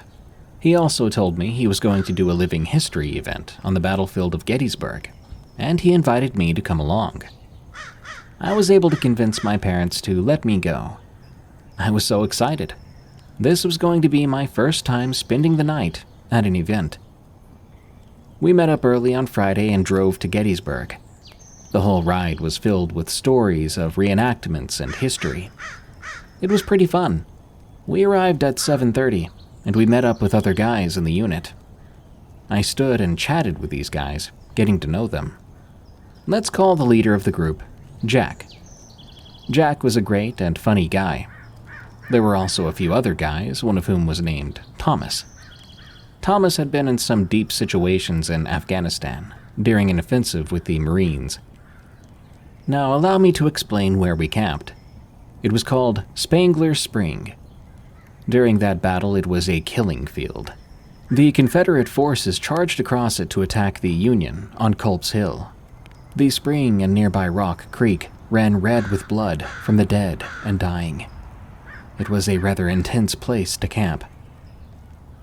As we were setting up camp, the park ranger in charge of the program stopped by. He told us about what we were going to be doing the next day in terms of interacting with the public. He also mentioned there had been threats to tear down and deface monuments. He warned us to be on guard because these people meant business. Due to this, we decided to set up a picket duty, which involved standing guard with a fixed bayonet. As the night went on, we got dressed in our period clothing and stoked up the campfire. We passed around beer and whiskey. We were all joking around, laughing, telling stories, before deciding to crawl into our tents. I'd drawn the short straw and was assigned the second shift of the night. This meant I would sleep for a little bit, then wake up for guard duty. As I was heading to my tent, Jake pulled me aside, telling me that if fog started to come out of Rock Creek, not to go near it. Puzzled, I asked him why. He He simply said, "You don't want to know." I replied with an uncertain, "Okay," and crawled into my pup tent. Around 3 o'clock in the morning, I felt a tug on my boot. It was Thomas. "Hey, get your butt up. It's time for your shift," he said. So I crawled warily out and got ready. I stoked the fire as Thomas went into his tent. Time passed slowly as I stood there alone on the battlefield. I didn't know how long it had been, but I saw movement around one of the monuments. It looked strange and out of place. Being a teenager with a bit of alcohol in me, I thought I could take on whoever it was. Slowly, I left the camp, and I went toward the monument. I aimed my rifle, hoping to scare the person off. I saw them dart behind it, so I lunged forward, yelling a rebel yell, but nothing was there. I was puzzled by this. I tried to reason with myself. Then I noticed a fog starting to creep out of Rock Creek. It passed my feet and began to surround me. Soon, the air smelled thick with gunpowder. Musket shots began to ring out. Orders were shouted. Black silhouettes of soldiers ran past me. They were falling, and moans came from them. I was scared, stiff. Fear ran through me. I felt like I was going to die. Then, bam, I felt something hit me in the stomach. I fell on my rear, screaming out. I lay there for what felt like hours. I looked toward our campsite, but I couldn't see the glow of our fire. I tried to crawl away then, but the pain kept growing. I passed out next to the monument. I woke up a few minutes later to see the fog retreating back to the creek. Then Jake came running from camp, dragging me back as the fog crept closer. "You okay, kid?" he asked. "I had to take a leak and noticed you were gone. I saw a gap in the mist there. Weird stuff happens in there, right?" He explained. I said yes, and I told him what happened to me. He looked at me and he laughed. "We've all had our experiences, kid. It happens here. We just sort of tuck it away as an old story and move on," he advised. The fog never entered the camp, but did stay around it. We sat there and talked for the rest of the morning. Thomas came out of his tent and joined us. "You saw it, right? The horror?" he said. "Yep," I replied. "When someone dies a violent death like that, it just doesn't leave. Lives snuffed out in an instant. Something remains. Watching someone bleed out in your hands is a horrific experience. This place is saturated in that pain. There's something here," he said. We stared at him in silence. He then changed the topic to work. Eventually, the morning arrived, and we went about our activities. Other than this incident, it was a fun weekend. Gettysburg is a great family vacation spot and tourist attraction. The place remembers that a battle happened there. Thousands of kids fought and died over issues back then. Just because it's been over 150 years doesn't mean it's insignificant.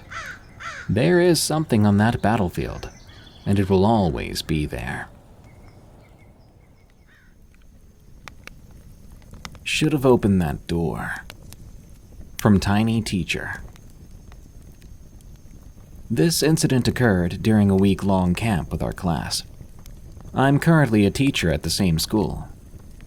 When the bus arrived at the camp, there were separate cottages for the boys and the girls. After unpacking, we all headed out. Landon, being his usual troublesome self, was causing problems right from the start. Though he was disliked by about everyone, his exceptional athletic skills had prevented his expulsion so far. Sarah, one of the best students, used to be somewhat reserved, making her a target for his bullying. One of the teachers, Mr. Bradius, was often seen with Sarah and defended her. As Landon taunted her, tears welling up in Sarah's eyes, the girls would rush over to console her. And on this occasion, Kim was even shoving and punching at Landon. The teachers intervened, separating them. Kim wore a rare smile, something only seen when he was with Elisa. After things settled down, we began the camp activities.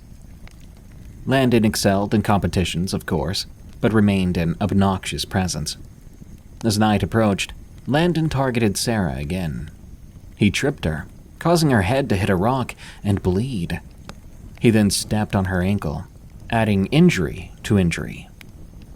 Mr. Bradius intervened, grabbing Landon and tossing him several feet away. He picked up Sarah then, who was in tears and in pain. They headed to his cabin. Bradius sternly ordered, "Landon, don't you enter any cabin or cottage while we're here. Everyone, anybody who thinks of letting him in will be expelled." This was an unprecedented tone from the kind teacher. Sarah and Bradius entered the cabin, while the other teachers ensured Landon didn't enter any cabins. We closed the door, and typical girl talk ensued. After about an hour, our conversation shifted to Sarah. I asked, "Do you think she's all right?" Jessica snarkily replied, "Well, she's with her crush now, so I'm sure she'll be fine." Some of the girls gasped, but Jessica continued, "Oh, come on, don't act like you don't know, it's so obvious." Talia chimed in, "Maybe he likes her too. Did you see how far he threw Landon? That was pretty epic." Elisa interjected with frustration, "Of course that jerk would do that." Curious, I asked Elisa, "What's wrong?" She responded, "Landon is banging on the door, demanding to be let in." LaChandra added angrily, "He better not think of coming in here, after what he did to poor Sarah." I felt uneasy and suggested, "Maybe we should let him in this time." This garnered surprised looks, but I gathered courage and continued, "Something doesn't feel right." Someone remarked that Landon was wearing white and had gone to the edge of the woods now.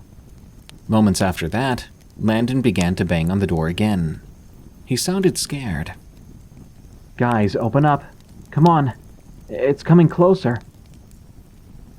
I got up, but Jessica stepped in front of me, fiercely opposing any intention to open the door that I had. Jessica warned me, "Don't even think about it." Undeterred, Landon pleaded, Just let me in, okay? I'm telling you, there's something out here." LaChandra yelled back, "Not after what you did to Sarah. You're crazy if you think we'll let you in here." Strangely, I felt compelled, and I said, "Guys, maybe we should just let him in." Jessica snapped, "You touch that door, I swear I'll kill you." I rolled my eyes and pushed past Jessica, reaching for the door handle. Landon exclaimed, "Oh my God, it's right there, open up."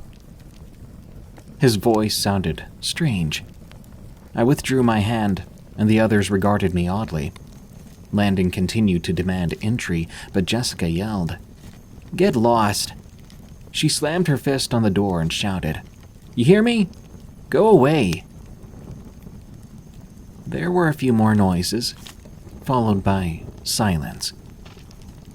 Our group went to bed shortly after. Morning arrived, with teachers urgently knocking on our door. We dressed quickly and headed out. Sarah limped from Mr. Bradius's cabin, a bandage on her head. She smiled and walked towards us. I asked, "How are you holding up?" She replied with a smile, "Well, I've got a mild concussion, and my ankle's badly twisted. Can't really walk much." Mr. Bradius gathered our attention. "As you can see, Landon isn't here. We need to find him, or there'll be consequences for the school." We were paired up and sent into the woods to search for Landon. After about 30 minutes, we heard a scream, and we all hurried towards it. The teachers closed off the area, a trail of blood leading through them. Mario and Harris sat sobbing on the ground. At the end of the day, it was confirmed that the body found was Landon's. I still wonder if opening the door that night could have changed the outcome, but I'll never know for sure. Not one more night. From Morrington, 88. Last month, my girlfriend Ella and I decided to go camping at Mount Shasta. We're both into hiking and stargazing, so it seemed like the perfect romantic getaway.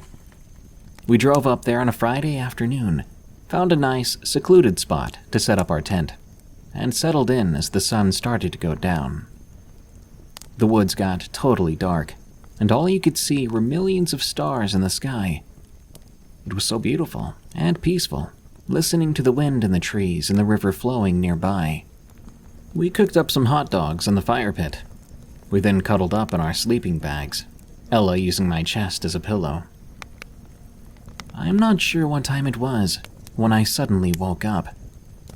I heard people walking around outside the tent, their footsteps crunching on the twigs and dirt. There were hushed voices too, but I couldn't make out the words.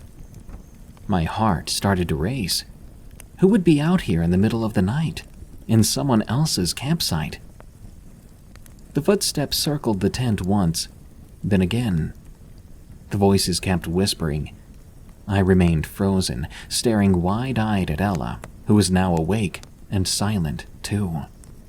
We were both petrified, just lying there, clutching each other silently. After a long and stressful while, the footsteps finally stopped near where Ella was sleeping. Then, someone leaned against the tent wall, right by her head. I swear I could hear them breathing. A million scary thoughts went through my mind.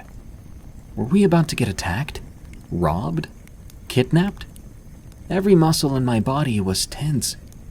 After leaning against the tent for a few more moments, I heard whoever it was finally walk away. Ella and I just lay there clutching each other, hardly daring to even breathe. My heart continued to pound. I kept listening for more footsteps, but it stayed quiet. Eventually, I started to relax, thinking maybe they were gone for good now. But then, I heard multiple sets of footsteps approaching again. They stopped near Ella's side of the tent once more. Pressing up against the wall, some person started to slowly drag their fingers across it. Back and forth, they squeaked across the fabric. I realized with horror they must be drawing some kind of symbol or picture. But why? What were they doing? This went on for too long before the group finally retreated back into the woods. The sky was just starting to get light as Ella and I waited, still frozen, still scared, waiting for any sign or sound that they had returned. But we heard nothing except some birds chirping. As soon as it was fully bright out, we hurriedly crawled from the tent, looking around frantically. The camping area looked the same, but as I did a wider sweep, I noticed strange symbols carved into several of the trees. There were also odd markings traced in the dirt around the fire pit. We went to check the spot on the tent where the person had been standing for so long, drawing. We found something. Right at Ella's head level was a symbol painted on the outside of the tent in what looked horribly like blood. I didn't recognize the symbol at all. Some odd crisscrossing lines and a sort of star shape in the middle. After seeing that, we threw all our gear hurriedly into the car and sped back down the mountain, terrified. Who were these people? What did they want with us? We drove straight to the nearest ranger's station. We told them what had happened. The ranger's expression turned grim when we described the symbol left on the tent, which was 4 circles and a cross in the middle. He said another couple camping at Mount Shasta a few weeks back had come to him with a similar story. Footsteps, whispering voices surrounding their tent at night, waking up to strange symbols carved and drawn everywhere. Against the ranger's strong advice, that couple had decided to stay another night in a different spot, thinking it was just a creepy prank. However, the man returned the next day, alone, his wife gone. He said his wife had been dragged screaming from their tent in the night and vanished into the dark woods. Days of searching by rangers and police turned up no trace of the woman, except for her torn night clothes a few miles from the campsite. The ranger we spoke to said he suspected occult activity based on the symbolism found at both campsites. My blood ran cold. Had we accidentally stumbled onto some kind of ritual grounds? Were they going to try to abduct us too? In the following weeks, neither Ella nor I could get the terrifying experience out of our heads. I tried searching online for references to the symbol left on our tent, thinking I could at least glean some meaning from it. But I found nothing in any occult databases. No matches to satanic or pagan rituals. Ella suffered horrible vivid nightmares, where robed and hooded figures emerged from the woods at night to drag us away into the dark. I could barely sleep for a while either, constantly feeling watched whenever I went outside, even in broad daylight. What did these people want from us? Who or what are they worshipping out there? It all remains a chilling mystery. But one thing's for sure. Evil lurks in those woods, claiming innocent lives. Night Walker from C. Philly 100. After a recent discussion with an alumnus from a previous supply caravan to Black Mesa on the Navajo Reservation, it has come to my attention that one of the gals who accompanied the caravan a couple years ago had a very curious experience. I was able to get her contact information, let's call her Amanda, and I interviewed her about the encounter. In an effort to be respectful of the culture and the taboo nature of the subject matter, we decided to change the names and categorization of whatever this is that she experienced down there. Just a bit of background. There's a company called Peabody Coal Mining, which leases tracts of land in and around Black Mesa, and the landscape is one of shallow topographical relief, marked by dry draws and arroyos, which are essentially dry creek beds that flood during periods of heavy rain, which, granted, is not a very common occurrence in the high deserts of Arizona. The following is Amanda's experience, as she told me. One afternoon, I was trying to retrieve a lamb who had escaped from the enclosure. I got myself quite turned around. I couldn't seem to retrace my steps back to Johnny's compound, where his parents' hogan was located. I was following an arroyo, hoping it would lead me to a road, when I started to have an asthma attack. I think that I started hyperventilating, and I had a full-blown panic attack because I soon lost consciousness. When I came to, it was nighttime. I stood up and I looked around. I then heard something like a twig snapping behind me. I turned around to look then. In the pale moonlight, I thought I saw something duck behind a tree. It looked like the dark shape of a person who had been peering around the tree, but withdrew when I noticed it. But I could tell that it was still there. I called out, "Hello?" Hello? Silence. "Hello? Hello? Is someone there? I'm with the Colorado Caravan. I think I'm lost." I laughed nervously. "Can you help me?" After a moment or so, the figure peered back out around the tree. Only this time, it appeared to be my friend, Charlie, from the caravan. The figure stepped out from behind the tree and motioned me to follow. Thinking that Charlie had been sent to bring me back to camp, and still feeling rather disoriented, I started to follow the figure back up the draw. We'd been walking for maybe 5 to 10 minutes, when another figure seemingly materialized from the shadow out in front of us. I felt a bolt of pain, like a severe migraine, so I had to stop. When I looked up again, there were 3 more figures. They were now standing in a semicircle before me. Now, the figures didn't look human at all. Rather, they looked like large coyotes, and I could see 10 eyes looking back at me in the dim, silvery light. I started to stumble back, but the coyotes made no move to follow as I turned away. I ran for maybe 5 minutes before I stopped to catch my breath. I heard another twig snap, and I looked back to see one of the coyote's shapes silhouetted up on the ridgeline, back in the direction I came. To my horror, the coyote appeared to stand up on its hind legs. Then it let out a bone-chilling scream. I've heard other people describe this before, but it almost sounded like a coyote howl, magnified through a megaphone, then distorted with a heavy reverb-like sound effect.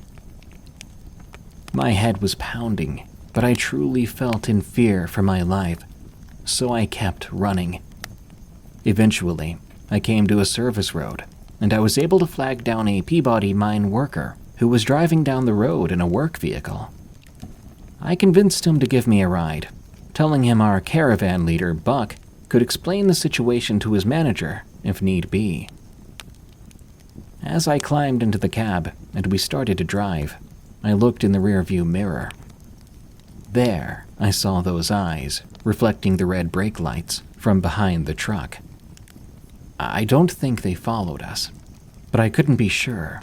So when the mine worker dropped me off at the compound, I ran into Johnny's parents' hogan, which is a big no-no for non-natives. But I did not know where else to go, and I was still so very scared. Johnny's parents only spoke Dene, but I was finally able to express the gist of what happened, in between broken sobs and sniffling. I saw Johnny's father's face go pale as he realized what I was trying to say. He then quickly shushed me and went to look out the window.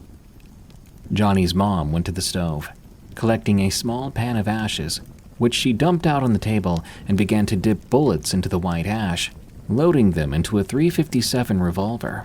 She was singing what I can only assume was a Dene prayer for protection, while looking worriedly at me.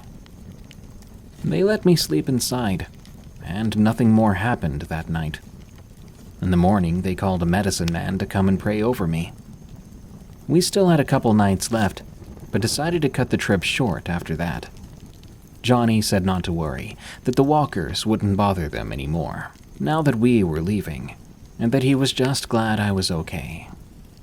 Suffice to say, I won't be going on any more caravans anytime soon.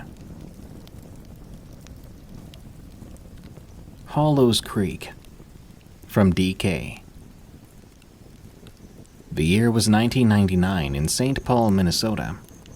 I was 14 years old, and I've had a friend and neighbor since childhood named Spencer.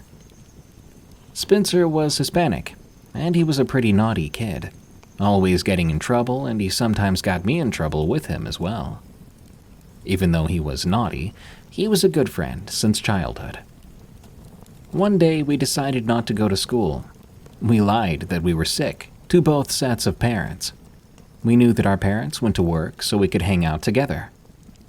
Spencer and I rode our bikes around and went to see one of our friends named Justin. Justin's family was pretty well off, and he too had lied to his parents that he was sick. So Spencer, Justin, and I rode our bikes around the neighborhood, to the parks, and so on. We always went to the junkyard to look for scraps and other stuff for us to use or build something crazy.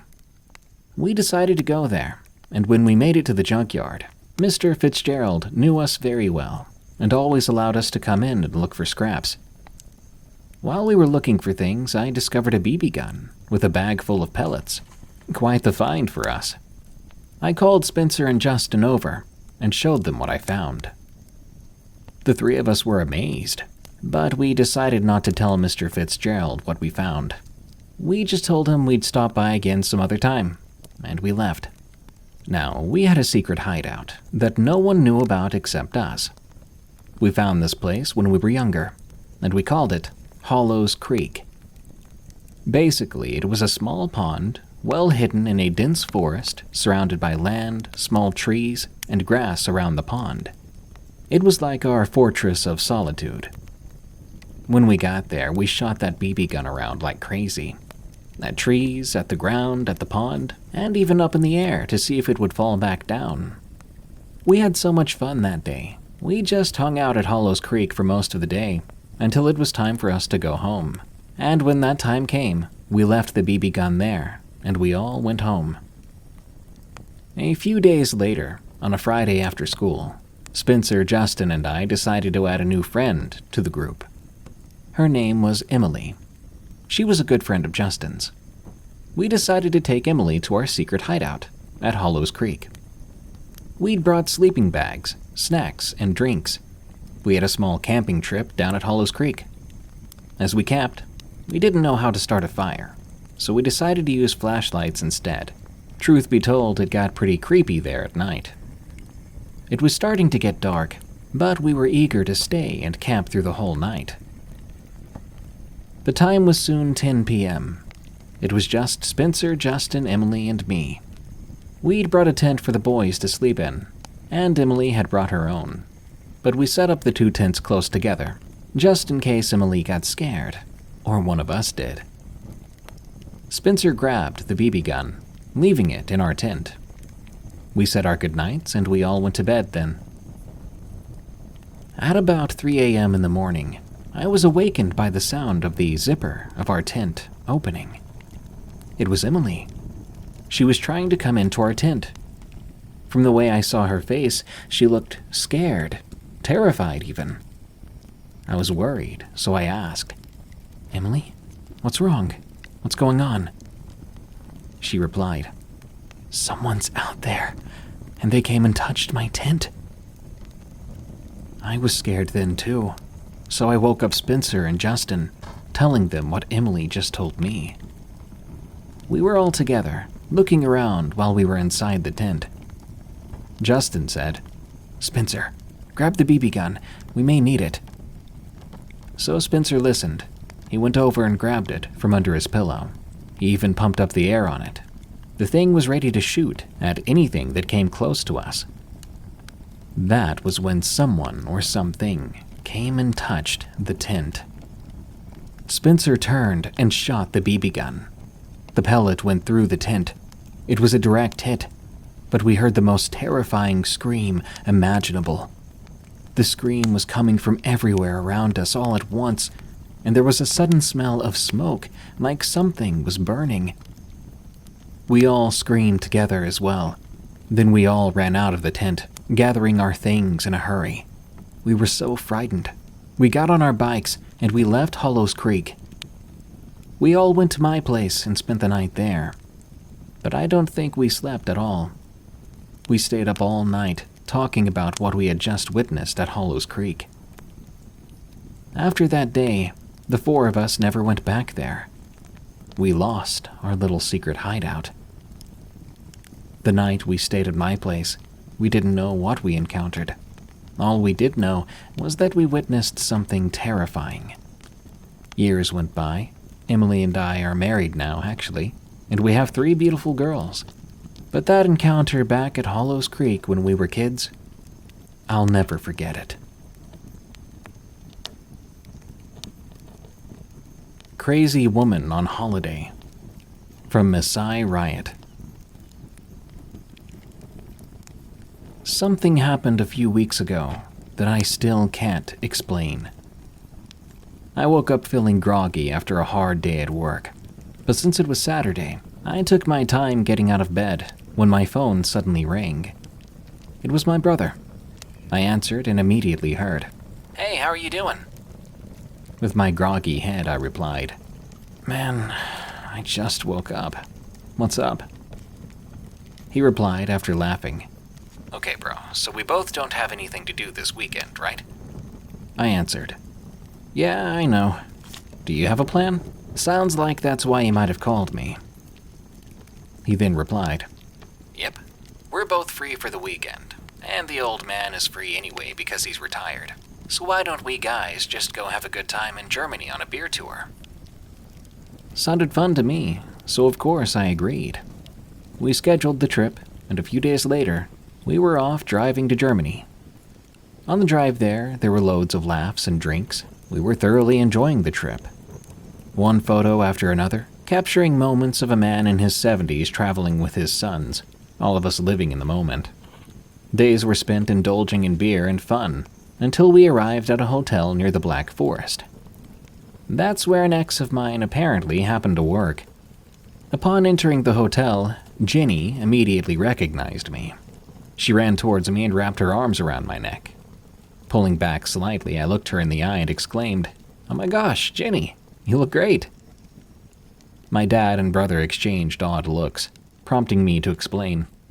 This is Ginny from way back at the camping site we used to frequent when I was young. You remember, Dad." Ginny chuckled and explained that her husband owned the hotel, meaning she did too, and she declared that we'd all earned free drinks for the night. We thanked her wholeheartedly and indulged in a wild night of drinking. My dad was the first to retire to bed, followed by my brother after a couple more drinks. Before taking off, my brother handed me a key to one of the rooms, saying, "It's all yours, man." As I took it from him, my attention was drawn to a stunning young woman with black hair who kept her gaze downward. Ginny warned me about her, saying, "I knew a girl like her would capture your attention, but let me warn you, sweetie. She and her friends can be bad news." I turned to Ginny and asked, "What do you mean by that?" She took a shot of Jaeger, fixing me with a serious look as she explained, "There's word that she and her friends are in a coven, and, well, the Black Forest is nearby." Finishing the last bit of my rum, I responded, "Well, if you remember me as well as you did when we were together, you know how I feel about those things." Ginny's demeanor changed. She grabbed me by the arm and insisted, "Trust me on this. You know my feelings have always been right." Sighing, I conceded, "I know, but you also know me." She smiled, handed me the key to the hotel, kissing my forehead, and admitted, "I'll let you stay here free forever if you manage to survive this night with her." With that, she guided me towards the black-haired girl and we struck up a conversation. As we shared our interests over drinks, she invited me to join her and her friends for a trip into the Black Forest. I paid for her orders, and we made our way into the woods.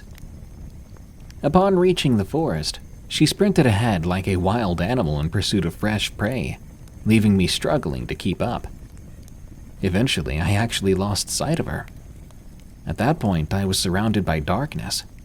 I called out her name, and eventually I heard a giggle. That was odd, so I quickly took cover in some foliage. I remained still until the giggles ceased. Only then did I emerge from my hiding place. I spotted this flickering light. I was drawn towards it, though I would soon regret this decision. As I approached, I realized that something was amiss. 8 women stood in a circle around a large fire, and among them was the black-haired girl I was meant to be with, holding an unmoving cat. The women began chanting something, leaving me initially stunned, but I managed to regain my senses. Considering fleeing back to the hotel, I took a step back, but accidentally stepped on a branch, causing it to crack. All the women turned their attention to me, and the forest grew silent. Suddenly, they erupted into screams in unison.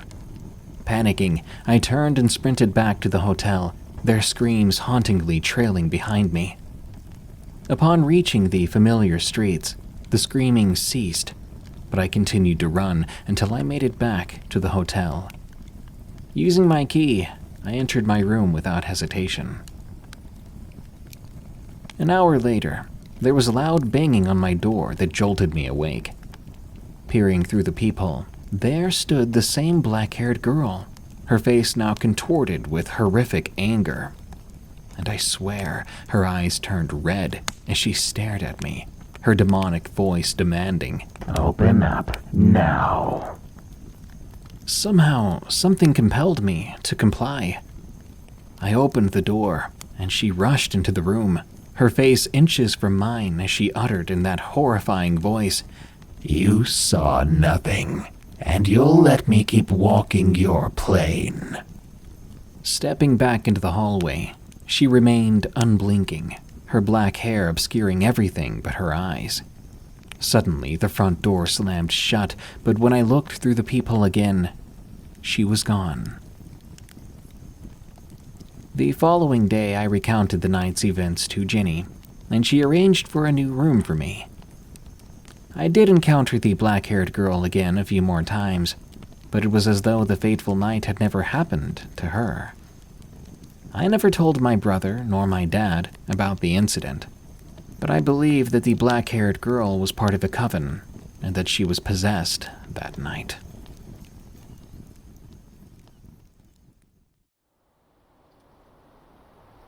Unexplained sounds at an abandoned campground.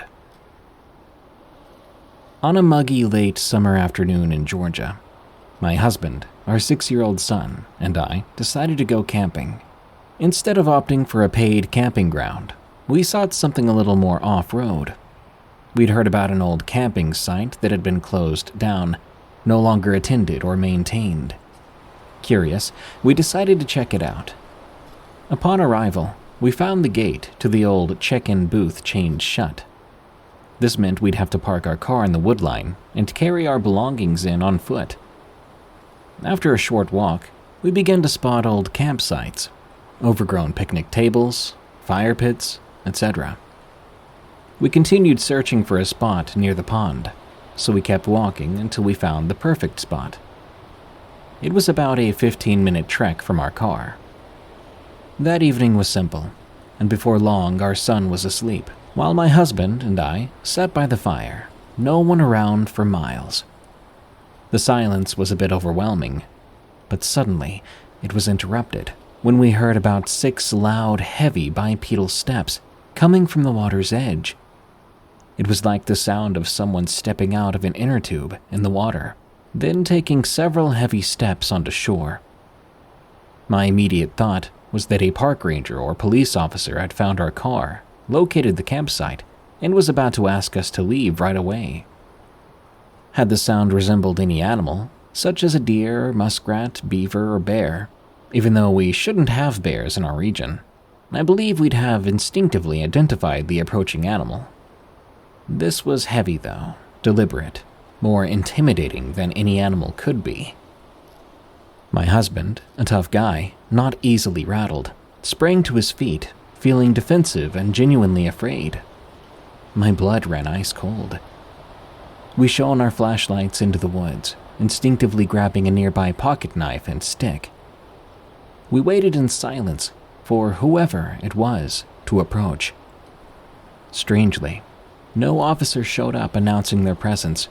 No deer darted in front of us. Just silence. That's when true terror set in. I assumed that someone with malicious intent was hiding and waiting for the right moment to attack. I quivered out a shaky, "Hello?" Just like in horror films right before a gruesome attack. I'd never felt such primal fear. Still, there was only silence. But then, we heard branches cracking, not on the ground, but overhead, all around us, rapidly and loudly. Pine cones fell to the ground, echoing the snapping branches. It sounded as if 100 squirrels had suddenly ascended the trees, going mad. And yet, no matter where we shone our lights, we saw nothing. The noises continued for what felt like an eternity. We stood there petrified, unable to do anything but listen and wait for any sign of movement. It was as though we were being toyed with, sounds coming from above, below, in the trees, in the water, from every direction. No animal sounds, no growls, grunts, or squeaks. The noises and their patterns were not natural, normal, nor recognizable. I felt completely cornered. All I wanted was to wake our child, hold him in my arms, abandon our belongings, and sprint right back to the car as fast as possible. However, we were a good 15-minute walk from the car. I could hardly move, let alone run into the dark woods with this unknown presence. It all became a blur, but I remember we went back to the tent, huddling inside with our son, waiting for whatever would happen next. The noises kept going, loudly surrounding us without a break. Sometimes they would be nearby, other times far, sometimes loud in the water, then in the trees. What kind of creature or entity could be on land and in the water within seconds? What could be so loud yet remain unseen, or be present in so many places simultaneously? It was becoming maddening. But that was the extent of it. Terrifying, unexplained sounds. We never slept, waiting for daylight to make our escape. Shortly after sunrise, the noises ceased entirely. Finally, we went down to the waterside, looking for footprints or other evidence of what could have caused all those sounds. We found one puzzling thing: a large tree trunk from a fallen tree, which appeared to have been stabbed or shredded, with no natural patterns or signs of wildlife. It was like the tree had been repeatedly stabbed and gouged with a very large knife, leaving deep gashes and splinters. These cuts were fresh, and they definitely hadn't been there the previous day. In the light of day, we left, still without any idea of what that had been that caused those sounds in the woods. Perhaps there's a reason they closed that campground. Years later, it still baffles me.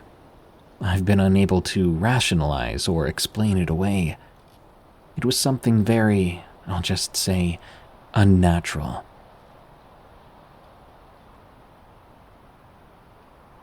How a birthday party can go wrong. From Gianna. This happened about 3 years ago. I'm 17 now, but still, I was traumatized after this happened on my birthday. I live in a small town in New Jersey. I had about 9 friends. I was about to turn 15, and I was getting ready for my birthday party. I was very excited. I decided I wanted to have it at a cabin in the woods.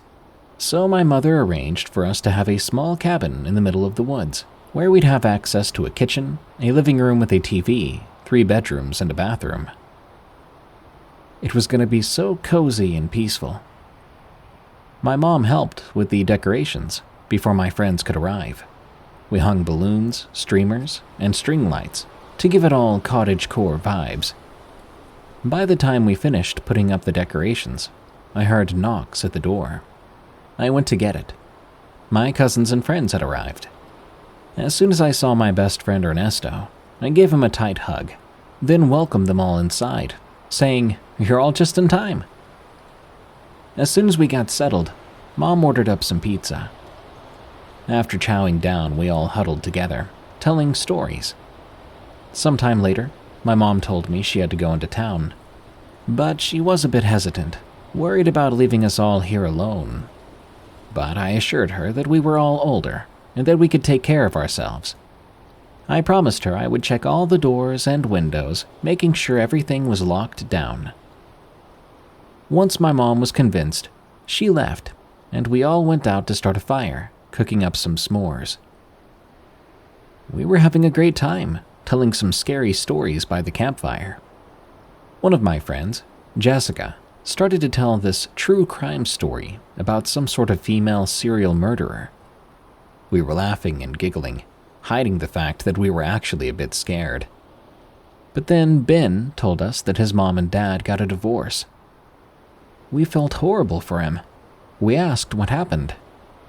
He said they decided to get the divorce after he came out as gay. While his mom was supportive, his dad wasn't so much.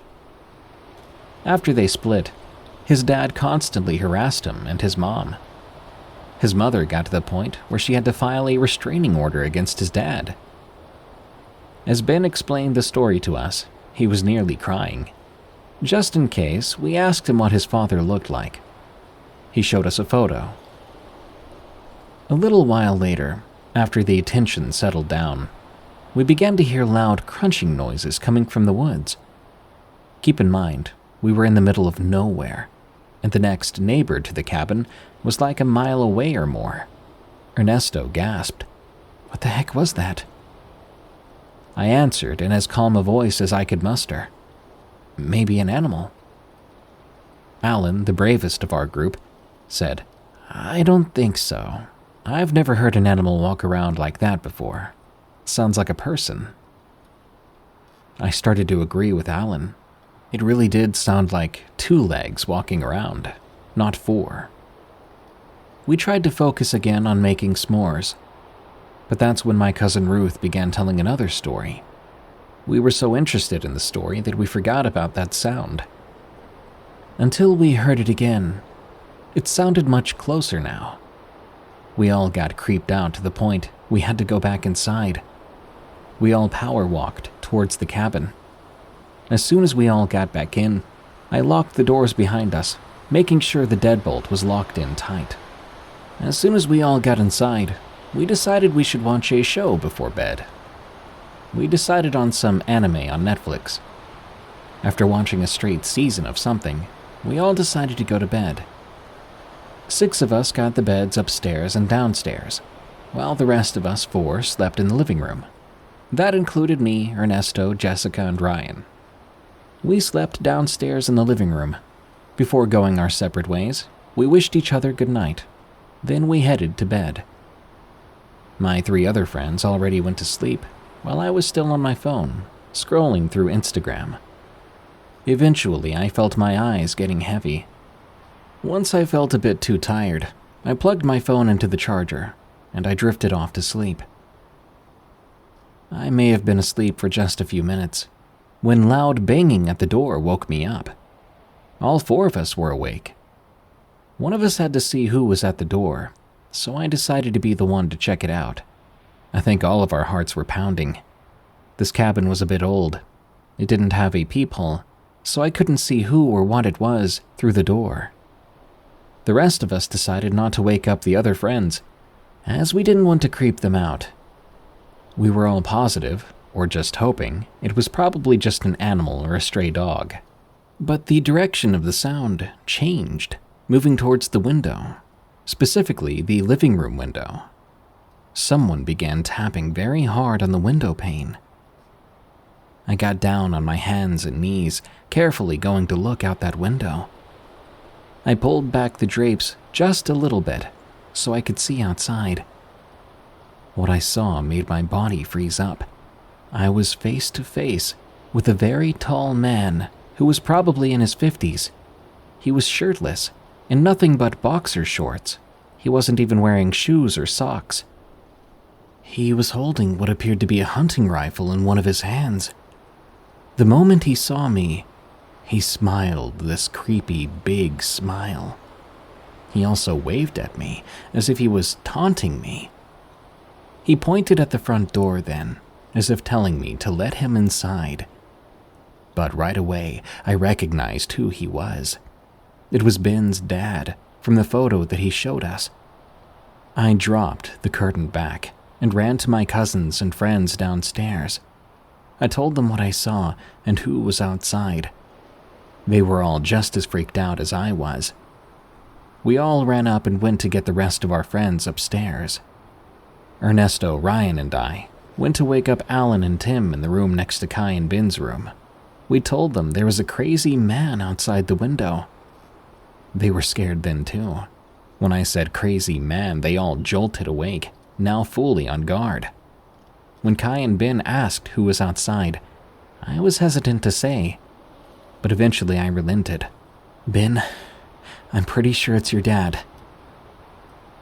I saw Ben's face change into a horrified expression, and I saw that there were tears filling up in his eyes.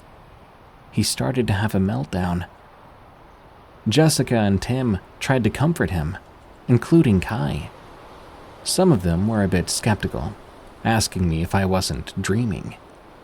I assured them I was fully awake and aware of what I saw. The moment I said that, we heard a loud, hard bang on the door, along with a voice from Ben's dad, saying, "Let me in, kids." We were all so scared, standing still, not knowing what we should do. One of us, or some of us, had to go downstairs to get one of the phones to call the police. We decided it would be best to go down as a group. Ben's psycho of a father already knew that we were in the cabin, but we didn't want to let him know our location within the cabin. Tim went to grab his phone. You're probably wondering, Did we look for weapons to defend ourselves? Well, yes, that's exactly what we did. The rest of us were ransacking the closet, looking for something, anything to defend ourselves with. Jessica and Ruth took out 2 chopping knives from the kitchen. Ben got some pepper spray he found in his bag. I found a metal bat, and Ernesto grabbed a pocket knife from his back pocket. Tim, who was tasked to call the police, said that the service was spotty and that he was having trouble getting through. I told him to hold on, that I would check my phone.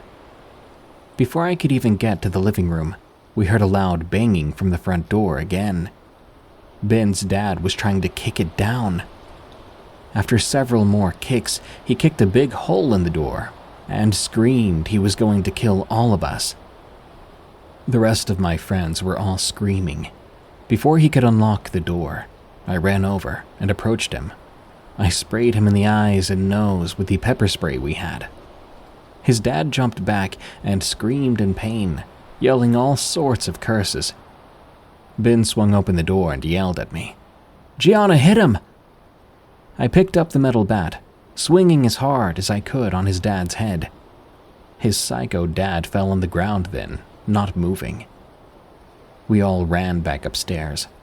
We all worked together to barricade the door to one of the bedrooms. I remembered that Tim still had his phone. I asked to let me see it so I could dial 911. Luckily, that call managed to get through. I told them our situation, our location, and how many of us there were. The operator told us to stay in that barricaded room until the police arrived, that they would send a few officers to the scene. We hung up the call, but we realized that the door was so damaged that the psycho could now come in and nothing was stopping him. We sat in that room for what felt like an eternity until we heard sirens in the distance and we could see flashing lights from outside the cabin. There were about 5 police cars outside. Luckily, the sicko was still unconscious when police arrived. They took him away in handcuffs. When he woke up, he found himself in a cop car. The police then greeted us, asking us to give a statement. We told them everything we knew, everything that happened. They made sure we weren't injured. We were all untouched, luckily, but quite traumatized about what happened. It left us very shaken up, and we all wanted to go home. The cops stayed with us at the cabin until our parents came and picked us all up. Like I said in the beginning of the story, we live in a small town, and it didn't take us long for us to hear the news. We found out that Ben's father had somehow found out that I invited Ben to my birthday party at the cabin, and he had actually been planning to kill him and all of us. According to the police report, he was also hyped up on illegal substances when he tried to break into the cabin. Today, Ben has now been seeing his therapist, but I thank him and myself that day. If it wasn't for our quick thinking and reactions, we wouldn't be alive, and I'm so glad we made it out of those woods in one piece. Beware of Joker. From Sinister Sadie. It happened back in the 90s.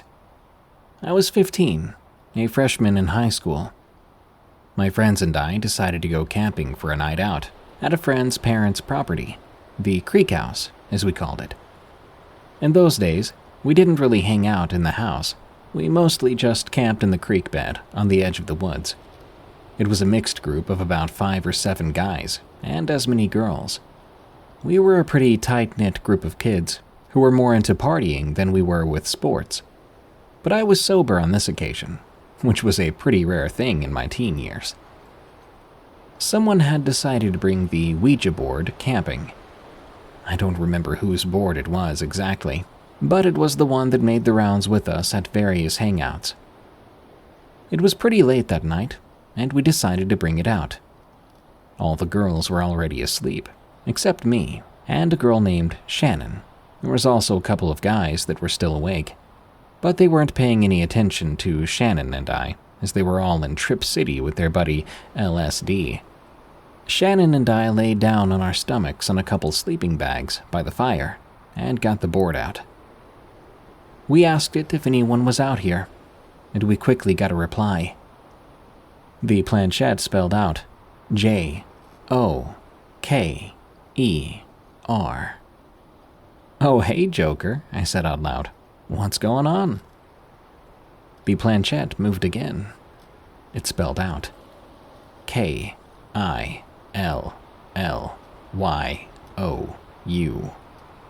Kill you. Being idiots, probably thinking the other was moving the planchette the whole time to prank the other, we didn't take the warning seriously. Instead, I decided it would be a good idea to taunt the supposed entity. "Oh yeah?" I said. "And how do you plan to kill us?" Shannon and I laughed. The planchette moved. TREE. "What? How are you going to kill me with a tree?" I scoffed. No sooner had those words left my mouth, part of a branch from a large oak tree above us came crashing down and landed vertically like a stake between my legs. We screamed, but we didn't stop playing there. Instead, we calmed down and moved to the other side of the fire, laying back down. Yeah, it was scary, but we just had confirmation that perhaps this was real. We felt compelled to keep going. Stupidly, I asked, "Well, that didn't work. Now how are you going to kill me?" The entity spelled out then, FIRE. As soon as we read the word aloud, the campfire nearby grew and popped, flames rushing from out of the fire towards us. That was enough for us to say goodbye to the entity, leaving that Ouija board alone for the rest of the night. But my story doesn't end there, because Joker followed me. Later that summer, my sister and I were hanging out in the back room/living quarters of our stepfather's shop with our friends, Mandy and Linda. We had 2 sets of bunk beds in there with a stepladder to get into the top bunks and a bare concrete floor below. It was the afternoon, and Mandy brought out the board. We asked if anyone was there. We got a reply of yes, so we decided to ask a few questions. Just silly things teenage girls ask. Then eventually one of us asked who we were speaking to. My heart raced when it spelled out Joker. Playing confident, I said aloud, "Oh, you again? Still trying to kill me, huh?" The entity pointed to yes. I wasn't messing around this time, and I immediately went to goodbye. That was the end of the session. We put it away and went outside to hang out with some other friends. That evening, my sister went home with her mom because she had gotten into trouble over something, so it was just me staying in the back room on the bunk beds alone. I was dozing off to sleep when I suddenly was jolted wide awake. I was terrified when I saw them. Spiders. Hundreds of spiders had built webs from the head of the bed to the foot, completely encasing the top bunk I was on, and one was coming down from the ceiling towards my face. I quickly rolled to my side and out of the bed, forgetting I was on the top bunk. Somehow my reflexes took over, and I was able to catch myself just before I hit my head on the stepladder. I switched on the lights in a hurry, and when I looked back, there was nothing there. Not a single thing.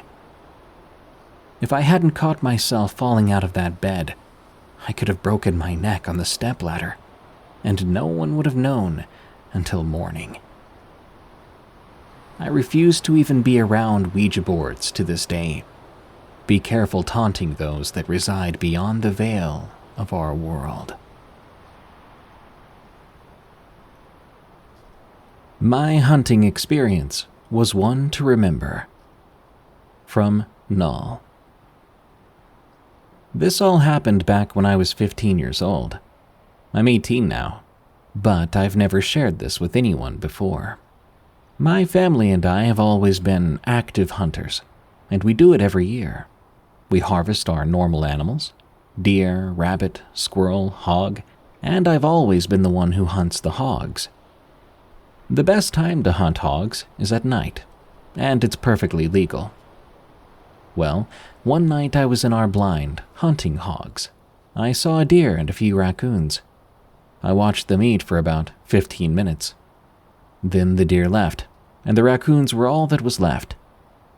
I was starting to get bored, when all of a sudden, the raccoons ran off, like something had scared them. I thought maybe an owl had landed nearby, startling them. But I also noticed it was quiet. A little too quiet. I mean, it was completely silent. This was very unusual and creepy. I had my night vision scope, so I started to move my 45-70 rifle around as to scan the woods. I probably should have mentioned this earlier, but there's a creek that's about 6 to 7 feet deep within our shooting lane. We essentially use it as a berm for our fired rounds, in case the bullet goes all the way through the animal. As I scanned the area around me, I come across the creek, but something's off about it, because I could see eyes shine. I get my hopes up, assuming that it's a hog, so I get ready to fire. As I do, the thing I'm looking at starts crawling up the side of the creek, with hands and a human-like head. I then watch it get to the top of the creek and begin to walk to the corn we had set out for the hogs. This thing had the body of a man, but it was covered in fur. I instantly knew what I must be looking at. A Bigfoot. Now, being the fearless 15-year-old I was back then, I readied myself and got into shooting position. I aimed for its chest and started to pull the trigger. Boom. The rifle fired. My ears rang. I was excited. No way, I thought. Did I just bag evidence of a Bigfoot? But over the ringing in my ears, I heard and felt a gut-wrenching roar. I looked through the scope again and saw nothing. I decided to wait until morning to see if I had hit anything. Morning came, and I left the blind to investigate what damage I'd done. I went over to where I'd shot. I found traces of blood. I followed the trail, which seemed to go on forever. For all of 2 hours, I followed it. But then, I heard the roar again, and when it stopped, I heard something hard hit the ground. Again, then again, and again. Something was throwing things at me. Not just things, though. Rocks, huge rocks. I quickly turned around and left the woods before one of those huge rocks crushed my skull. It took me an hour to get back, but I was terrified. I still hunt, but now I use an AR-15. It holds more than the 7-round tube in my 45-70. But I don't hunt at night anymore. U.S. Army veteran and the Wendigo in Kansas. From C. Philly 100. I was riding a ski lift with a U.S. Army veteran just last week.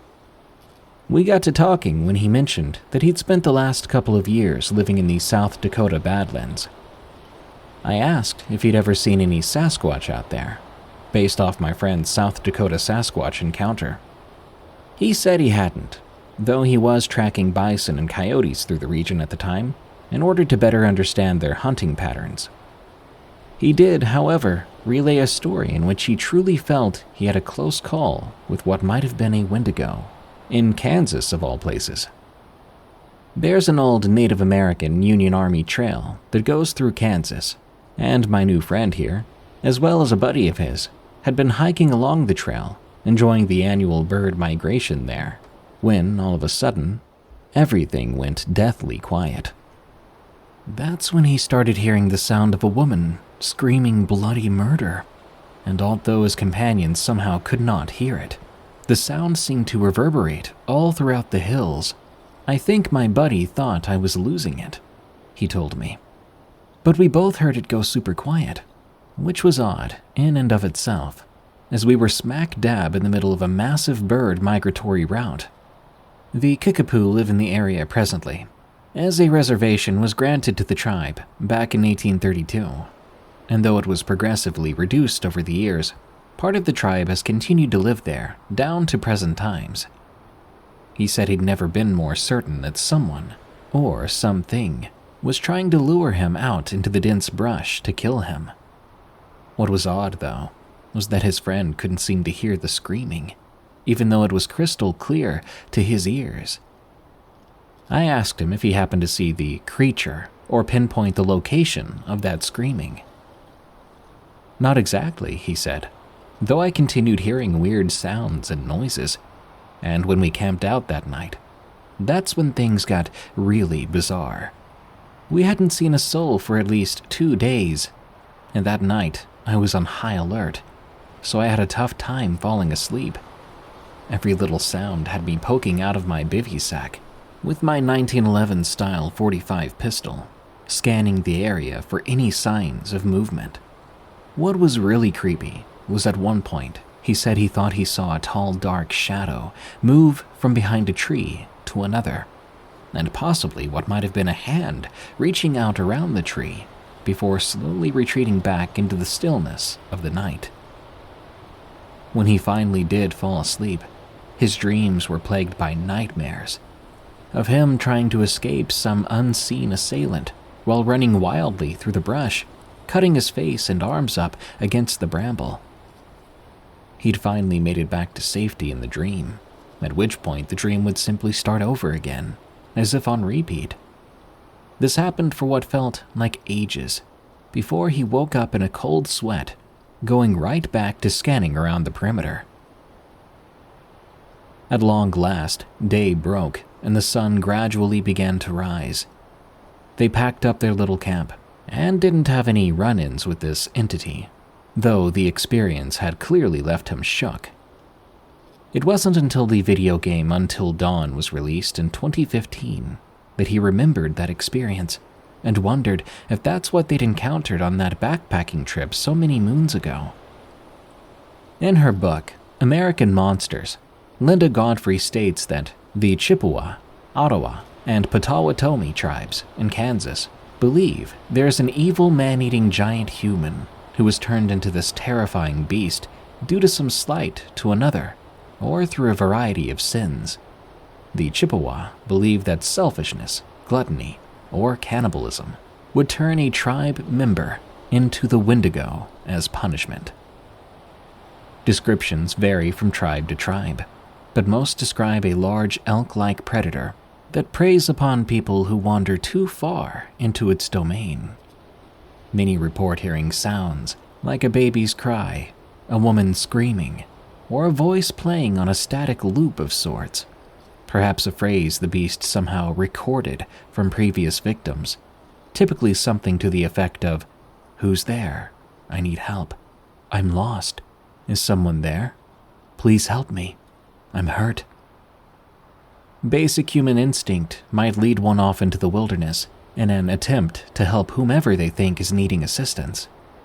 Another common theme is hearing the voice of a loved one, maybe your mother, luring you out into the woods alone, or even a familiar form appearing in the mist, followed by the gradual realization that their voice is off, or that the form doesn't quite fit the supposed dimensions of a human being. Often too tall, too slender, arms too long, a stance more suited for a wild animal than a human person. All these possibilities the two of us discussed, while also bringing in other native folklore, such as Deer Woman or shape-shifting witches, all of which are relatively common motifs in the mythology of the region. But what do you think it was? Bigfoot in Indiana, from Danny Joe. The year was 2015. My best friend Scott and I, along with his oldest son David, went fishing at Morgan Monroe Reservoir. We'd all go every year for an all-night trip in August. I would meet up at Scott's and load my fishing gear in his truck, and help him load his, so we could get started sooner. I looked forward to the trip every year. It was a way for us to decompress from a long week of work. Scott's son, David, was starting his senior year and was eager to get done with school. At the time, I was only 28 years old, and I told him, enjoy life now, because adulting sucks. Scott and I had known each other for over 10 years at that point, and we'd worked together for the same amount of time. Our friendship was more like a brotherhood, and we always had each other's backs, treating one another like family. As we started our drive to our favorite spot to fish, I mentioned to Scott we needed to stop and buy more bait. He shook his head in irritation, so I asked, "You all right?" "Just want to be down by the water sooner rather than later. I thought you bought bait already," Scott replied. I felt bad about it, but what can I say? I'm only human.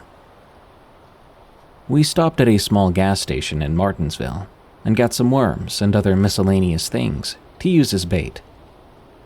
We loaded back up and made our way, listening to some good old 80s music, all three of us excited to catch some fish. From the gas station to the reservoir was about half an hour, but it felt like a lifetime. As we finally pulled into the grass, there was a sign that said closed due to animal attack. The trail we had to walk down to get to the water was covered in shadows as the sun was starting to set, but we didn't care about that or the sign.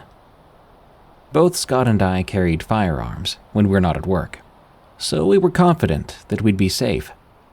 We grabbed our gear, making our way down the trail with haste, as we were so eager to start fishing. As we set up everything, all three of us started talking smack on who would catch the most fish. David was the first to put a line in the water, proclaiming he would outfish us.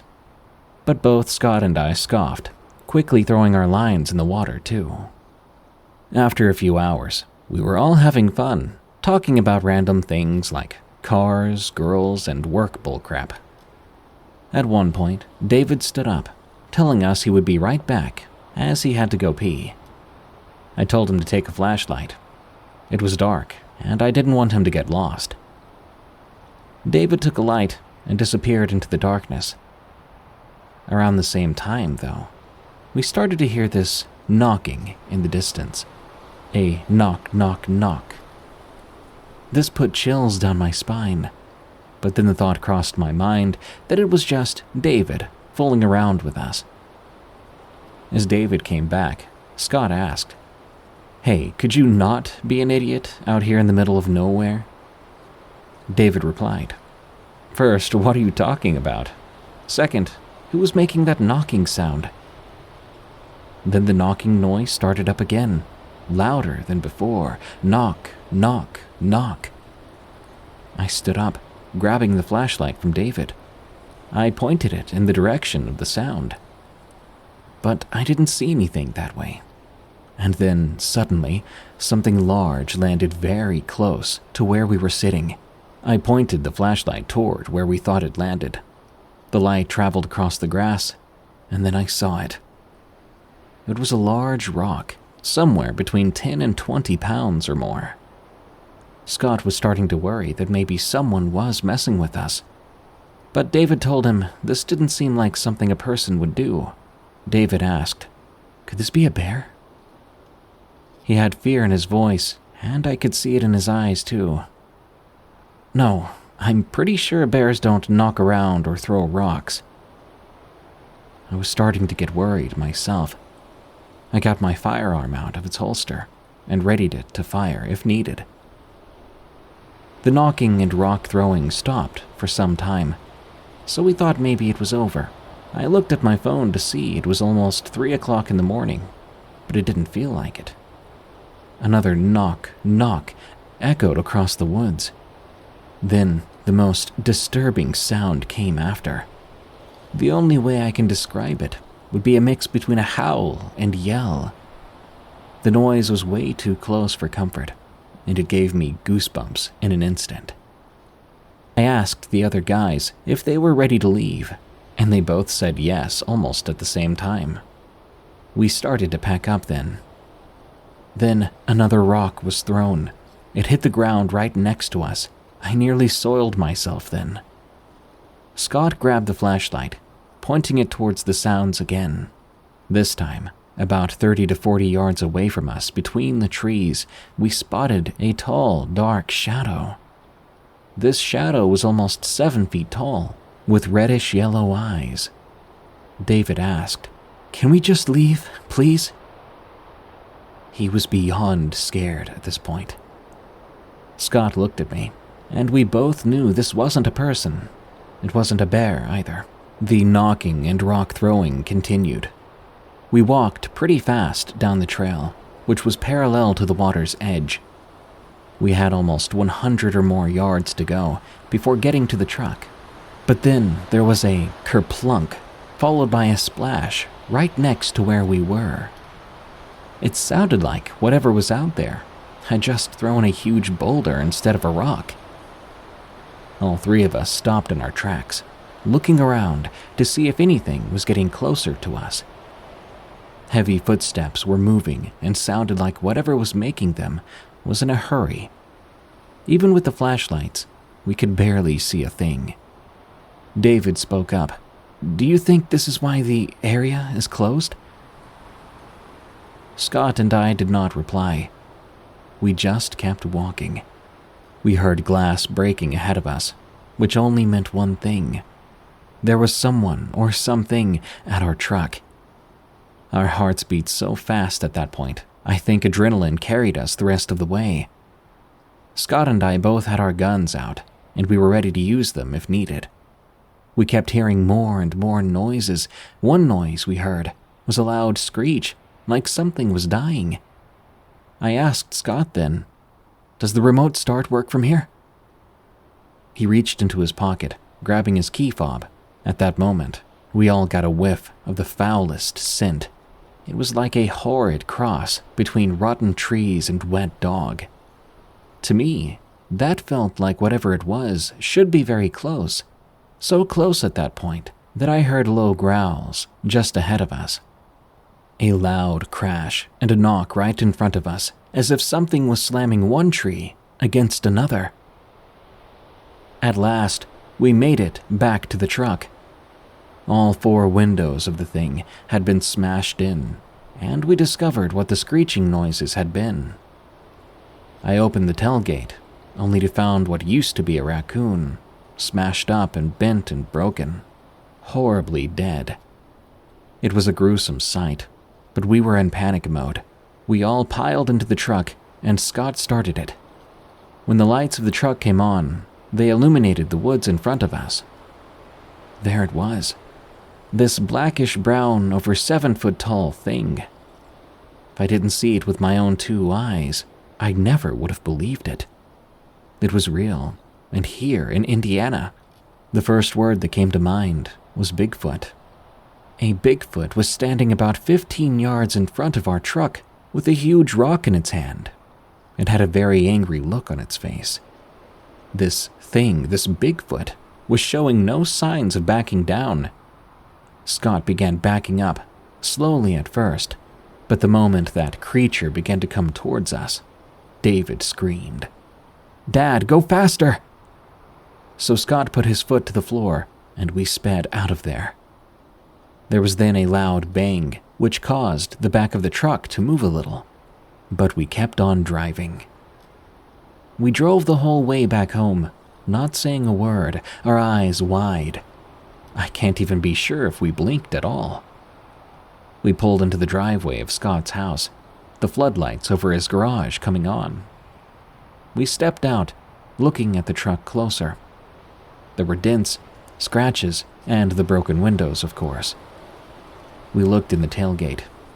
There was now a huge rock in the back. That loud bang had been that Bigfoot throwing this huge rock at us. Scott looked at me and finally spoke. "Was that what I think it was?" I replied, "I think so." David, at this point, wasn't saying anything. He seemed to be in shock. Scott tried to tell his wife what happened, but she didn't believe him. She thought he'd been drinking and wrecked the truck. I told my wife about it all, and she laughed at me. This really happened, but it seems like no one cares or wants to try to believe us. Next time we go fishing, we'll make sure not to ignore any signs posted, and we'll stick to the safer side of things. It's 2023 now, and we still haven't been back to that fishing spot. I often wonder if that Bigfoot has ever attacked anyone else. Stalked in rural Oregon. From Anthony K. I was around the age of 18 when this happened. It took place in my hometown in rural Oregon. The town's name is Elkton. Not like that matters. You've probably never heard of it. The place has a population of less than 1,000 people and consists of a restaurant, a bar, a store, a park, and a post office surrounded by scattered farmland. Nothing bad ever happens there, and everyone knows each other. At this point in my life, I was pretty lazy. I didn't have a job, no car, I still lived with my mom, and I smoked a bit too much. Basically, in my own opinion, a certified loser. My routine was sleep in until I felt like waking up, get stoned, and play video games. Once I got bored with that, I'd walk over to my buddy's house, and we'd hang out for the rest of the night. I'd usually hang out there until around 1 a.m. For reference, I lived about 2 miles out of town, and my buddy lived in town. It was a bit of a hike, but it wasn't bad. It was probably the only exercise I was really getting at the time. I would just pop in my headphones and zone out till the walk was over. This happened during one of those nights when I was walking back home. I was walking through town on the main road. I had my headphones in, and I was just vibing while I made the 2-mile trek. As I approached the park, I noticed a car sitting in the parking lot. It was weird at first, because usually I didn't ever see anyone else on the walks. The whole town would be asleep during these hours. I shrugged it off. Maybe it was someone passing through. Maybe it was someone taking a nap or something. Just off the road by the park is a trail that leads down to the river. At the start of the trail, there's a bench. As I approached the trail, some random guy abruptly appears from the trailhead. This guy looked to be in his early 40s, judging by how he dressed and his facial features. One thing was strange, though. He was wearing aviators, and this was at 1 a.m. He power walked in front of me and sat down on the bench. The whole situation was strange. It looked like he was just staring at me the whole time. I was freaked out at first, but stupidly shrugged it off. I just started walking, diagonally, so there would be some distance between us once I passed him. I passed him and looked at him, and he was still looking at me. I took out one headphone and kindly said, "How's it going?" I think that was a bad move. He did not reply, of course. I just picked up the pace and focused on getting home. This guy gave me the chills, so I still left out that one headphone, just so I could be aware of my surroundings. I got about a quarter mile down the road and decided to look back to see if he was still sitting there. He wasn't, because he was now walking behind me, following me basically, and he was closing the distance. I swear my heart skipped a beat, and I remember thinking, no way is he following me, really? Maybe he lives up here. But that had to be his car at the park, so why is he going on foot? All these questions were flying through my mind. I looked back again, and he was even closer, walking at a much faster pace. Fight or flight kicked in, and I went from a casual stroll to a dead sprint instantly. I looked back once more. He had matched my pace and was now sprinting at me. For some reason, I decided to veer off the road, cutting through the forest. I sprinted over broken branches, through brush, diving into a bush, and going completely quiet. I could hear him stomping through the forest behind me. Then suddenly, he went quiet as well. I think he was trying to pinpoint where I was. This lasted a few minutes before I heard him start to go the other way, back to the park. I felt so relieved, thinking that he had given up. I still waited a few more minutes before he was out of the forest. Then I cut back through to the road as quietly as I could. Once I hit the pavement, I checked both ways just to be completely sure he wasn't there. There was no sign of him anywhere. Then again, I could only see about 40 feet in either direction because I was no longer in the main part of town, and there were no street lamps here. I was still relieved because I was so certain that I'd lost him. So I just focused on getting back home. I was only about a mile away at that point. Eventually, I put my headphones back in and started to relax again, not even fully cluing in on what just happened. Eventually, I noticed a light coming up behind me, the headlights from a vehicle. My stomach sank as I was praying that it wasn't him. As it approached me, it slowed down. I practically cringed as it pulled up next to me and came to a full stop. I looked up, expecting to see that guy wielding a weapon and demanding that I get into the car. Thankfully, it wasn't him. It was a local guy around my age named Brent. He was on his way home from a get-together. "Oh, hey, what's up, dude?" I said. "Nothing much, man. Do you need a ride home?" he asked. But I was stupid. I replied, "Nah, dude, it's all good. I'm almost home. Thanks I could then see a worried expression on his face as he cut me off and said, "Are you sure, man? You know there's someone following you, right?" I immediately looked down the road behind me. There he was, the same guy. He was closer than ever before. I could see something in his hands, something that reflected from Brent's taillights. Turns out I had never lost him. He'd been following me, searching for me this whole time. I was completely oblivious, and I'd even put my headphones back in. I looked back at Brent. I didn't even say anything, and I scrambled into the truck.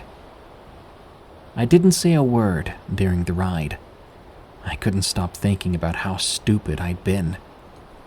We soon pulled into my driveway, and I was never happier to see my house. As I was getting out of the truck, Brent jokingly said, "I probably just saved you from being murdered." Well, he couldn't have been closer to the truth. The older I get, the scarier this experience becomes. What were the man's intentions? Was he going to try to kill me? Abduct me? Why was he in Elkton, Oregon, of all places? I'm glad I never found out. I stopped staying at my buddy's house so late after this experience, and I always kept one earbud out so I could be aware of my surroundings. No matter how much you think you know an area, or how safe you think it is, you should always be prepared for anything to happen. There are truly evil people and insane people in this world. Stay safe out there, everyone. Warning: the following story contains depictions of violence against pets. Creep on the trail. From Lady Skinwalker. I was 16 years old when this happened. I'm a 5'2" girl with blonde hair, blue eyes. I've got 2 large dogs, Zanzibar, a Catahoula Pitbull mix, and Thingamajig, a Pitbull Lab mix. I often take them on long walks through a hiking trail off-leash. One day during our hike, a man approached me. He looked very average, around 5'9", with brown hair and hazel eyes. He wore a basic gray t-shirt and dark blue jeans. He suddenly asked me if I had a lighter. I told him I didn't smoke, so I didn't have one on me. The man then looked me up and down and asked me for my name. Now, I didn't feel comfortable giving him my real name, so I simply told him my name was Kaya. He then asked about my age, and I answered him honestly then that I was 16. He also asked about my dogs, who at the moment were playing with each other behind me. After a few minutes of seemingly normal conversation, I tried to continue on my walk. He then began to tell me how he thought blondes were so hot and that blue eyes turned him on. I pushed past him, my dogs following playfully behind me. A few miles into the walk, I heard him screaming "Kaya" behind me. He ran up to me and said a woman who looked like me was calling my name and offered to come get me for her. I knew he was lying because I looked nothing like my mother, and she wouldn't be calling me by that made-up name I gave him. I told him I knew he was lying and I would not go with him. My dogs, who were playing with a stick, came closer to me after hearing me raise my voice. As I turned to gather my dogs and continue my walk, he grabbed me and he shoved something sharp and cold right into my back. What happened next happened so fast. My dogs began barking. The man let go of me. Zanzibar yelped, and I heard heavy footsteps running away. I started to have a panic attack, but I guess adrenaline kicked in. I got up and ran to Zanzibar, who had also been stabbed. It was a knife. He'd shoved a knife in my back. Thingamajig was running after the man, but came back after realizing the guy had left me alone. I was able to throw Zanzibar over my shoulder and speed walk home. Don't worry, Zanzibar is okay now, but I've since dyed my hair black. I just couldn't look at my hair anymore without remembering what happened. Even now as I write this, I feel a panic attack coming on. Whenever I walk my dogs, I still think about what would have happened if my dogs weren't such good boys. I also no longer take that route, and I soon found out I wasn't the first girl he had done this to. Everyone, be careful and aware of people, because there are horrible people out there. If you live in southern Louisiana, watch out if you go hiking. This man is still not arrested.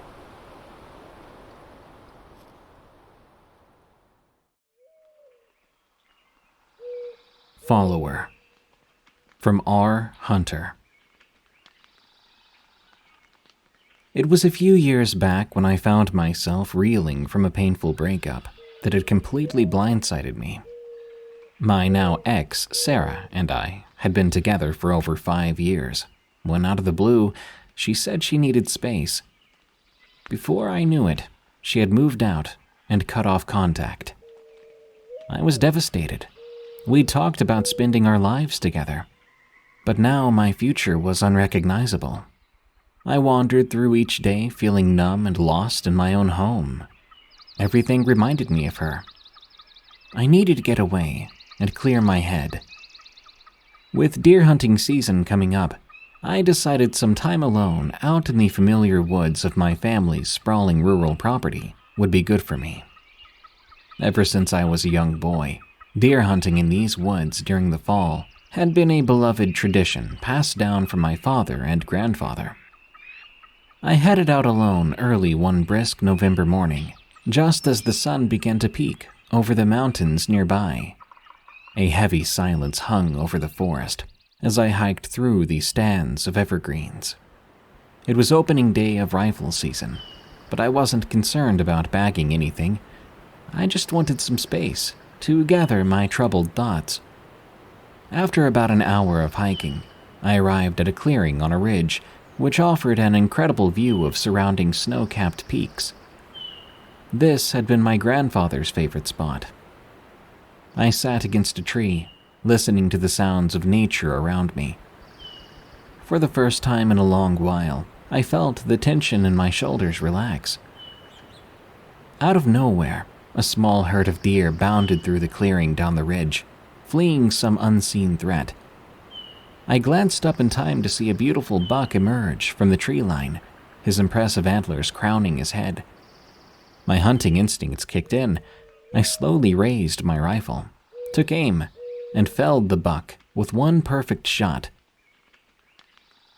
I took a moment to take in the kill, both proud and thankful for it. Then I began to field dress it. Skinning and cleaning the deer brought back fond memories of doing this same work as a young boy alongside my father and grandfather after successful hunts. They had taught me how to do it properly so as not to waste any part of the animal. I could almost hear their voices and laughter on the breeze. The sun was starting to set then, by the time I was finished. I slung my rifle over my shoulder and gripped the deer's antlers.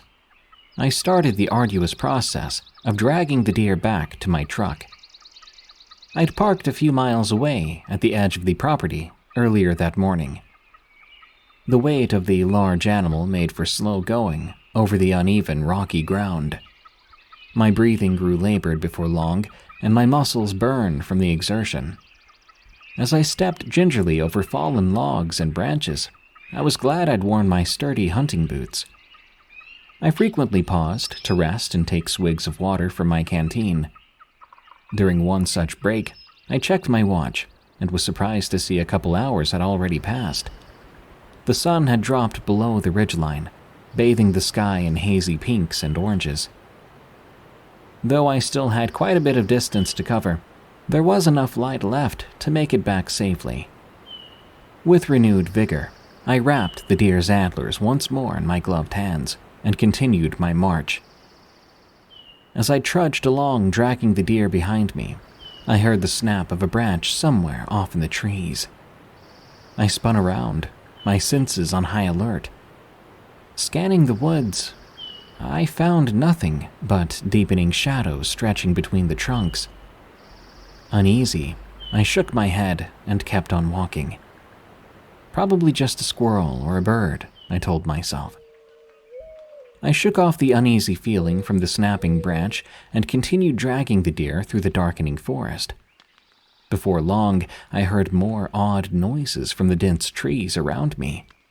Twigs cracking, leaves rustling. It sounded like something was walking on 2 feet, keeping pace with me.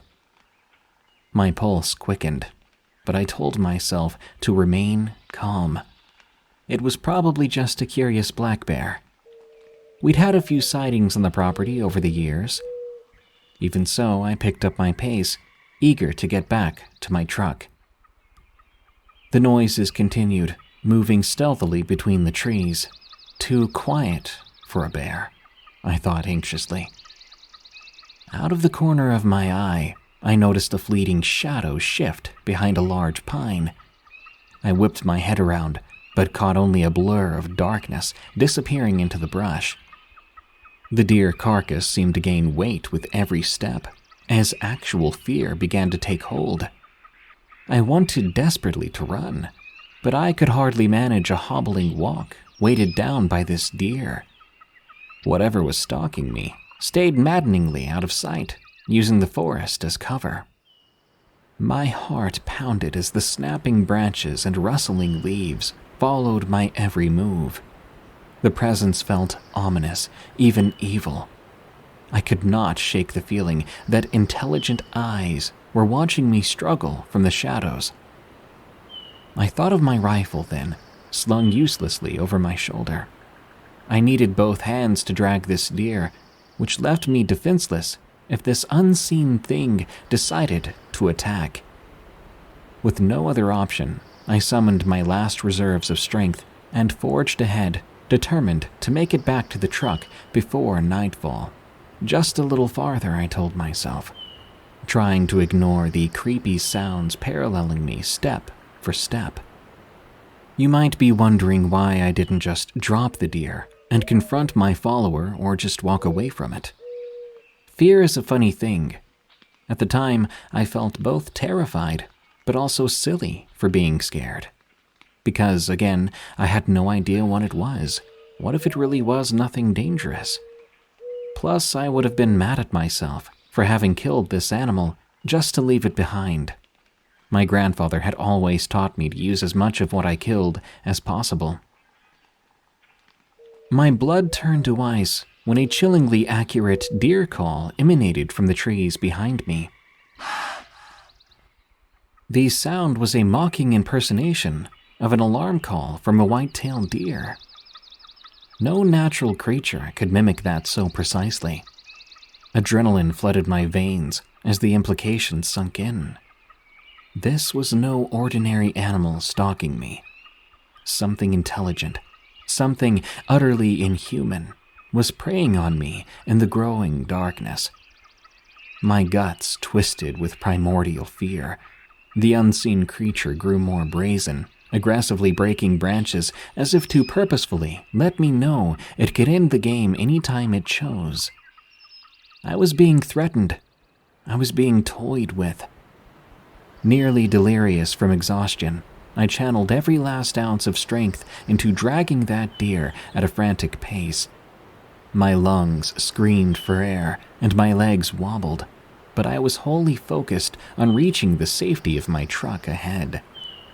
With the last dregs of daylight fading behind the trees, I finally stumbled into the small clearing where the old pickup was parked. I hurriedly loaded the heavy deer carcass into the truck bed as darkness enveloped the forest. I jumped into the driver's seat, my hands shaking violently as I fumbled to insert the key into the ignition. The woods behind me had gone deathly silent, but I could feel the presence of the predator, watching, waiting. As the engine roared to life, I said a grateful prayer that I would make it home alive. As I pulled away, a horrific otherworldly scream pierced the night air from somewhere deep in the black forest behind me. The ghastly sound sent shockwaves of dread down my spine. Whatever this malevolent entity was, it was furious that I had escaped its vile clutches. I drove recklessly fast down the winding dirt road, away from that godforsaken place, one trembling hand on the wheel and the other gripping tight around my rifle. When I arrived home, I leapt from the truck and raced to unload the animal. As I heaved its body from the truck bed, my blood turned to ice. The head was completely gone, ripped clean off the neck by some tremendous force. In the days that followed, paranoia consumed me. The image of the mutilated deer carcass seemed seared into my mind's eye. I constantly felt watched from the tree line at the edge of our property. At night, I would jolt awake, certain the thing was outside, peering through my windows. Dark circles formed under my eyes that no amount of sleep could cure. One morning, our dog failed to greet me at the door as usual. I found the poor girl whimpering under the porch, viciously mauled but somehow still clinging to life. It felt like it was a message. This sinister presence could easily strike those I loved, if it so desired. One dreary morning, I worked up the courage to visit my grandfather. The old man had retired to a small place at the edge of town, not far from our family's property. I hadn't seen him in a while, and I felt guilty that it took something so dire to prompt a visit. When I arrived, Grandpa looked pleasantly surprised to see me. He invited me in, and we caught up over coffee at his worn kitchen table. Eventually, I broached the subject. I asked as casually as possible if he'd ever experienced anything odd while hunting near that ridge. Grandfather's expression darkened. He stared silently into his coffee mug for several long moments before speaking. "You saw something out there, didn't you?" he asked gravely. I nodded, ashamed to have brought up something that clearly troubled him. But I had to know. He leaned back with a heavy sigh. "Didn't want to believe it myself," he began slowly. "But over the years, things happened that I couldn't explain. Strange calls in the night, an odd sense of being watched by an unseen menace. Couple of times, while hauling a kill, I'd hear twigs snapping, leaves rustling right behind me." My blood ran cold. It was just as I'd experienced. Never actually saw anything, though, Grandfather continued. And I didn't want to believe evil could exist so close to home, so I convinced myself it was all my imagination. But deep down, I've always known there's something darned unnatural in those woods. I told him every chilling detail of my encounter with the unseen stalker. The sound of branches cracking, the precise mimicry of deer calls, the mutilated carcass. He listened grimly, nodding in recognition. "I'm sorry. I should have warned you," Grandpa said regretfully when I finished. "All these years I've been denying it myself, pretending it was nothing. But it's still out there, I see." I changed the subject, trying not to linger on something so distressing. After all, my grandpa's best years were behind him, and I didn't want to stress him out. "It's been years now, though I'm still afraid it may be out there, lurking in the shadows. Maybe, hopefully, I'm just paranoid." Why I Can Never Go Hiking Again. From Georgie. There is one memory from my teenage years that still haunts me to this day. An encounter I had while hiking in the woods by my childhood home. It was something I witnessed that I can never unsee, and it changed the way I see the world, making me wary of the darkness that can lurk unseen even in the tranquility of nature. When I was 14 years old, hiking in the forested hills near my subdivision was one of my favorite after-school activities. I'd throw my backpack on and escape into those woods almost daily, wandering for hours amongst the oaks, pines, and maples until it started getting dark. It was so peaceful. Just me, the sounds of birds, and wind in the leaves. Usually, I'd bring a book or my Game Boy, and I'd find a nice spot to relax, unwinding from the school day. It became my much-needed refuge. The wooded area stretched on for acres, with a few dirt trails crisscrossing through it. But I would often veer off trail, forging my own path through the trees and underbrush. I would encounter deer, rabbits, squirrels, your typical woodland creatures. Nothing threatening. Over time, I got to know the forest intimately, like it was an extension of my backyard.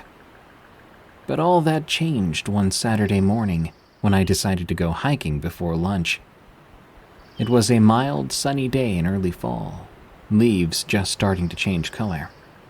Walking down the trail into the woods, I smelled that earthy forest scent, that one of soil and pine needles.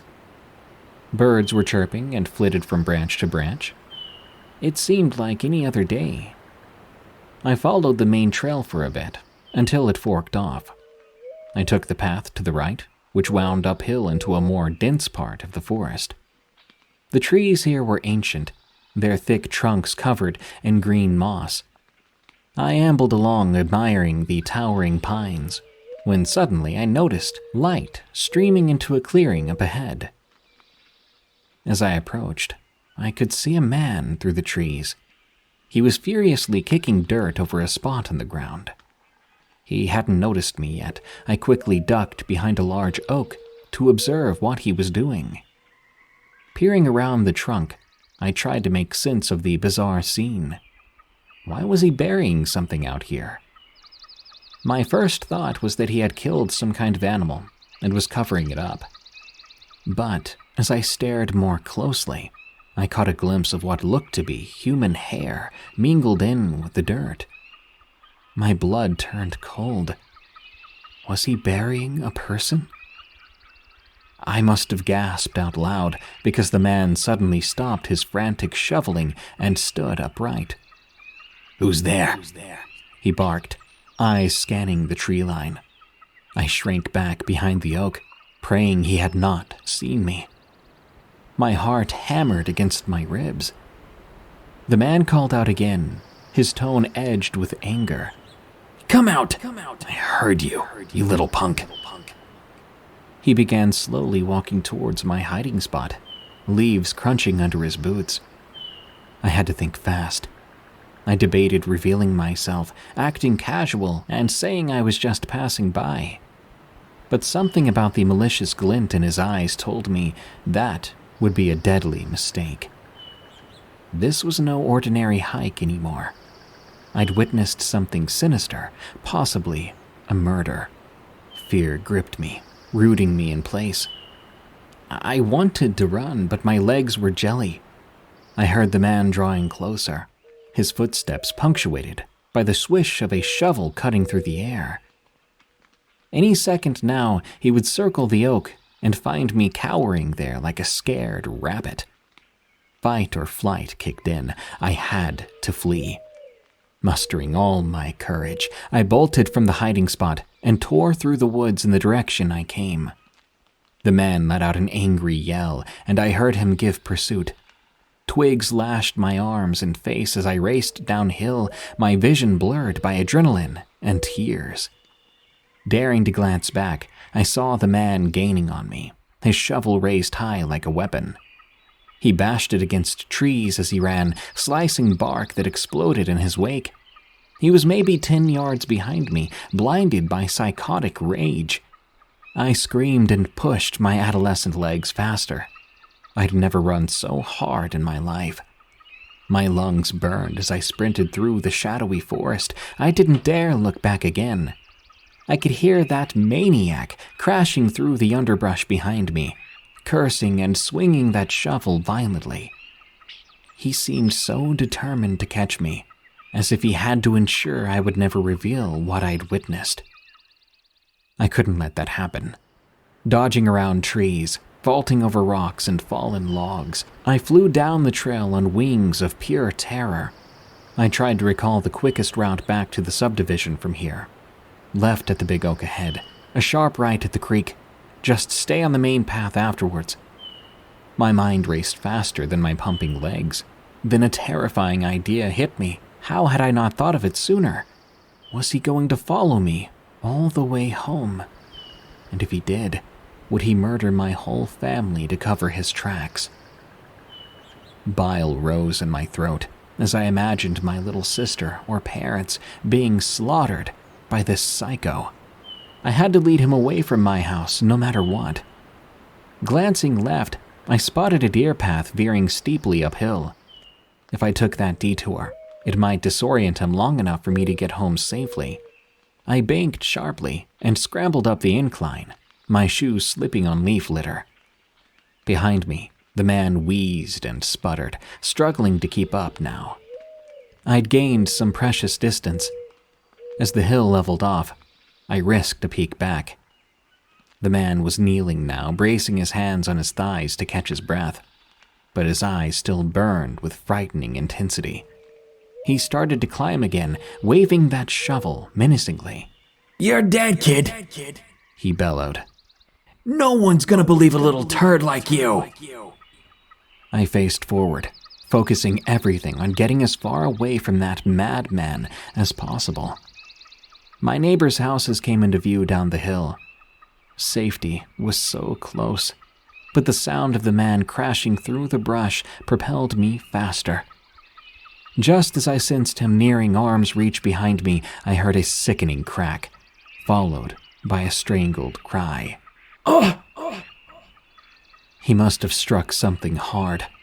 I couldn't stop to look. I cleared the tree line and raced for home, rasping and wheezing.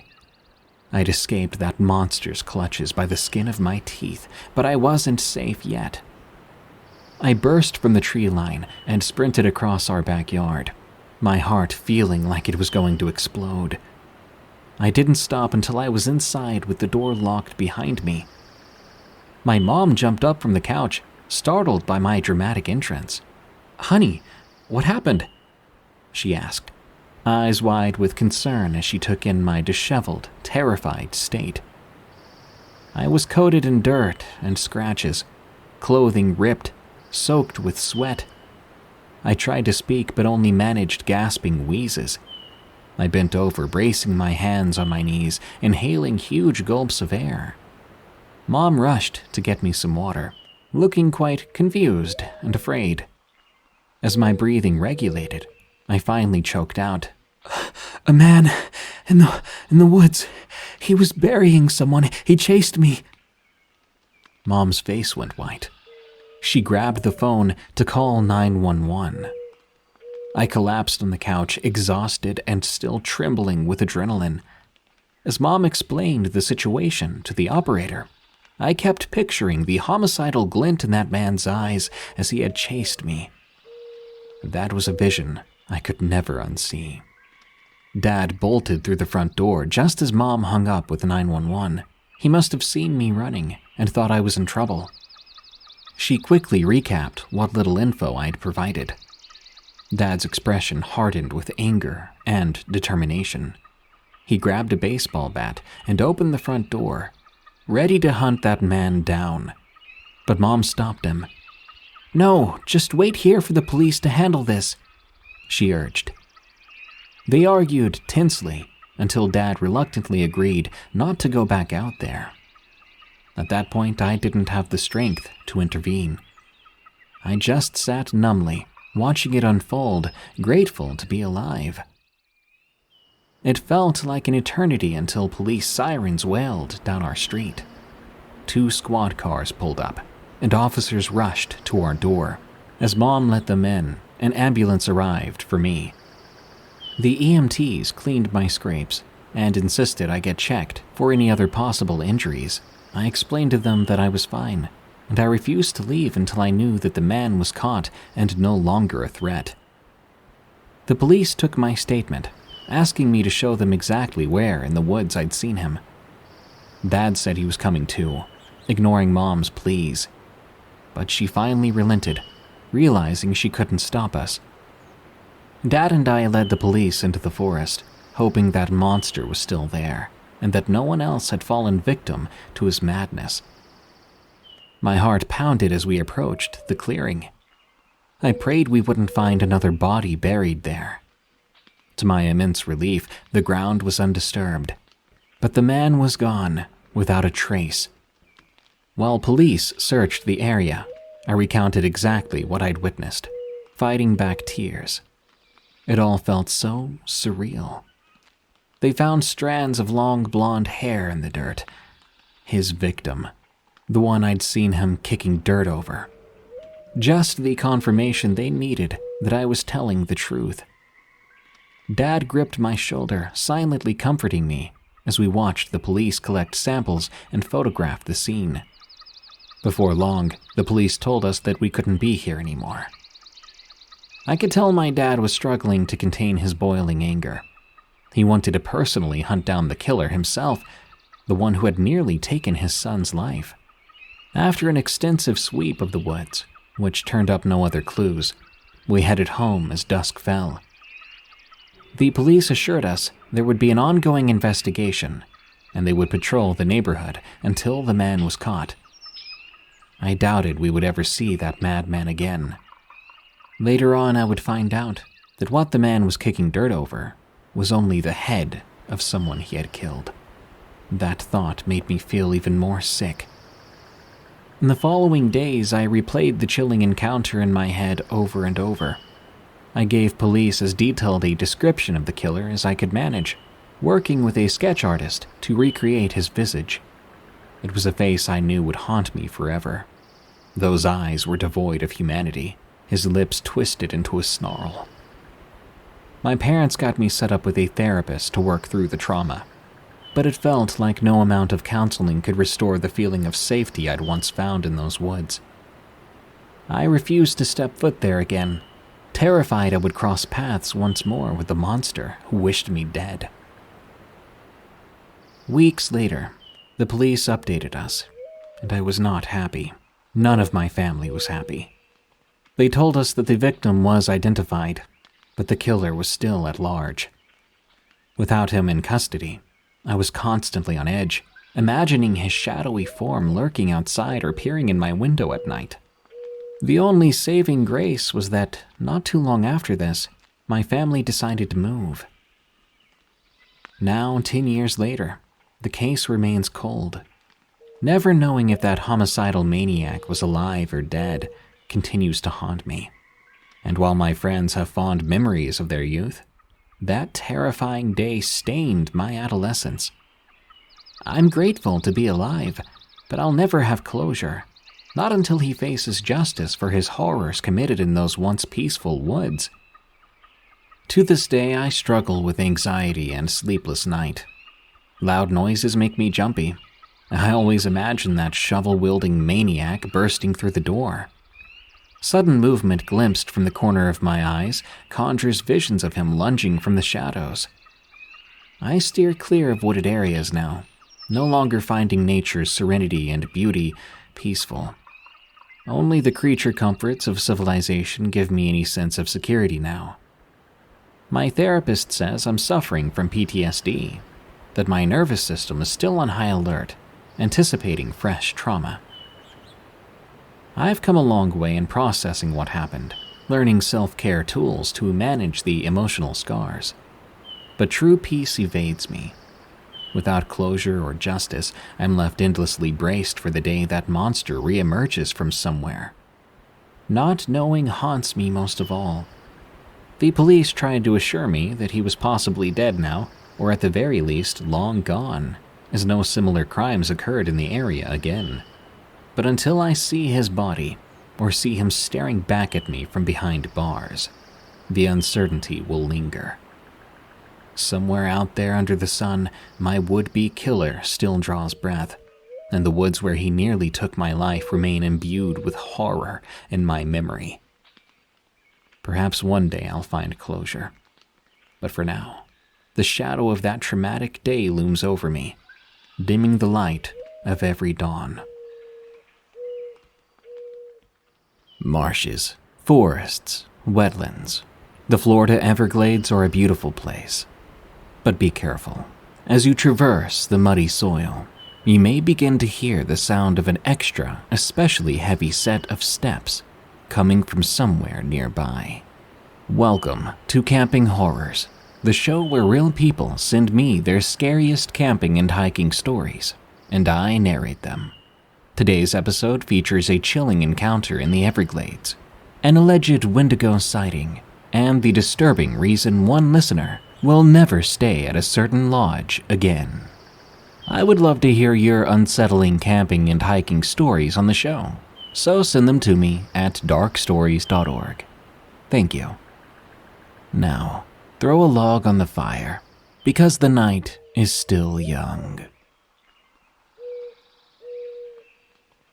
Panthers, Boas, and the Unknown. From Jason R. After retiring, I realized I'd have to find something to do to occupy my time. My wife and I have taken up traveling. She likes to go hiking and camping, which to me as a former soldier is about as much fun as a colonoscopy. But if you're married, you know that if the wife likes hiking, then you're going to be spending a lot of time slathered in bug spray and praying for the sweet release of death. While I await the grave's siren call, I try to make the best of a sweaty and exhausting situation. So I use our trips to go in search of cryptids. I've spent my life researching legends, of which Florida has more than a few. This gave me a reason to be a little bit more positive about our trip. One of the Mrs. Grandpops spent a week in the Everglades, back in the day. It's a big place. Over 2,300 acres worth of swamps, grasslands, and marshes. After he passed away, my wife wanted to do a day-by-day recreation of his trip. Now, the Cherokee talk of the Wampus cat, a supposed six-legged, green-eyed cat with magical powers. What kind of powers, you might ask? Well, it's said to be able to travel faster than the speed of light, hypnotize those foolish enough to get too close, and you kind of get the idea. I know a lot about the undiscovered creatures out there, and if you ask me, finding a mutant panther has to have the lowest chances of success imaginable, but probably not as bad as the odds of finding those hairy Wisconsin elves I've heard about. There are legitimate reports dating back to the 1920s and 30s that mention the beasts killing cattle in North Carolina and on down to Georgia. As one might expect, These reports were scoffed at and attributed to coyotes or other normal predators. For some reason, the legend of the Wampus Cat seems to revolve around ladyfolk. It's been described as a hybrid between a demonic feline and a woman. In another version of the creature's origin, a woman's husband was driven insane by Yuwa, the spirit of madness. So, seeking revenge, she donned her booger mask, and using the fierce spirit of the mountain cat, she defeated the demon and became the protector of her tribe, defender of their lands. This brings me to my hunt for this elusive cryptid at the Everglades National Park. I wanted to make our own version of those Travel Channel Expedition X shows. So the wife and I went walking out in the middle of the night out there, a bit after 8 p.m. I'd say, in search of the Wampus Kitty. The monster goes by other names such as Golly Wampus and Whistling Wampus. My wife found the concept of a whistling cat amusing, so we looked up various big cat roars and calls online.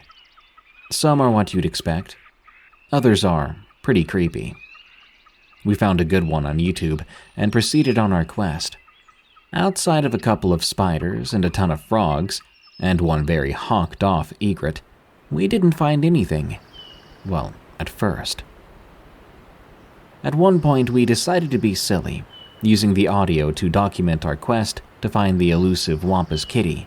We stumbled around, playing the audio of cougars in heat, pretending like we were being hunted.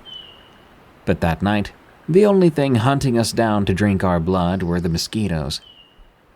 I want to preface the next part of my story with a little background about the Everglades. You might have heard that the Everglades have a real problem with invasive species. Some are fairly mundane, such as the walking catfish. Others, however, are monsters in their own right. You see, the Everglades have been overrun by snakes. I'm not talking about copperheads or rat snakes, I'm talking about Burmese pythons. For you non-locals, you might be thinking, no big deal. But you're wrong. The largest Burmese python caught in Florida measured 19 feet. Officials said it set a new world record in length. That's a pretty big deal. Most anyone who slogs through the muck can see all kinds of smaller critters, but they rarely see these elusive snakes. So why am I telling you all this? Simply put, there are tens of thousands of pythons in Florida, and unless you hunt them down, you'll never know they're there. Thousands of lethal predators were watching our every step. The point is, large things call the Everglades home. We didn't see any sign of the Wampus Cat that night. It was muggy, and being tired, we headed back to the hotel to get a much-needed shower and some sleep. The next day, we visited some more of the spots that the wifey's grandfather had visited. We broke for a late lunch that I soon thought I'd be regretting for the rest of my life, but I wasn't about to let my questionable choices in cuisine stop my hunt for Garfield's disgruntled niece. We went back out, this time much farther off the beaten path. We didn't find the Wampus Cat this time, but we did apparently find something else. Something a little more well-known. Like I said, most people have never heard of the Wampus Cat, but people have heard of Bigfoot, and his southern cousin, the skunk ape. It's this mysterious creature that we think we happened upon. As we wandered through the pine trees and through the muck, we occasionally caught a whiff of stank. Florida does have a healthy skunk population, and my stomach hadn't been performing as advertised, so we wrote it off as being something other than the legendary Esti Kapkaki that is spoken of in Mikosuke legends. When we went out on the trail, the way was unrestricted, and to be honest, kind of boring. We'd seen a statue of the mysterious skunk ape on the way in. They've got a skunk ape headquarters and everything, too. I snapped a shot of old Stinker as we drove by, but didn't think too much about it until later. The skunk ape differs from his western relatives. Allegedly, he's a bit smaller, and according to the lead researcher who scoured the swamps in search of him, There are fewer than 10 of his kind left in the world.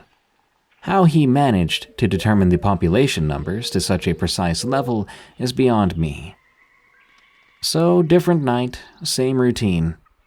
It never occurred to us that something other than a Florida panther, which is extremely rare, might respond to the calls coming from our phones, until something did.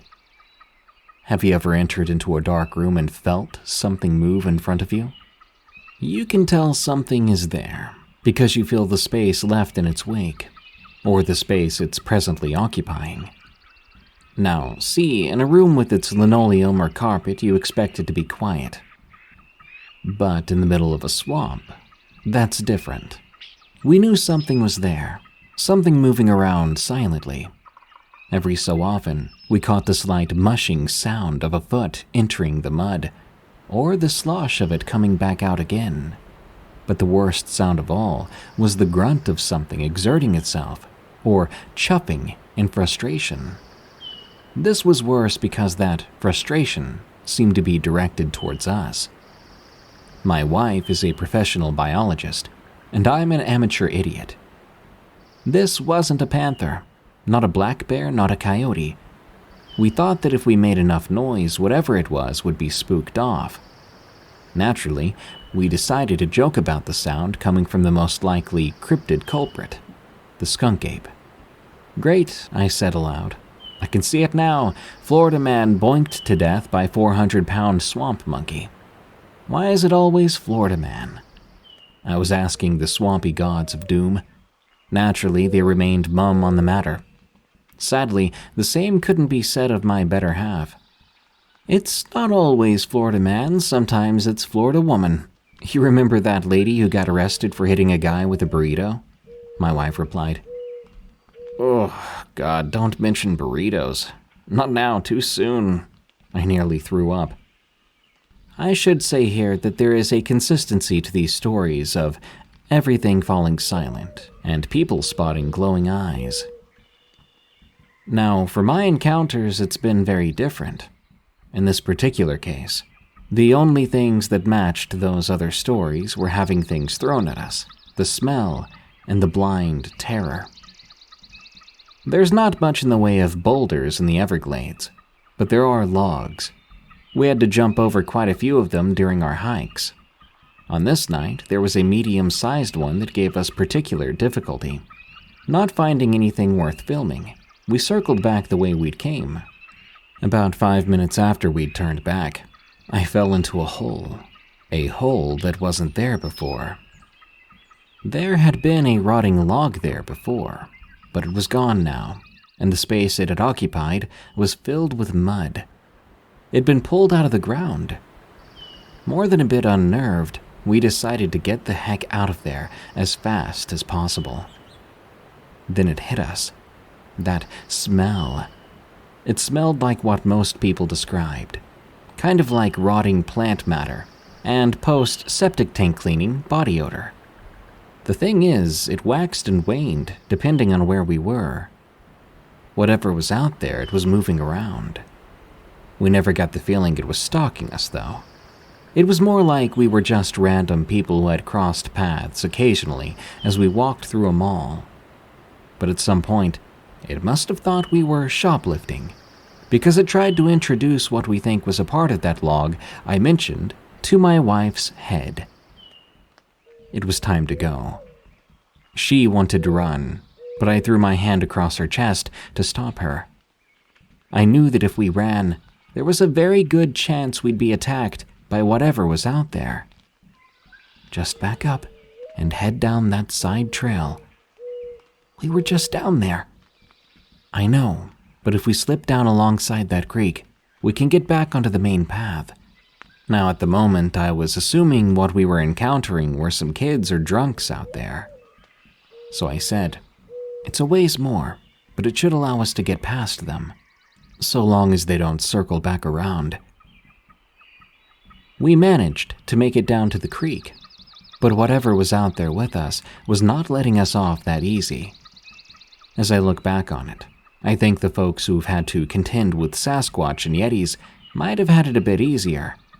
A rock, at least, is a single solid object, Even if we could have seen them, the rotting chunks of wood and stinking mud it tossed at us would have been all but impossible to dodge. Still thinking we were dealing with pranksters, we moved as calmly as we could back to the main gate. We'd almost made it all the way out when I got that sense again. That feeling like there was space up ahead that was filled by some living thing. There was no noise. We just knew something was there. We were certain of it. When we made it back onto the paved portion of the trail, the silent thing chuffed, and we heard it turn. We didn't hear it walk off, though. It was smarter than that, and much quieter. Still thinking the night's events were the work of some inebriated jerk, I ventured back into the murk the next day. I went right back to where we'd had that log chunk tossed at us, and found the log shattered to bits around the tree it struck. It was bright out, so just a few clouds in the sky. I'd left the wife back at the hotel. Given the events of the prior night, she was more than happy to watch some TV while her husband fumbled around out in the mud. I looked all around for footprints, something to validate our suspicions. After about half an hour, I found what I was looking for. Footprints, or at least what had been a footprint. They appeared to have been smeared to appear less noticeable. I followed in the general direction that the footprints seemed to be heading in. Thinking back on it, I realize now that chasing after this thing's tracks was not the brightest idea I've ever had. It did pay off, though. You see, it missed covering up a couple of tracks, and what lay there in the mud made my hair stand on end. A clear footprint. It was massive. Then there was another. After that, the land turned to water, and I lost the next tracks. This wasn't the work of some bored local. But whatever did come after us that night was intelligent. It took us several hours to get back home. We kept going over what had happened. What really nagged at me was the sheer scale of the Everglades. What if there was something else lurking out there? Eventually we got home and I made my silly video. While we've shared it with a few folks, we didn't tell them what happened to us while we were making it. But like I said, I'm hunting cryptids as a hobby now, and I thought the people around here might enjoy hearing about some of the lesser-known monsters that have yet to be discovered. We will never go camping there again. From Looking for Swaggy. Every year our family gets together for a family camp. As we got older, we became accustomed to sleeping in a bed rather than a tent. We found this beautiful lodge deep in the BC northern mountains, and we would have the entire place to ourselves.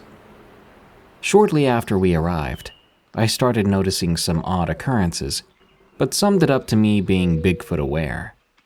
I've had encounters in the past with what I believe to be those creatures, but I'll save that for another day. When my teenage son went out on the kayak, he came back telling me there was something moving around by the island. It sounded like he had startled something rather large. I asked if it could have been a deer, and he said no, it sounded nothing like a deer. He's an avid hunter, so I trusted his judgment. The first day carried on without much incident. Day 2, my mom and husband take the boat and go fishing. They came back empty-handed, which is a rare occurrence for my husband. My dad has even joked that my husband could catch a fish if he dropped a line in a toilet. I asked about the fishing. They said they'd caught some, but when they gutted them, the insides were all rotten and full of worms somehow. Very strange for a mountain lake, but okay. We just wouldn't eat any fish on this trip. I mentioned to my husband that that was quite odd in my opinion, and we'd also not seen any birds or other typical animals. He did say he noticed but didn't tell me, because I have a very active imagination of things that go bump in the night. Day 3. We decided to go for a walk up the road, mostly because all the kids were getting a bit wild. Walking along the road, there was a commotion up ahead. "Quick, come see this," my husband called to me. There in the ditch was a huge single footprint. The road was dug into the mountain and was much lower than the forest beside it. I'm 5'11", and it was a bit taller than me. There was what looked to be a flattened part at the top, so my husband tried to climb up, but it was too soft. Whatever made that print got up there with one leap. The kids who we brought along with us were getting restless, so being a parent, I made the call to just leave the print behind. That night, the woods had a presence to them. It was like we were being watched. I didn't tell anyone since my sister was already on edge about bears and the sort. Day 4. I woke up early to try to take some cool photos of a few morning birds, if I could find any. I was excited when I spotted a few, but when they all stopped chirping at once, my heart seemed to stop and my ears opened up. I knew that meant something large was out there lurking about. This went on for some time. I could hear my husband moving about in the cabin. I began to listen, and I swear I heard something walking behind our cabin in the gravel.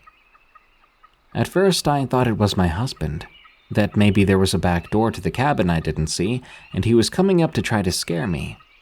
A trick he often enjoyed at my expense. But just then, my husband opened the cabin door up. "Hey, are you just getting up?" I asked. "Well, yeah," he replies, a bit offended I'd be asking such things on holiday. I told him in a very hushed whisper that I'd just heard something walking around behind the cabin. So, like the geniuses we were, we went out together to go look. But we didn't find anything. We started poking around in the outskirts of the tree line. We each went separate ways, trying to find something.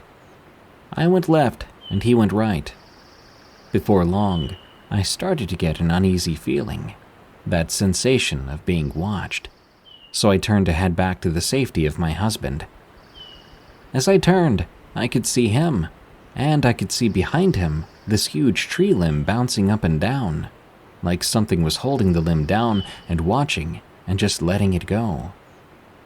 Now at the time it was not windy out at all, and only that one limb was moving. We met up and I told him what I saw, and we both thought it was pretty creepy. I said we should just head back in and make some coffee, and he agreed. As the day went on, at one point we were sitting on the deck of the main lodge, catching up, as families do. Across the lake, I saw this small white rectangle. I watched it for a while. Suddenly, it became a huge white rectangle. It was like a large flash of a camera, but in slow motion. It lasted about 3 seconds. I mumbled out, "What in the world is that?" My family asked what I was talking about, and I described it. They shrugged it off because I was just seeing things, and we carried on with our day. That night we had a huge bonfire by the lake, and I couldn't really shake the feeling that we were being watched closely. With the darkness surrounding us on the moonless night, it was impossible to see anything that lay outside the glow of the campfire. Day 5. We sat on the deck again, when my sisters started to remark about some odd occurrences they've noted. Now, they're not Bigfoot believers, so I was especially intrigued to hear their stories. One sister stated that she kept seeing black shadow people outside her cabin window at night. Whenever she looked, they seemed to go back into the darkness. My mom got a little excited at this and exclaimed, "I've seen those outside too." My husband then described this giant spiderweb that seemed to float through the air, with little strands all around it. I tried to debunk it by saying it was probably a spider baby bomb. He's very persistent that no, he knows what that looks like, so it wasn't that. However, he couldn't quite explain what he saw exactly, but just that it looked like a floating mass that you could see through, and it had a defined outline. He was very serious, and I believed him. We all then discussed the weird feeling we were getting in the lodge, feeling watched, feeling like we had sea legs and we were queasy. At first, I thought maybe the people couldn't build a sturdy lodge, so maybe it was wobbling and we couldn't tell, causing us to get subtle motion sickness. But before long, we started to get the sensation outside too. My brother, who remained silent for most of the time, eventually remarked, "So you felt that too? I just thought I was really high." We decided to change the subject and just enjoy our last night and our last day at the cabin. Day 6. I woke up early because the bed was really not too comfortable, and I didn't want to waste any of the last day. I went outside the cabin, that feeling of being watched ever palpable. I sat on a stump and could hear knocks in the woods. There was a knock to my left and one a bit farther to the right. Whatever was causing it, it was coming from two different things, and they seemed to be communicating. I then decided to go to the main washroom when I heard something inside the back room. I nearly soiled myself as the groundskeeper popped his head out and said good morning. I told him he nearly scared me to death, and we exchanged some pleasantries. I wasn't going to ask him about these strange happenings there, as I know how it sounds to other people. The day goes on without much happening aside from the dreaded feeling of being watched.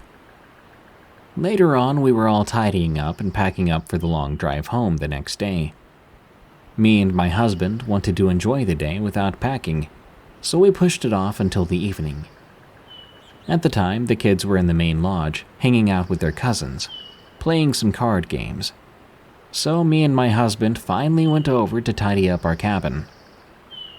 We were loading the car up and this horrible smell just comes out of nowhere. I walk over to my husband, who's half in the SUV loading things. I told him, "Really? Did you need to crap your pants inside the car?" He chuckled and said he didn't do it. The smell was so strong and terrible. I asked, "You sure about that?" He looked me dead in the eye and said he didn't, and that he smelled nothing. I've been known to be able to smell a cow patty from 2 kilometers away, but still I was baffled that he couldn't smell this. As he sniffed the air, I was describing the smell to him. He said that doesn't really sound like his smell. Now married people can attest to knowing their spouse's odor. It's sad but true. Luckily, he finally gets wind of the smell too, and I see his eyes go huge. The air gets thick then, and we knew we weren't alone. I heard a branch snap from the left, a tree knock that was so close I could feel it in my bones. Thud, thud. We looked at each other, both knowing. We understood we had to get back to the main lodge. We quickly power walked to the others. We let Mom know, but we didn't alert the kids. She told us to go let her sister know, because she was alone in her cabin with her kids. We all ended up sleeping in the lodge that night. There was this unsettling feeling in the air of being watched, and we didn't dare step out of the lodge until morning. I mentioned this strangeness to the owner in an email after we left, and he confessed that there have been many people who stayed there and either left early or stated that there was something in the woods that watched them. After all that, we opted for a less secluded camping spot the next year. Wendigo Encounter. From Anonymous. A few years back, I had an encounter that I could never forget. It was supposed to be a fun trip, but it turned into something darker. In late June, I decided to take a camping trip with my friend named Ava. She and I traveled about 3 hours from our hometown to a clearing in the midst of a thick forest. When we arrived, we immediately started to set up the tent and unpack our belongings. By the time we were done, it was already 6 p.m., and the sun was starting to set. Ava and I ended up setting up a fire and some chairs, and started to cook ourselves dinner. We roasted hot dogs over the fire, and after that, marshmallows, of course. We talked for a few hours, then decided we were both really tired, so we called it a night. Sometime in the middle of the night, I was awakened by a loud noise. It sounded like pots and pans clinging together and falling to the ground. Apparently, this didn't wake up Ava, which didn't surprise me. She always slept like a rock. At first, I assumed it was just a deer or some other animal exploring our campsite. I made my way to the door of the tent to unzip it, and I checked what had made all the racket. But I was stopped by an unearthly sound. The only way I can describe it is a car slamming on its brakes so hard that there's a screech. I jumped back from the tent opening, startled out of my mind. I was completely terrified, because I had absolutely no idea what this thing outside of my tent was or what it wanted. But I had to find out what it could have been. Once again, I stepped towards the tent's door, and I began to unzip it. I tried to make as little noise as possible as I opened up that door. As I looked out, I saw nothing at first, until I looked over to the chairs. I saw something there that shook me to my very core. There was a figure there, a creature standing on two legs with incredibly long and thin limbs. It was covered in what looked to be a solid black coat of fur. Its head reminded me of a deer at first, but there was something off about it, something that I couldn't pinpoint. Then the creature let out another scream, much louder this time, forcing me back. I covered one ear with my hand, using the other to zip the tent back up. I crawled back next to Ava, who I saw was now awake, confused, and as terrified as I was. When the wail died down, before Ava could ask what was going on, that creature wailed again. We listened to it wail and walk around, before finally we could no longer hear it. By then, it was nearly dawn. When we felt we were safe, we packed up everything as quickly as possible, and we left, not looking back. Neither me nor Ava have been camping since, and I'm not planning on going back anytime soon.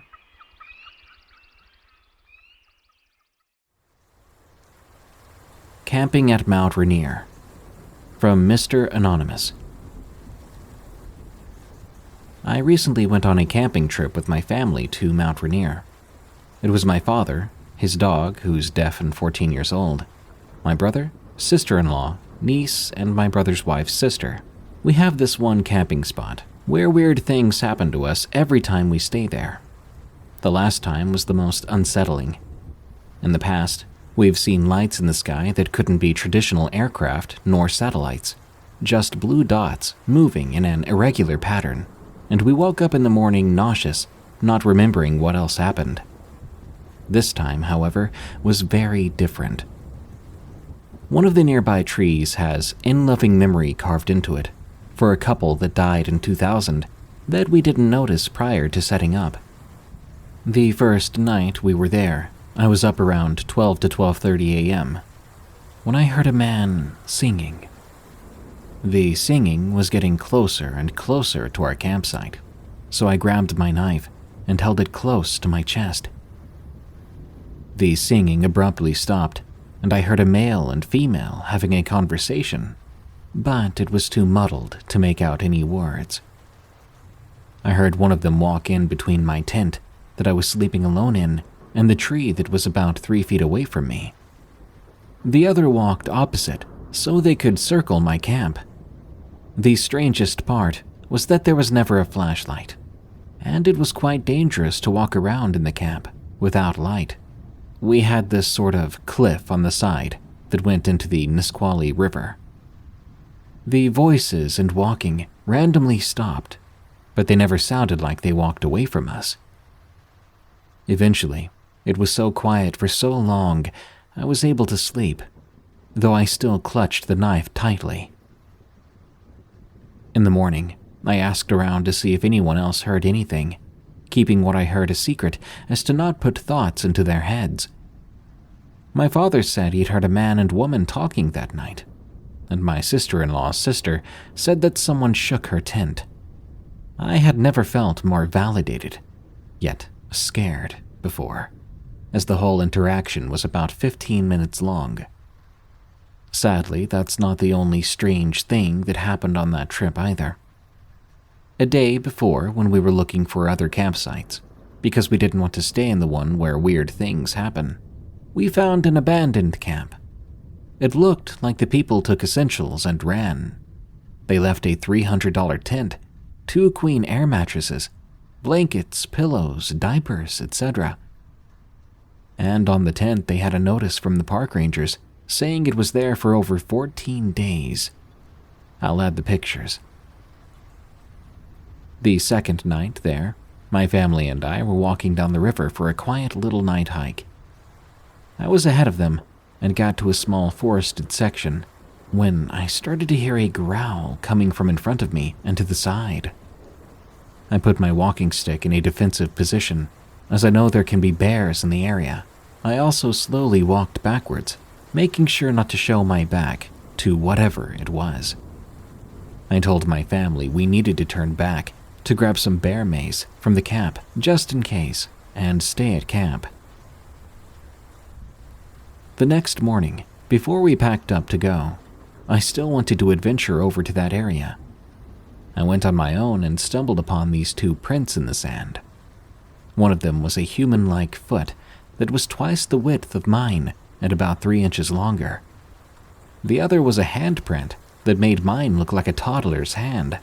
I'm not saying it was a Bigfoot or a cryptid, but whatever it was, it had to be over 6.5 feet tall. I'll also be adding pictures of those prints. It could have very well been a tall person with abnormally large hands like my dad has. They're swollen due to an illness he has. But even his weren't even close enough to being that big. Also, I don't know what a person would be doing walking along the side of the river barefoot. If you know anything about Washington, you know that there's constantly sharp rocks along the rivers and ocean with very little sand.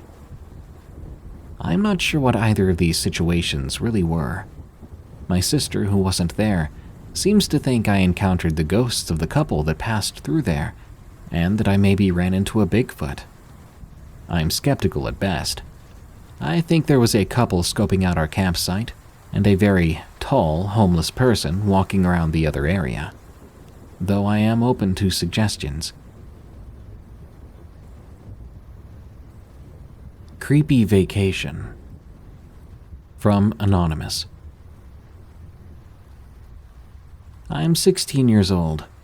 I was born and raised in the Dominican Republic, but I now live in New York. I was on vacation back in the Dominican Republic, in a town called Sabana Iglesia, which belongs to Santiago. There are more smaller towns, but Sabana Iglesia is more well known due to its population, which is no more than 7,000 or 10,000 people. I used to live southeast from there, like 10 miles away. There's a much smaller town called El Flair, which holds a population no more than 1,000, and that's 3 or 4 miles from where I used to live, where this incident occurred. It happened back when I lived in the Dominican Republic. Where I lived then, I have to say, the place is beautiful and peaceful. There we all grew up in the woods, and we knew the area well. The small amount of people that lived there made it easy to remember everybody's names and pretty much where they lived. This small place is called El Corral.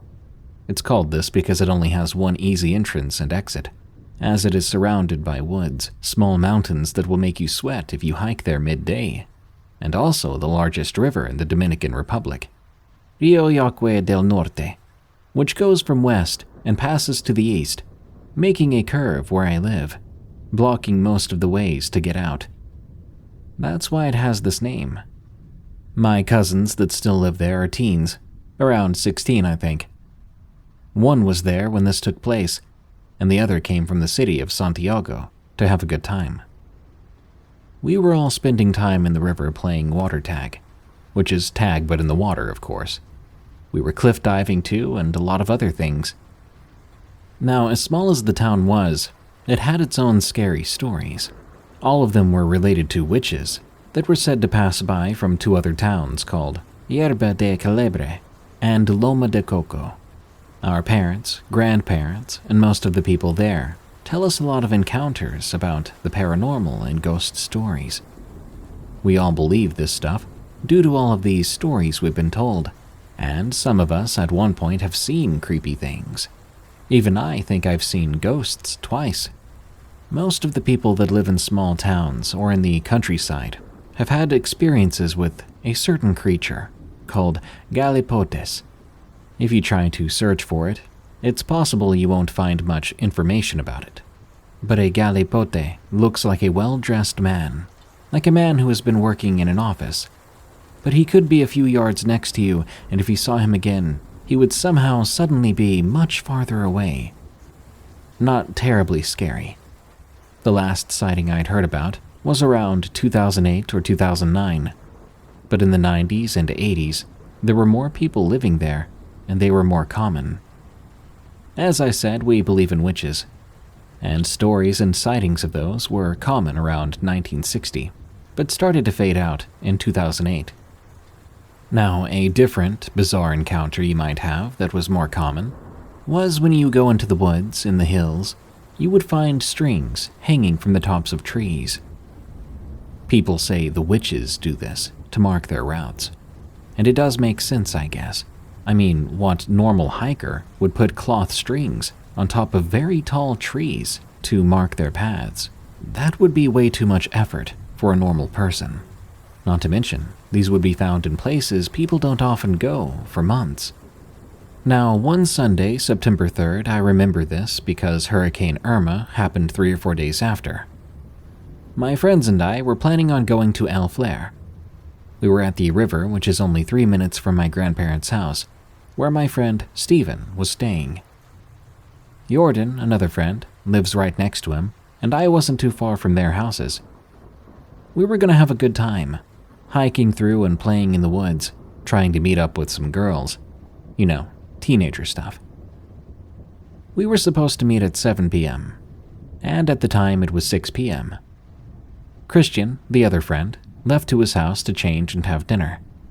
We did the same. I lived with my great-grandparents back then.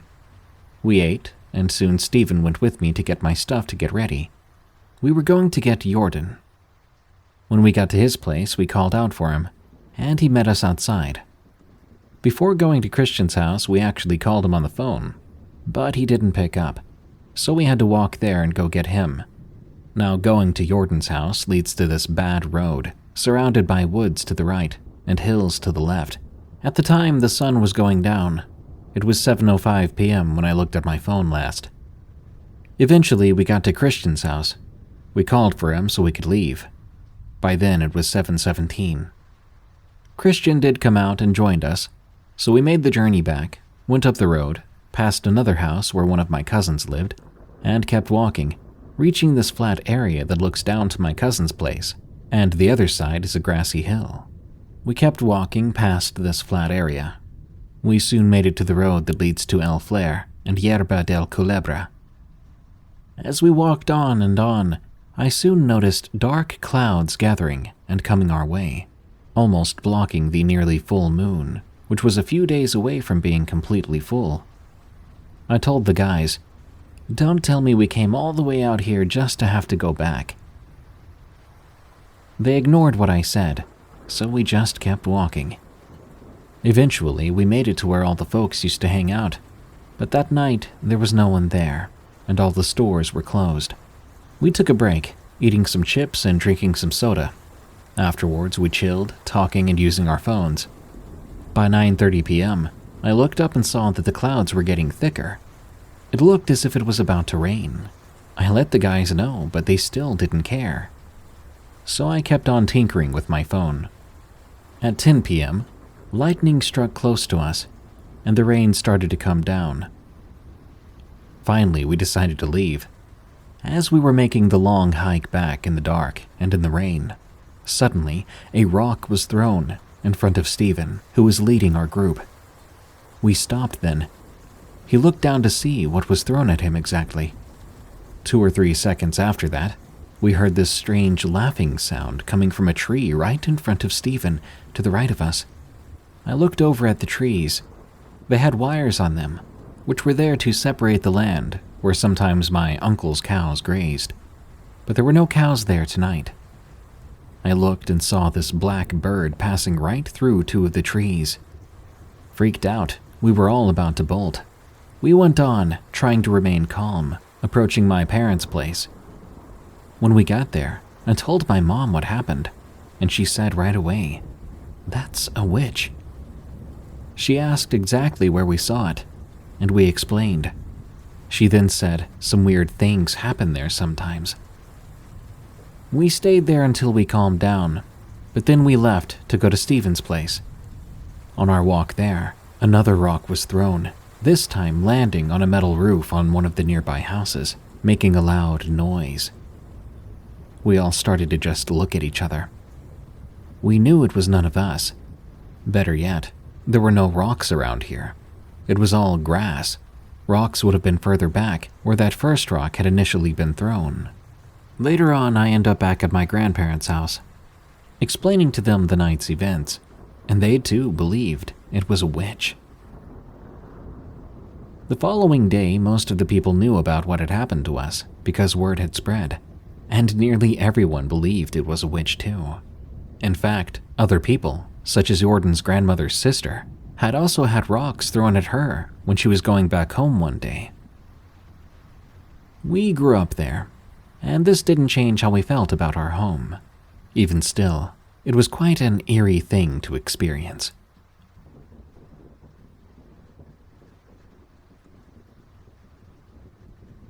Ozark Werewolf, from Barner2424.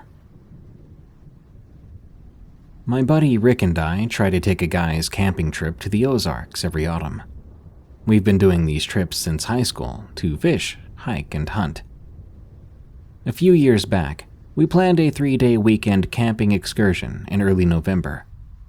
As always, we spent the week leading up packing supplies: tents, sleeping bags, cooler, non-perishable food, rifles, ammo.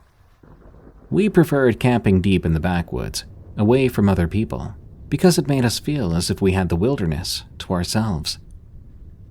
We left on a Friday morning, driving several hours to reach the remote forest area we had scoped out on maps weeks before. We turned off the main roads onto narrow dirt paths, rarely traveled except by loggers. Eventually, we reached the overgrown trailhead leading to the secluded spot by a creek we aimed to camp at. We hiked through dense brush and forest for over an hour before reaching the clearing we had chosen as our campsite. The place was perfect. Flat ground to pitch the tents, fallen logs to sit on, the gentle babbling of a nearby creek in which we could fish. We quickly got to work unloading the truck and setting up camp.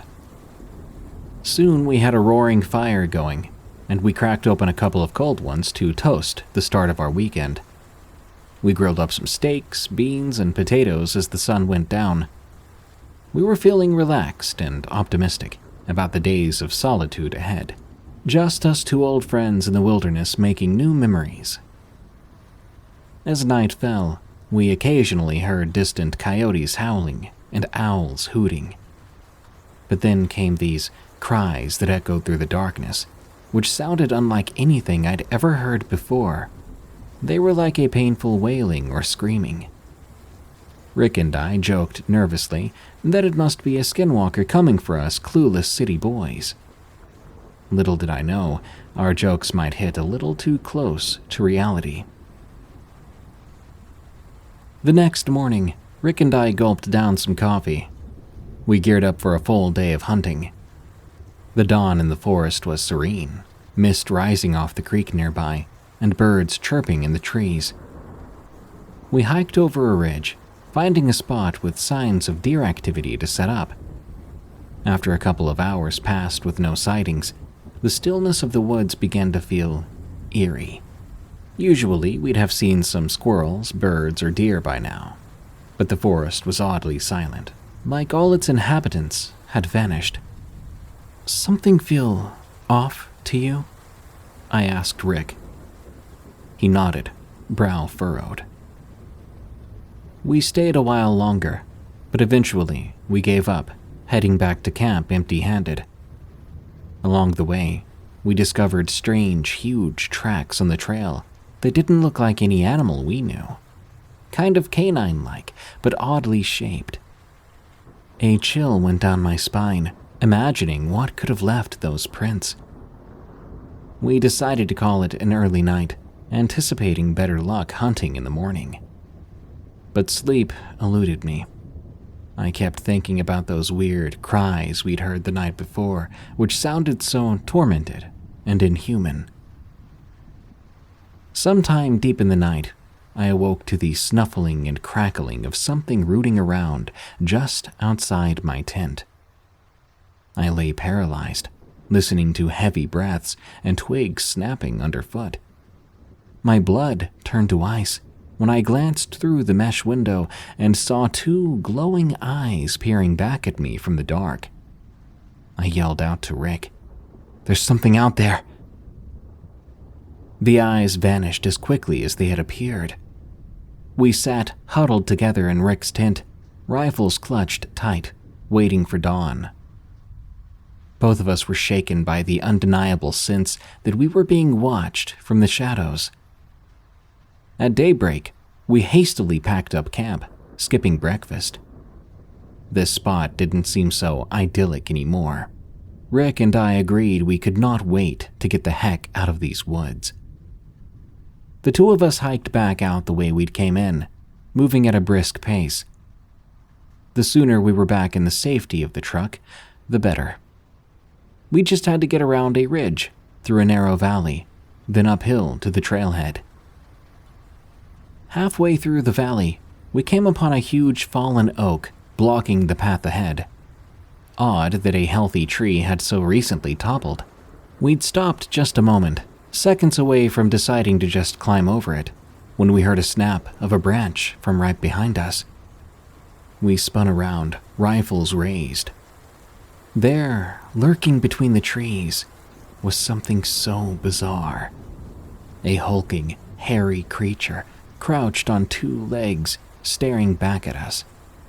It had a wolf-like face, but stood over 7 feet tall, its muscular frame covered in grayish-brown fur. A low rumbling growl emanated from its throat. Rick and I stood frozen in shock and terror. The thing made no move to attack, but its penetrating yellow eyes watched us intently. When I finally mustered the nerve to fire a warning shot near its feet, the beast didn't even flinch. Instead, I saw it bare its fangs and take a step towards us. That's when the chaos really began. Rick tried firing too, but his gun jammed. The creature then let out a bone-chilling snarl and suddenly lunged in our direction. The two of us screamed and reeled backwards, toppling over the fallen tree. I landed hard on my back, the wind knocked out of me. Peering upside down from the ground, I glimpsed the beast's long, jagged claws and muscular hind legs as it briefly towered over us, but in the next instant, it had vanished back into the underbrush. We staggered to our feet, gasping for air, minds blank with primal panic. Without a word, Rick and I began to sprint back up the trail, driven by sheer animal instinct to survive. We didn't speak, didn't plan, only knew we had to make it out of these cursed woods before that thing came back to finish us off. We sprinted through the forest, delirious with fear. The trail seemed to stretch on forever. No matter how hard we pushed our aching legs, the parking lot never got closer. Glancing behind us, I'd catch glimpses of that hulking thing, paralleling our path, easily keeping pace with us. It would duck behind trees or into the brush, flashing in and out of view. I think it was toying with us, like a cat letting the mice think they could escape before going in for the kill. At one point, I tripped on a root and face-planted into the mud. As I staggered up, I came face to face with the beast, who had soundlessly crept up behind me. Its breath was hot, and it reeked of rotting meat. We locked eyes for a split second before it bared its fangs, snarled, and vanished again into the shadows. This told me it could have killed me at any point, if it wanted to. I don't know how, but Rick and I finally stumbled out of the woods and back to the pickup. We floored it down that dirt road like two madmen, reckless and panting, not stopping until we reached the highway. Only then did we trade horrified accounts of what we had just seen. A living nightmare we could scarcely believe. We agreed not to tell a soul what happened. Who would believe us anyway? This thing was no ordinary animal. We'd encountered something unnatural, something evil, in that forest. Neither of us had ever been more terrified or felt so powerless. In the months after, I scoured the internet looking for clues about what we saw. Some cryptid forums suggest it could have been a dogman, or a wolf-like creature they call the Ozark Howler. All I know for sure is we stumbled into the hunting grounds of a monster, one that's likely still roaming the remote wilderness of the Ozarks. No one will ever convince me otherwise. I'll never set foot in those god-forsaken woods again.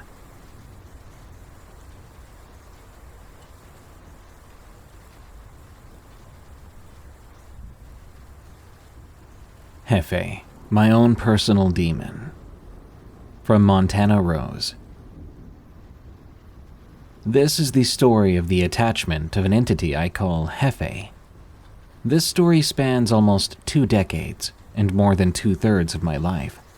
I am what you could call an elder in a young body. I'm 24 years old, but on the tail end of my second divorce, wrapping up years of traumatic events and misfortunes and life lessons in prolific numbers. I'm beginning to tie together some of this misfortune and trauma to the existence of an attachment between Hefe and myself. I cannot tell you exactly what Hefe is. I wish I knew for sure. But I can tell you what it looks like, what it does, when it does it, how it sounds, and where it hides. I can't even tell you why or how it became attached to me. I was a child when this began, at only 7 or 8 years old. When I was around 7 or 8, my dad and I went on a camping trip to Yosemite. My mom didn't join us on this trip. We'd gone on many trips before as a family, lasting around a week each time, and oftentimes at Big Sur or Yosemite. We pulled into the park having already had a small debate in the car about food and music. I was ready to call my mom because I was already homesick. Though being older now, I think I just missed my mom. She and I could hold a normal conversation. To this day, my dad and I have these debates about mundane and trivial topics. We never stay mad, if we ever even do get mad.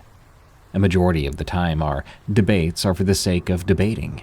I guess that seems to be our best method of communication.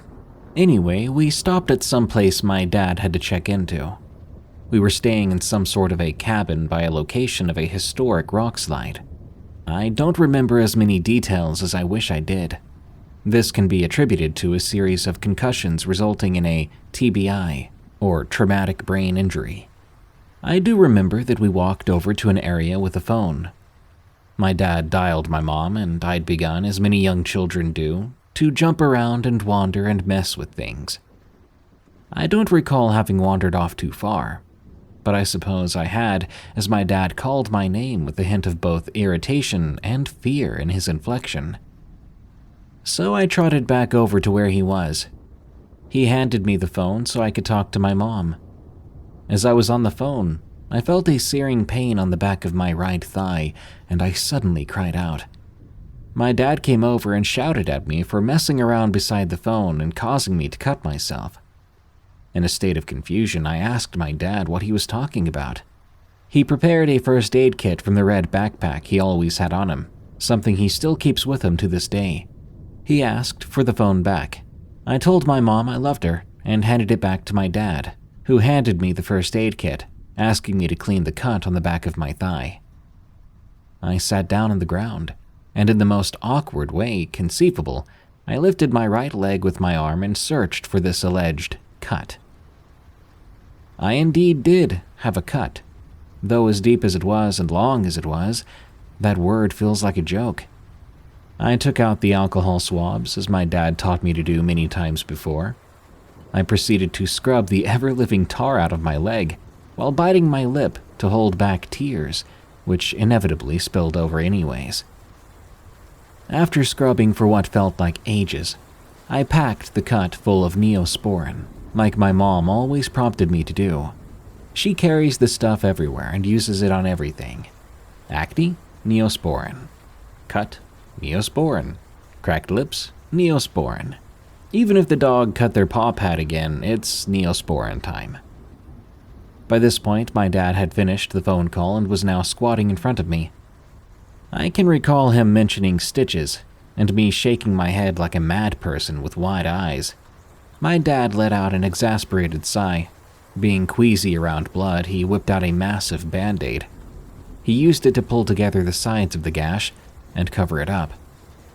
This was one of those fancy watertight Band-Aids my dad saved for me, because I was known to be found in creeks, mud, trees, or some other area, likely teeming with dirt, debris, and the germs my parents were so wary of. Our trip carried on afterward with very little out-of-the-ordinary activity to note. The days passed by with excitement and joy, and adventures and exploring. My dad, to this day, is my favorite adventuring buddy. He and I climbed mountains and found views of waterfalls. We went hiking and went to group campfires. At one point, I made friends with a girl close to my age, staying at a cabin nearby with her grandfather. On the third to last day of our trip, my dad was exhausted, but he allowed me to explore the remnants of the rock slide behind our cabin.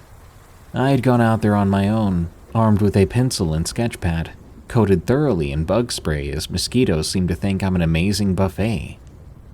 As I wandered between the boulders and the remnants of a squished cabin, I came across a deer with red hair and limbs that looked too long and awkward for its body. It was standing beside a massive round boulder. That boulder stood at around 10 8-year-old me's in height, and the deer beside it stood at about 2. I will note here I've always been tall for a girl. Today, as an adult, I stand at 6'2", and back then, I would have been around 4'11" to 5'2", based on the lines left on the doorframe of our old house. That deer locked eyes with me, and I felt pure dread. Something about its gaze felt wrong. There was something up with its eyes. I couldn't really place it, though. I can only speculate what it was that bothered me in retrospect. You see, I believe those eyes appeared human. My dad then called, and I looked back to our cabin. When I turned toward the boulder where the deer was, it was no longer there. All that remained was my sense of dread. I took off like a bat out of heck for the sound of my dad's voice and the safety of our cabin. That was the last time I saw or felt such strange and alarming and dread-inducing activity for a few years.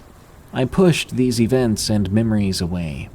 I thought about them only when certain events began to induce the same feelings again. When I was 10, my parents found a dog at the Humane Society in our county. Her name was Bella, but I'm pretty sure she hated that name, so we called her Lady May. Lady May was eventually trained as my service dog and was my first lifeline in the adult world. The year after our family adopted and trained Lady, we went on a trip to Calaveras Big Trees Giant Sequoia Forest as a family. Before we got to our camping spot there, my dad wanted to visit Yosemite and show my mom one of the sites we had visited when we stayed there a few years back.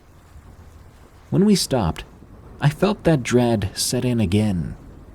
Lady seemed to know this, and she became more clingy and protective over me than typical of her. As she was a large dog and a rather independent breed, this was comforting and also mildly alarming. When your big ol' independent dog begins clinging to and protecting your child, you should take notice.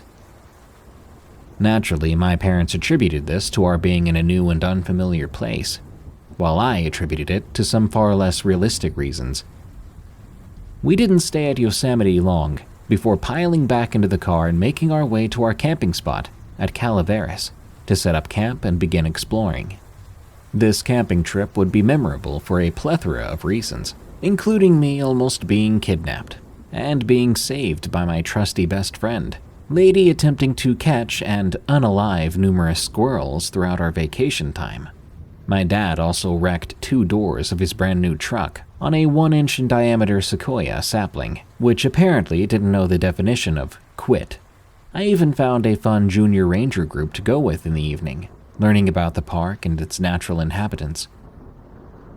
Our first day was intriguing and eventful, with Lady cornering a squirrel in the first 5 minutes when I let her off her lead. And as I mentioned, Dad wrecked the doors of the truck backing into our campsite.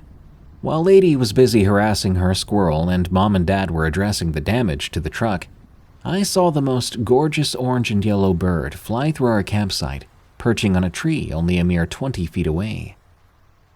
Being a curious and mildly dumb kid, I tried to get closer and continue to follow this new and exciting creature as it flitted from tree to tree, playing keep away. Soon the sound of my parents' exasperated words was lost to the sounds of the woods, the chirping of cicadas, the crunch of needles, branches beneath my tennis shoes. I realized I could no longer hear my parents at some point, and when I did, I was absolutely lost. In what was around 90-degree heat, I went colder than the Arctic. I began to acknowledge the dread that set in, and the panic beginning to rear its ugly and non-productive head in my mind. As I was about to sit down and wait, because what else do you do in a state of dread and panic except become overwhelmed and sit down to wait for the inevitable, Lady came crashing into view, barking and foaming at the mouth, as she often did when she ran at an all-out sprint for too long. I was so extremely happy to see her. I threw my arms around her and proceeded to bury my head in her neck while she stoically stood there panting and drooling. Lady was 3 at the time, and she was a beautiful mix of Rhodesian Ridgeback and Pit. She was amazingly fast and loved to run, but when she sprinted you could hardly follow her with your eyes. The telltale sign of her having been sprinting recently is foam coming out of her mouth, rolling off of her tongue. When I let go of her, she pushed past me a little bit to help me stand up. I placed a hand on her broad shoulder and braced myself, while I lifted my body into a standing position. Lady boofed and turned around to walk me back to our campsite. We walked in a relative quiet. I enjoyed the sounds of her pants and the chirps of cicadas. When we got back to our site, my parents were still preoccupied, so I poured Lady a big dish of water, petting her while she sloppily drank some. This was another telltale sign of her overexerting herself. As a desert breed, Lady had rarely ever slopped up water the way she did that day. The noisiness of her drinking caused my parents to stop and notice. My mom gave me and Lady a quizzical once-over before turning back to my dad, continuing their conversation. This would not be the last strange happening on our trip, but it would be the first time my parents were forced to notice something more may be going on. Later on in the trip, we went on a scenic tour of where the biggest tree had been felled. Lady stayed at the campsite with my mom, so it was only me and my dad. I remember looking into a portion of the felled tree that was twice my height and hollowed out, and I saw inside these feral-looking human eyes peering out from shadows and darkness. I sucked in my breath and shut my eyes while a shiver passed up and down my spine. My dad, doing the daddest thing ever, smacked my shoulder and said, "Let's keep moving, Twinkletoes. Your mom's probably missing us." I nodded furiously, and we kept on moving. When we got back after the tour, which I managed to get a boatload of pictures of, Lady trotted up to me, sniffing me obsessively, before plopping down beside me and cocking her head to one side. That same day, I took Lady for a short walk a little later on, bumping into a park ranger who proceeded to ask why I was out alone at a young age. She wasn't amused by my overly confident answers. She walked me back to our campsite. She did seem impressed at my being ballsy enough to go out by myself while the sun was setting, and invited me to come to the Junior Rangers group each evening for the rest of the week. Naturally, Lady went with me each time, and it was at this group that I learned the name of the bird I saw, which I'm convinced led me into the woods to be kidnapped somewhere. It was a western tanager. The remainder of the week went by in a blur. Lady stayed at my side for almost every second of the remainder of the trip. Little else happened for a few more years to come. My family moved out of California the year I was to turn 14. At 13, I very quickly became a problem child, and my mom missed her home in the panhandle of Idaho. As we began the 11-day drive from our little town on the coast of California to our new home in Kootenai County, we stopped to reminisce some of our trips and good memories.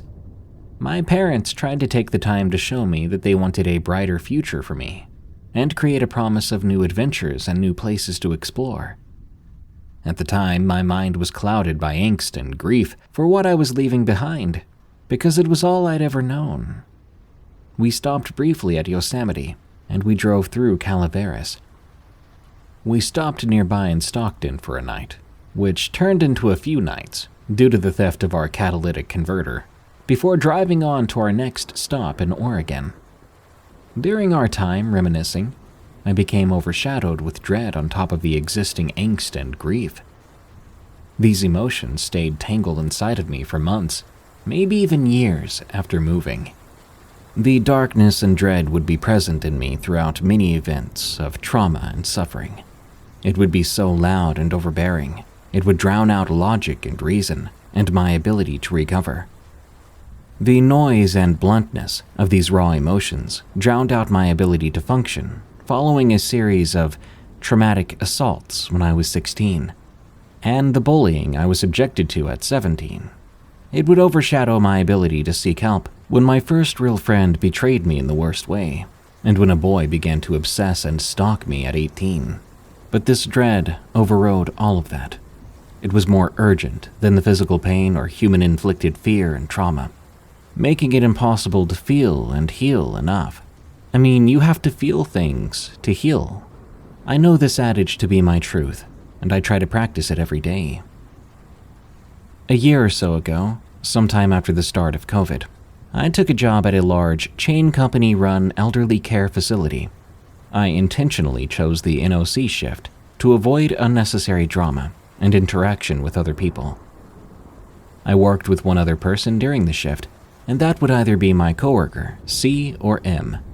On most nights, I worked with coworker C. She was older and not nearly as green as most of the other employees of the facility. She trained me, and she had my back as much as possible during my short time there. Within the first week of my being on NOC shift with C, we endured quite a bit. Doors flying open at us and slamming shut, usually on me. Footsteps pacing up and down the halls, running noises in one of the stairwells, crawling or scuttering sounds in the vents, and at one point I got locked in one of the laundry rooms while the room was around 90 degrees. C had heard voices sometimes, behind doors that had just opened or shut, or around the corner when she could hear pacing. She swore up and down that it had to be me, as it sounded like my voice, but I was rarely ever near at the time she heard it. And one time I came out of the stairwell right after she'd heard it coming from a resident's room, so it couldn't have been me. C was furious that someone or something was harassing us at work. I took a night off to see my then significant other at the time, and when I came back, C asked me if the building felt different. For the first time, I could acknowledge that I felt no dread somewhere. I felt safe. But this safety would be short-lived, as I moved into a new facility and new troubles soon after. My first marriage came and went, ending with him hitting me with his car, and it was intentional. During the first 2 weeks of my first marriage, abuse began to manifest. On weekends, we would go to bonfires out in Hayden Creek. It was on one of these nights when he first put his hands on me, and we saw what I believe was the same entity from every other incident, which now looked like an odd elk. We were all piled in his cousin's truck, bumping down a dirt back road, when 2 elk took off across the road in front of us. The second of the 2 elk stopped and locked eyes with us. It had an unnatural reddish hue to its hair, and its legs looked abhorrently long. Seconds ticked by before it turned and took off up the hillside, and we continued on around the bend. Only 2 short months after this, my first marriage would end on a sour note. I took a job at another large corporation-run elderly care facility, where I underwent being bullied, discriminated against, and severely overworked for more than half a year. I loathed being in that building alone at night, and often worked obsessively, cleaning the place from top to bottom to avoid paying any attention to the dread or terror that would set in at night. I was often in this facility for 16-hour shifts on my own, and this went on for months, with only 1 or 2 days off in total. I left this facility to go to a smaller one nearby during my second marriage. My second marriage would end in a myriad of gaslighting and refusals to work on alcoholism. The divorce is still being processed as I'm typing this out. I'm still at this smaller facility. Hefe, as I've come to call him, seems to enjoy it here, and the torment has really begun to pick up. I work the NOC shift here, which runs from 22:30 to 0700. Our facility is on a rotation of 4 days on and 2 days off, but I pick up shifts to work every day with a day off every few weeks. Sometimes I come in early or work the occasional double. The house I work in has a minimum of 2 staff at all times, even at night. I find this to be a mild comfort, as I also find comfort in my service dog in training, refusing to leave my side during the shift. My service dog in training, while very young, does a fantastic job as my medical alert and has come a very far way in a short time regarding behavior and advanced task training. My service dog in training is a 6-month-old German Shepherd named Houdini, and she's amazing. I also want to unequivocally state that Houdini doesn't have a mean bone in her body, and until these incidents, I'd never seen any sign of protection or aggression come out of my little friend. She's actually trained against it, as most service animals are. Within my first week at the facility, I learned that the lights need to stay on at night. When they don't, doors open and shut in the darkness, and we can hear pacing and running up and down the halls. Today, the only lights that get turned off are in the activity room and the TV rooms, and the door to the activity room gets pulled shut. During my second week at this facility, another staff member mentioned feeling a sense of dread. It was as if they were being stalked when the lights were off in the building. The elevator is often heard going to the basement and opening before coming back up to the main and second stories and opening. This happens when no one is on it, with the exception of it happening one time when I happened to be on it myself. I'd gotten on the elevator at the start of my third week, and the button on the keypad, which unlocks the elevator's ability to go to the basement, turned green. The doors shut, and before I knew it, they were opening to the complete darkness of the facility basement. I stifled a scream with my hand, and Houdini started to bark and growl. I hit the second-story button with inhuman speed, over and over, until the doors shut at last. The last thing I saw was green eyes looking at me from the shadows. A few nights later, a coworker of mine, P, took it upon herself to cleanse the building. This seemed to really tee off Hefe. Another of my coworkers, A, felt a burning pain as this was happening, and while we walked past the upstairs television room, when she lifted her shirt, I saw ugly red lines that looked as if someone tried to claw at her through her uniform. A was terrified, of course, and refused to go anywhere upstairs by herself from then on. An hour after the incident, the protection charm I wore around my neck was ripped off while I pulled the door to the activities room shut. It was tossed over the second-story balcony, the chain breaking cleanly as if someone had grabbed it and pulled it with force. I was also left with a red line on the left side of my neck for nearly a week. For a few days after that, it seemed calm, but the heavy dread still hung stagnant in the air. My 5th week started with a literal bang, a sudden sound while the lights were off. When that happened, the door to the activities room shut, and the attic entrance in that room opened up. After hearing the massive crash of the ladder sliding down and hitting the floor, I heard running in the attic. Then what sounded eerily similar to my coworker P's voice coming from the entrance to the attic, saying, "You have to see this. You have to come up here." I knew it couldn't possibly be P. She had driven home over an hour ago, and the facility doors are locked after 2300, meaning she would have had to call me to get back in, and the inflection and tone were all wrong.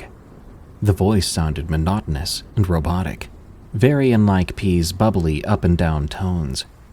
I shuddered as I pushed the door open. I was holding on to my protection charm with my left hand, while I groped for the switch to the activity room light with my right hand. I found the light, and I flicked it on to reveal the ladder down and the attic open, just as I had heard. This sight came with the sound of my, at the time, husband's voice. "Babe, come here. I want to see you." I also knew this was not my husband, as it sounded wrong as well, like he'd been talking through a radio or phone. It sounded broken and out of context for the situation. I stepped forward to push the ladder up, and in the darkness, I saw 2 green eyes and a slight sheen of red surrounding them in the shape of an inhumanly tall biped. Claws became visible as a hand reached down and grasped the edge of the opening to the attic.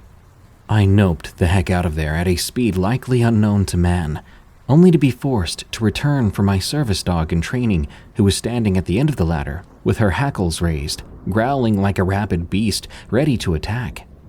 As I grasped Houdini's collar and pulled her back, I pushed up the ladder with as much force as I could and hooked the back of the attic drop-down hatch with my right foot before kicking it up to my hand and slamming that darned thing shut with a window-shaking bang.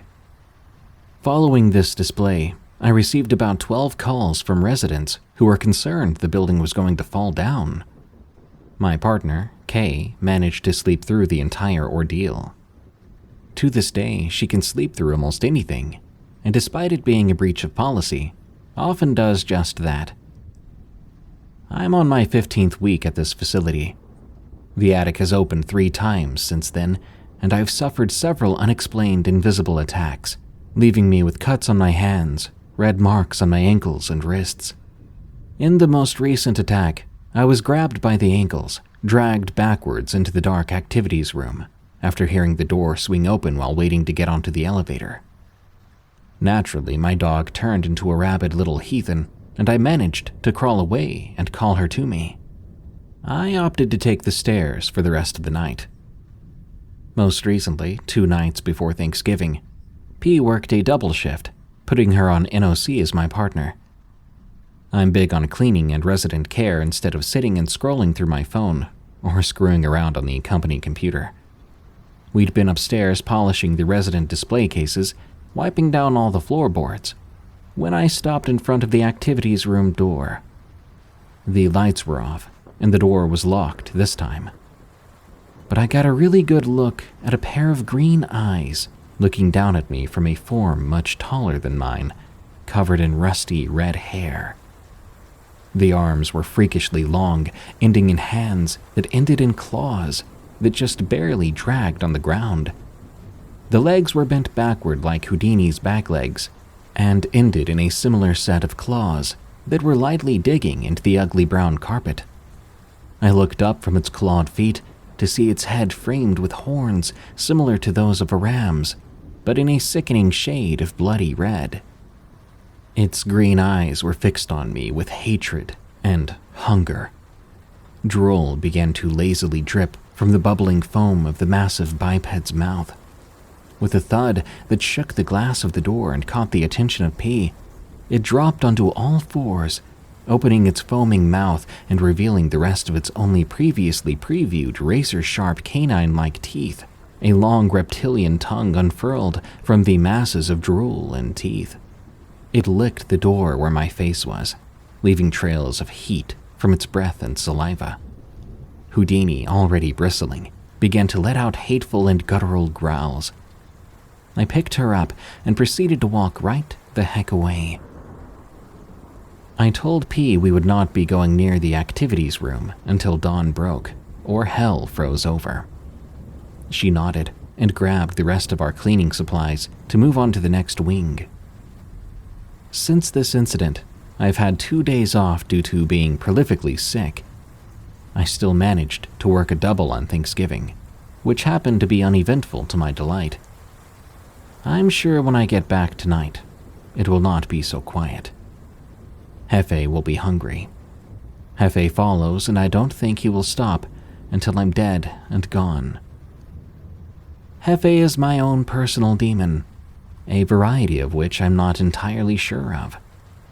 A and P both believe he's a skinwalker who has been hunting me since I was a child. If that's true, how do I get rid of it? And why would it follow me all this time? I'm just me. A whole lot of mediocrity that is stitched together with trauma, exasperation, and misplaced care for other people.